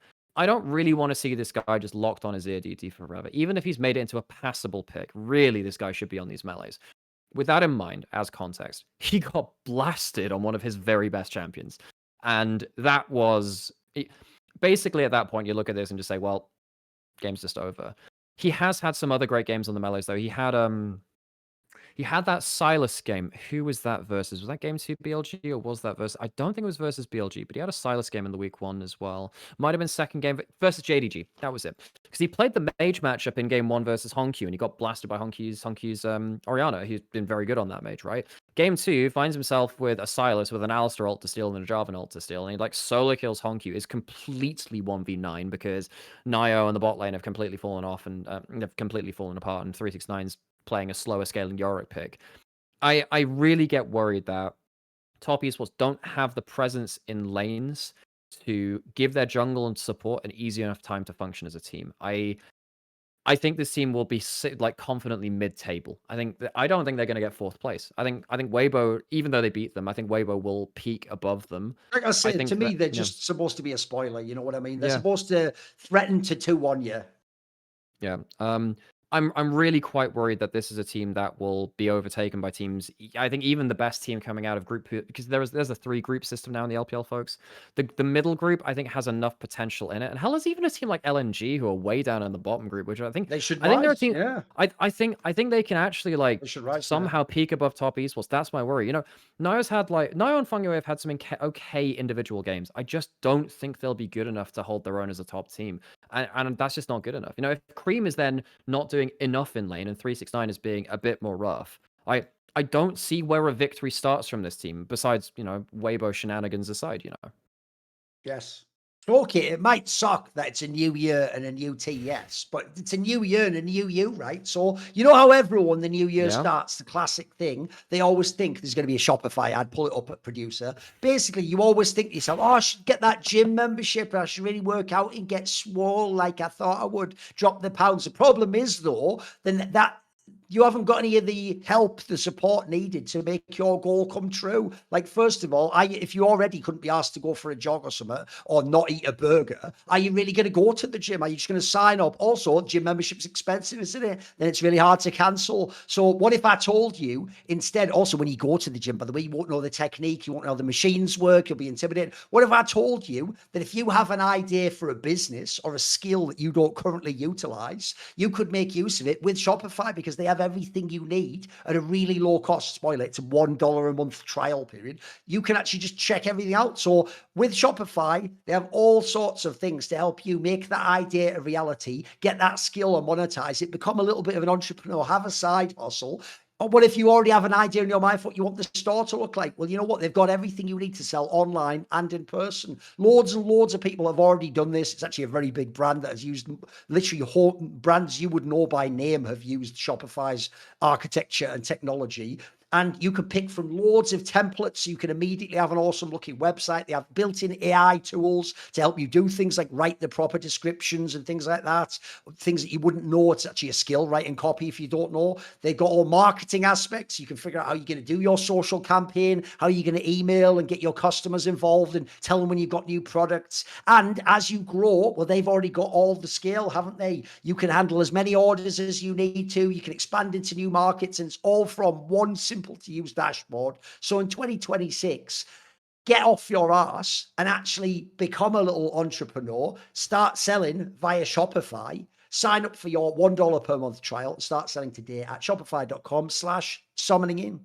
You guessed it, summoning. Go to shopify.com/summoning. That's right. There's an echo in here. Shopify.com/summoning. Hear your first ching this year with Shopify by your side. Okay, let's do a little break and then come back and then answer some questions. Sounds great to me. Right, we are back for the famed final segment of the show, which is, of course, viewer questions, where you, the viewer, can potentially ask us a question. I say potentially because, one, you'd have to be a subscriber to the Last Free Nation Discord. If you did that, then you would unlock the channel where you could ask a question. And then two, you'd have to be lucky enough for me to select your question. So make it interesting, make it not something. If you're going to meme, by the way, be like that. I think it's like architect of Korean esports based show. You have to be really good if you're going to meme and have me read the question. Otherwise, because the problem is, if there isn't a question behind it too, I'm probably not going to read it. That's to be funny. And spoiler, despite what everyone on the internet might think, a lot of you aren't funny. You're just repeating memes, aren't you? So be good, or just make a really interesting question. And the segment is also called Bully the Viewer segment as well. Definitely is. Definitely, mate. Listen, I allow them in, but I make them understand you're in my fucking gaff now. I'm the daddy. Yeah, exactly. I'm not like, oh, sir, what can I get you next? Like, anyway, so terms and conditions apply. Let's go. And as usual, if you don't want us to read your names, I don't even know why I say that. Everyone does. About one person ever said, don't read my name. The rest of them are like, blast me, daddy, blast. Like, just all, they're all masochists too. So I will now select questions from the channel. Here's one. Big boy. This is I like the way this is phrased. This is our fans, mate. Big boy says, what is your least favorite European city and why? So Namera, not what's good, or, you know, what do you hate? Where do you hate? What didn't you like? What haven't you enjoyed in Europe? Least favorite? Well, the thing is, if it's my least favorite, I've either got to have had like an actively bad experience there, or just don't remember it. I'm trying to. Have I had a bad experience? In that case, you can't say Berlin, because you definitely remember all your time in Berlin, mate. I tell you, I did struggle with Berlin for a while. I did because look, okay, I'll say Berlin in winter is shit. It's really bad. A lot of the like, I'm not a party person anyway, but a lot of the stuff just stops. And unlike a lot of other cities, once it gets into winter, just like everything goes grey. There's no green anywhere. Because yeah, a lot of the grass and the leaves just completely die. It's really, really cold. And just The nothing's trees happening. look like you're on fucking Mars or something, don't they? They have no Yeah. leaves on them at all. They're just bare. Yeah, and you get just so little sunlight a day. So I have to say, Berlin in winter is really, really shit. I'm not a fan of it. It's balanced out by the fact that actually Berlin in summer is great. You know, there's a really load of cool stuff you can do around the parks. There's a lot of like, by the way, if you ever go to Berlin, try doing the outdoor cinemas. Like I watched 28 Years Later, like basically where the train tracks are going in the background is projected onto a brick wall. Really, really fucking cool. And part of what makes winter worse is that I know I can't do that in winter because all that shit's shut down. So probably Berlin, specifically in winter, maybe my least favorite European city. Look, for me, this is a fucking smorgasbord of a question, isn't it? I could go so many ways. I've got the persona where I can say it, but you know what? I'm gonna invoke double jeopardy rules. Right. Which is, or was it like indemnity or whatever? Which is, if I've already been cancelled for saying Katowice and Poland is shit, then I may as well just lean into it because at this point that ship's already sailed, doesn't it? One, the reason why I don't like it is because I went there and then I never got to work at the event. That's a bit of a bummer. You arrive right. there, never even get to do a game. Oh god. And then yeah. secondly, when I got cancelled, because I didn't get cancelled before I went to the event, I was just holed up in a hotel room for the whole week. And then Peter, because it's also, by the way, this is like 11 years ago. This is before everyone had loads of money. So back then, I also looked, and if you wanted to like emergency get a flight home, it was about 3 times more, bro. So I was like, I may as well wait it out for like 3 days and just go home normally. But as a result, because back then people weren't used to like cancellation shit, I probably got like 1,000 messages of people like, I kill you, I rape you, where are you? Tell me what your hotel is. And all like, fuck, you know. So you know what? Wow. As a result, I think I've earned it. Can't think it fucking sucks. And also, I wasn't wrong. I've been to like Krakow or whatever. Warsaw, those are real cities with like, you know, fucking beautiful things. Kind of I really enjoyed like an Krakow, industrial actually. area with like a fucking salt mine next to it. That's what it's all about. In fact, the joke is the reason they had esports there is because it's not a famous place, so they can get a deal from the city to get that arena. It's why it's only this year that ESL's moved out of Katowice. They're moving to Krakow finally because it's actually like a step up in the world. That's the only place in Poland I've actually been. I went to Krakow I went there for 2016 European Summer Finals actually, and I like stayed on the Old Town for a place that was dirt cheap. The only annoying thing is, I say annoying thing, characterful thing. There's like a bugler that goes around the town square every hour, like on the hour, and at our corner they would reach there at 4 minutes past the hour. I knew that because I was awake at 3 fucking a.m. 4 minutes past the hour, getting woken up with a damn trumpeter. But it was still a really good time. Everything was like really cheap out there in terms of staying there. It was a really good experience. So yeah, Krakow, it's a great place. Then we will go with. Okay, I'll be interested to see how you answer this. So it's hard to pronounce this guy's name. Like Jirotaku says one of the main arguments against double a limb is that side selection isn't enough of an advantage. He means like for the final. Right, Would we talked about this last 2 week. or 3 games of side selection be too OP, or is that like a middle ground? Essentially, is there a way to find a balance for you in that sense? Well, the problem with that is it actually depends on meta, and like, can you really design a format based on meta? Where side select is more important or less important. Sometimes side select is just sometimes one game of side select can win you a series. Famously, MSI 22 was kind of like that, right? Where I think it was, unfortunately, they got to play 3 games of the blue side. You know, sometimes the meta will just say, look, side select's too OP. That's one of the things they're trying to fix with this separating first pick and side select thing out, which, by the way, I don't. Well, actually, no. I think it has been somewhat impactful because I think blue side's actually been winning more than first pick, which is actually very interesting. In its own way, in some regions anyway. Giving more side selects. I mean, that's basically what happens if you're in a series anyway, right? If you give losers side choice, you will give extra side choice to the team. Which, well, if it goes game, the winning team will still have 1 extra game of side select. Getting a second one. I mean, the way that Kire suggested this, which is effectively you get a game of side and first pick selection if you have this system. Maybe that helps. I also don't really see how. I don't see how double elimination factors into this because wouldn't this be the case for Doesn't this just work into any? Because doesn't that basically mean that in a single elimination, it's tilted into just an arbitrary team's favor based on in semi-finals because it has to be a coin flip, finals as well because you have to coin flip for side select. Doesn't it make it more fair? Actually, if there's a difference in side select, I'd say that single elimination is worse for that when it comes around to the even matchups where there's no upper bracket determine who gets an advantage. Right, here's a question. It's a bit of an abstract one, but let's try. Nadnub says, watching other sports / esports, why doesn't League of Legends esports have a rating mechanic? So, for example, in the NFL, they have a thing called QBR, quarterback rating, that rates Right. all the throws you did and basically how well you played from it. I can tell you in Counter-Strike, we have the HLTV rating, which is like an advanced stat that Yes, takes I've into seen account that. kills. And then also in Valorant, I forget what it's called, but they have one there as well that does it as well. So is there a reason why, he says, would it not work due to snowballing and golden XP, right? I don't know what you think about this. Why isn't there some sort of a superstar? What do you think? Well, the existence of champions like Senna just completely screw with stats like that. I think there's a Oh, kernel it's at the called core of ACS in Valorant. There you go. Yeah. There's a kernel at the core of this which I agree with, which is why isn't there more statistical analysis of League of Legends? Because I come from a physics background, and I did a stats physics module. I've done my time trying to actually manipulate data in a way which is interesting. Just giving raw numbers isn't enough to give you an actual picture. You need to be able to put it through something like a null hypothesis and say, actually, yes or no, is there a correlation between XYZ things? And that's just not something which is publicly talked about. It's not something which is publicly popular at all, of course. And I think that's something which needs to be looked at. I think there are some stats which have been trialed by broadcast more recently which help with that. So for instance, one thing which I really like is something like counter pick rate. Counter pick rate is a really important Okay, one because that's it a tells me banger. who's getting draft resources. So guys, I tried my hardest to try and make that work on broadcast. So for instance, when Vitality had Alfari as top laner, I was talking about how he was the lowest counter pick top laner in the league. He was always blind picking and still being ahead in lane.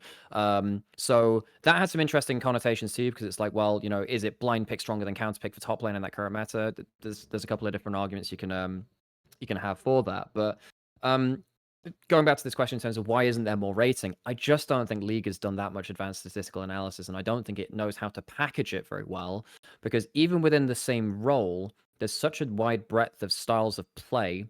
I don't know whether people have had a hard enough crack at figuring out what actually statistically matters between those two roles. End of the day, if you're playing a quarterback, you're doing what a quarterback does. You're not suddenly changing the complete style of your gameplay in a way that a mid laner playing Galio compared to Yone compared to Orianna plays or something, or Akali, right? Some champions give up gold, some people take more gold. For instance, there have been points where people give up resources and they're very, very efficient with them, and that's very interesting. I agree with the heart of the point that there should be some extra kind of analysis done in a numerical way. I think there are some ways which has not been explored very much, but I don't think a rating is very easy applied to League when there's too much breadth of styles within a role.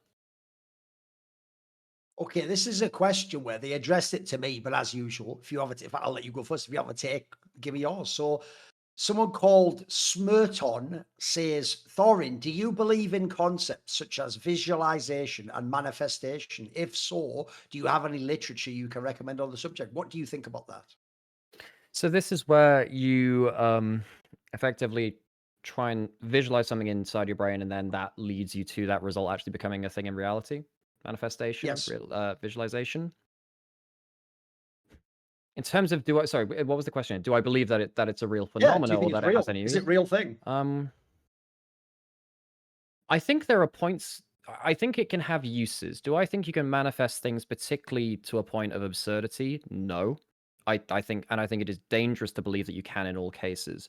Do I think it is important to be able to see your way to situations which you want to achieve or want to be a part of? Yes. And that is actually something which is because if you're actually unable to do that in a realistic way, sometimes that can be a really important learning too, in terms of actually, I can't see myself doing this. I can't see myself achieving something or being in a certain situation or whatever. The easy ones are could you see yourself being a CEO of a company in 10 years or seeing yourself being a pro player in 5 years? And actually, what would that look like? How would you go through those steps? And because actually there's a core of pragmatism in there, even if it's idealized, there's a core of pragmatism. But there are limits to where I don't think it's. And I'm not that I've read literature on this. I haven't read literature on this. This is more like me kind of going from, I suppose, first principles or whatever. I think it can actually be somewhat dangerous to lead yourself to believe that you can because the end result of that is if I manifest hard enough or well enough, I can do anything. Now, there is a power in saying I can do things beyond what I expected of myself, but also leading yourself into like absurd results where actually you're setting yourself up to fail can actually be very dangerous. But I mean, plenty of people visualize many things. I mean, it's part of the way that some people get over stage fright. It's some of the ways that people deal with anxiety. Yeah, dealing with things internally like that can show you routes which you didn't necessarily think you'd be able to do in the moment. So I think there is use, but I think there is a logical end limit to it. Right, to me, first of all, visualization almost certainly is a thing. Yeah. I mean, that is something that's even scientifically been shown many times over in studies. I'll give you an example. One of the maddest ones ever is there have been a bunch of studies that have taken things that are like very simple and replicable, like doing a free throw in basketball where no one's guarding you. You just stand on the same line every time. It's the same distance to the hoop. Your arm is still at the same length, and most people use the same form. And what they actually found was if you got a group that would practice doing free throws, and a group that would do no free throws and no visualization, and a group that would do no free throws but visualize doing free throws, the group that did no visualization but no free throws still improved in their numbers overall when they then did the free throws afterwards, to an extent that wasn't that far off the people actually doing the practice. So what I would say is this, is there's a very simple way to understand this concept. In the same way as when you are practicing something, you are physically practicing it. So you are physically getting the mechanics of it down. You are also simultaneously mentally practicing it, because think about it, when you go to do something, right? Let's be real. If you think about it on the most basic level, you don't with your like voice that you vocalize using your vocal cords. But when you go to do something, part of your body says, do that thing. And then your body moves and does it. Like in a way, we all do telekinesis. Our brain makes our body move, doesn't it? It's one of the miracles of life. That's the most incredible thing. It's why actually, if you go back hundreds and hundreds of years, some people didn't believe there was a soul, a mind. Some people thought maybe we're automatons and we don't know this is just something, that thing that happens, and we just having a hallucination that we're in control of it all, and we're not. That's why some people, if you notice, a lot of old religious philosophies of the world were things like predeterminism, the idea that actually you think you have control of things, but you don't know. You're just watching a movie and it always has to end the same way, with the bad guy losing and the good guy winning. You know what I mean? So the problem here is, as you say, does that mean that you can just think something only and then manifest it into reality? The most famous example ever, because it was kind of a snake oil approach, was obviously that book about 20 years ago called The Secret, wasn't it? Where it did, like you're saying, encourage essentially wine moms to, instead of doing something about their life, just make a vision board, look at it and have, you know, the nice SUV and the beach house and the honky guy. And they thought if they just put that on there and do nothing else, it will be attracted to them from the universe. The problem people won't know is this. I've always said this about any kind of a scam or fraud in any kind of like a psychic or occult area. The reason those people, ironically, actually go to those areas is because there is some grain of truth there that they see works. So what they do is they go, oh, wait a minute, since there is something here, hence it's going to be attractive to people, I'll just get between you and the guy who knows how to do it for real, and I'll just sell you some bullshit version like, hey, this will get you rich quick, or this, you don't even have to do anything for man. No, if you ever actually see any religious tradition or actually any occult or alchemical tradition, their concept was, again, that you're simultaneously doing physical processes and mental ones. One of the things people might not know about alchemy, for example, is the idea that it was both a literal science, it's what became chemistry, of can you change metals to each other by heating them and doing different chemical processes with different glass beakers and stuff, but also it was the idea it was a spiritual process of transforming yourself into some higher thing representative of gold and silver and that was the reason that alchemy was like somewhat taboo. It wasn't actually the physical side. Of course, it was a threat to the church. Absolutely. Yeah, that's why the church persecuted. Think about it. If he was just doing chemistry, why the fuck would they care? They want. If you don't know, by the way, guys, if you know the history, the church has done loads of science stuff. They made the fucking beer and stuff. If you don't know the abbeys in England, etc. Some of the things people might not know. So what? One of the funniest examples of that is a lot of people put up Galileo as a guy that's like, oh, he shut down the church. No, he wasn't shut down by the church because of science or whatever. It's because he had written a book and he was like slagging off the Pope in the first page of his book. That's why he did it. Yeah. I mean, the joke is in the modern day, the church has accepted all of his teachings anyway, so they couldn't be that Yeah. antithetical, could they? And also, if you don't know, the church themselves actually came up with, it was actually a Jesuit guy, came up with the idea of the Big Bang. Like, so again, that's a total misnomer. But the point I would make is this. The reason why it doesn't work if you just do the vision board and sit there and do nothing. I mean, if you do the vision board, by the way, I don't even know if you're actually even looking at it each day and thinking about it and then planning how you'd make those things up. The key thing with this is any kind of mental process is you want to mentally do it, because here's what's good about mental processes. It's why movies and propaganda are dangerous, because when you think certain ideas and you imagine certain ideas, it does make it more likely you might act out on that in real life, or you might already think you know how it would go. How many people do we know in real life? We all do it. Where we all think we know how like law works from watching fucking stupid movies. We all think we have an idea of what a doctor does because we've seen a million fucking doctor procedurals where he goes, it's not lupus. You know, like we've all seen that shit. But we've actually, in very few cases, ever been in reality. So, but you can already see how it could make you think you do. So what I would say is this. There's a great line actually by the famous occultist Aleister Crowley, where when someone said to him about how does magic work, he said the most, if you wanted to open a door, the most powerful magical act would be to just walk over and open, turn the handle.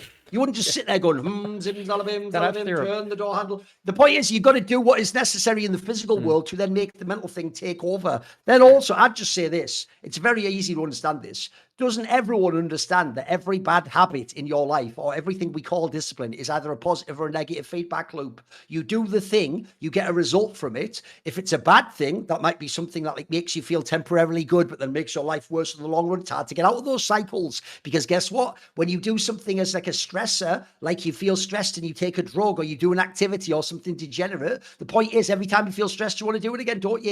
Even if the second you finish, the next day you go, that's the end of that for me. I've got to start my life. But the problem is when the initial thing comes along, you do it again. So in the same way as you can have negative versions of that, I'd say some of this is positive versions of it. It's the idea of thinking in advance. Who do you want to be? How would I get to that point? And then lastly, I'll just say I actually did a video on my channel a little bit like this, where it was about a concept called inversion theory. And it's the idea that this guy who was a billionaire, he was called Charlie Munger. He was the investment partner of Warren Buffett. His whole technique to get rich is he didn't think like hopium, like what stock might be really mega and good that no one's thought of. He would do the opposite. What he would first do in every scenario is he would think, what is the best way to fuck myself up investing? Like what would ruin me completely? Because if I think that through and I visualize what I would do in those scenarios, I won't make the bad decisions. And by removing a lot of bad decisions, then I open up the world where I've got more chances to succeed from good things. It's actually also what I make the point in this video. One of the best coaches ever in the NFL, the guy who won all the championships with the Patriots. What's bizarre is a lot of coaches, even to this day, think I've got to be positive. So they focus on all the things that we're good at as a team. And they just say, essentially, they're visualizing, imagine all the best things happening. What he would do was he would prepare for the worst. So what he would do is he'd have you visualize the worst thing happening, but then how you'd get out of it, what you'd do to counter that, or how to not get into that situation. So again, I think all of this is actually, this is the real secret to almost everything great in life, is it's not a secret. It's actually something built in that you already do and already is part of your life. You just have to engage with the technique and the process. So I like the question, but anyway, I don't really have any like, I'll tell you one I could actually. The guy who just died recently, the Dilbert cartoonist, Scott Adams, people might not know, as well as being a cartoonist, he also was a trained hypnotist. So actually, if you ever read his books, some of them are biographical, some are about like politics and stuff. That's one of the core concepts of how he was seeing the world, was through the idea of how do the things we think and the way we see the world affect what we then do in the world. So I'd say that's an interesting angle. Aside from that, though, again, when people say literature, bro, they do want me to just tell them like, this is just secret tome, and if you read page 17, you bro, if that was real, you'd already know about it. It's more like, I think you just take these things from here and there and you apply them yourself, and what works for you might not totally work for someone else, you know. Okay. Here is a good one, right? This is one where we're not going to go too bonkers with it, right? In Counter-Strike, we don't even have this anymore, but up until a certain point in time, at the majors that Valve used to support, they used to do a cool thing where if an iconic play happened at the major, they would actually, on that map, put a graffiti on a wall nearby that play. that was like an icon that represents. So famously, when Cold Zero did that jumping no scope with all the thing, there was like an AWP with wings on it next to it. When Simple did a falling no scope, there was like him dropping down with an AWP. When Goldmeister diffused in a Molotov and died, but diffused and won the round, there was like a man burning with like wings on him inside of a fucking Molotov. And the point is, they don't even do it anymore. Sadly, they actually quit about fucking 8 years ago. But the point is, it was a cool way to sort of commemorate the most legendary things. And because it was on the map, every time you played that map, you'd see that. Look, eventually you just go, whatever, just keep playing again. But when you first saw it, you go, oh yeah, that's that cool thing. So what he wants to know is, if they did something like that in League, what would be, he phrased it best, because again, he could do a fucking 1 hour segment on this, but he goes, what would be the strong candidates for the first ones to add? So if you were going to add something iconic, like think of an iconic player here, what are the first ones that would come to your mind, Namira? Well, you gotta choose a faker player in there somewhere, right? So it's either probably either the Z versus Z outplay outside of mid lane base gate, mid lane inhibitor, either that faker. What was that? Or it would be the faker shuffle, from Worlds 23, one of those ones. I don't know what you do for it, but yeah, it would probably be commemorating one of those. Other ones which spring to mind is the Prey Ash Arrow. The Prey Ash Arrow is just so legendary, and that is still one of my very, very favorite plays of all time. Those are the three which spring to mind immediately. By the way, I'll give you an example of what you would do from Counter-Strike if you did that. Like, what you would do, that'd be an easy one, the faker one, essentially the Azir sweep. What you would do is you'd put like a fucking, like a brush or something going across mid lane, and maybe put like faker on it or something like that, something silly like that on the side, you know. I'll give you an obvious one that you could do. Expect here. Yeah, very true. There's a classic one, iconic. You could just have like a little like broken door handle on the floor or something. Yeah. That'd be really cool. Yeah. God, one of the many SOAS teleports. Would it be really cruel to put the speaker 9-man sleep from TSM? Yeah. Another mid lane site one. Yeah. On that brush, wasn't it? Yeah. Damn, how many iconic plays are there? Because the thing is, it would just end up being a T1 montage. I've got to think of the ones which just aren't that as well. Like obviously, like Ruler's onto Faker from 2017 Worlds Finals, right? The one which ended the series. That's probably a good one. There's a billion you could put around. Oh, I've got one obvious one for you. I would do one where it's just a big sword knocking up a G2 logo, the Shy.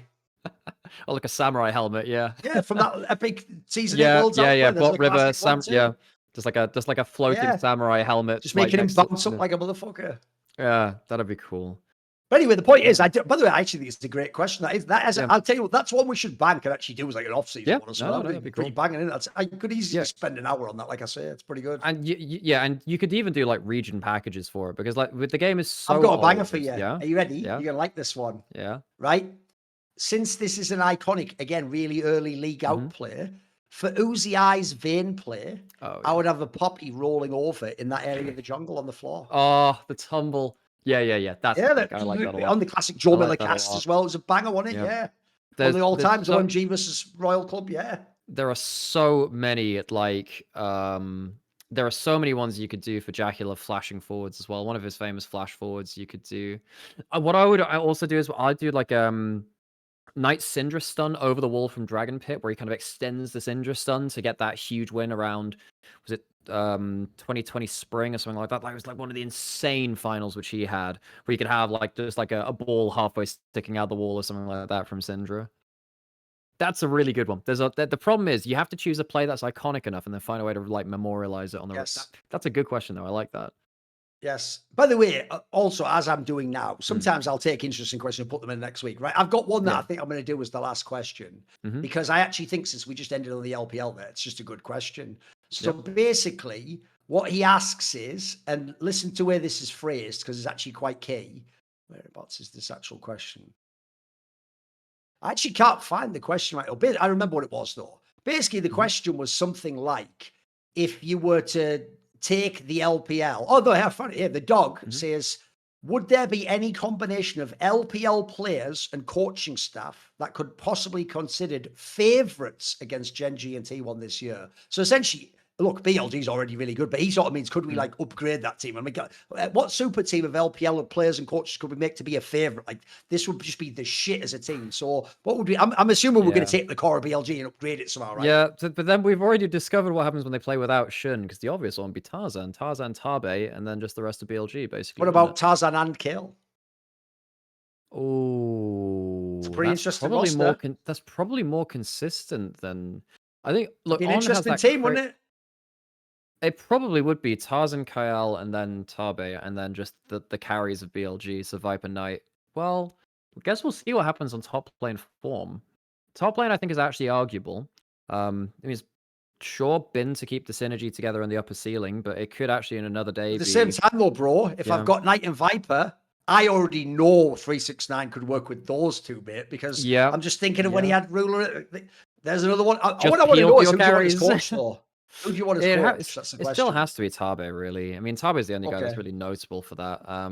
Yeah, it would still have to be him. And Tabe has said he always did want to coach Knight, and he's not had the chance to yet, so it's a big thing. He's coached about every other bloody team as well. Yeah, that's the thing. He's somehow avoided. The problem is basically so. One thing that people say, oh, it's the roster, it's the salary cap doesn't actually apply to coaches. It's just effectively whenever teams are throwing such large amounts of money at rosters, somehow it's just Knight's gone the other way, or Tabe's gone the other way. Oh, it's crazy. I'd really like to see him with that one day, see them together, but I don't know. No time soon, I suppose. That's going to be all the questions for this week. As I say, I'll still bring some of them. I'll necroll them next week. And you can ask a question now in advance of next week. Maybe you even get a sense of what sorts of questions we like to answer. Some are esports, some are esports. Anyway, I am esports. This is the end of this episode of Summoning and See you next week.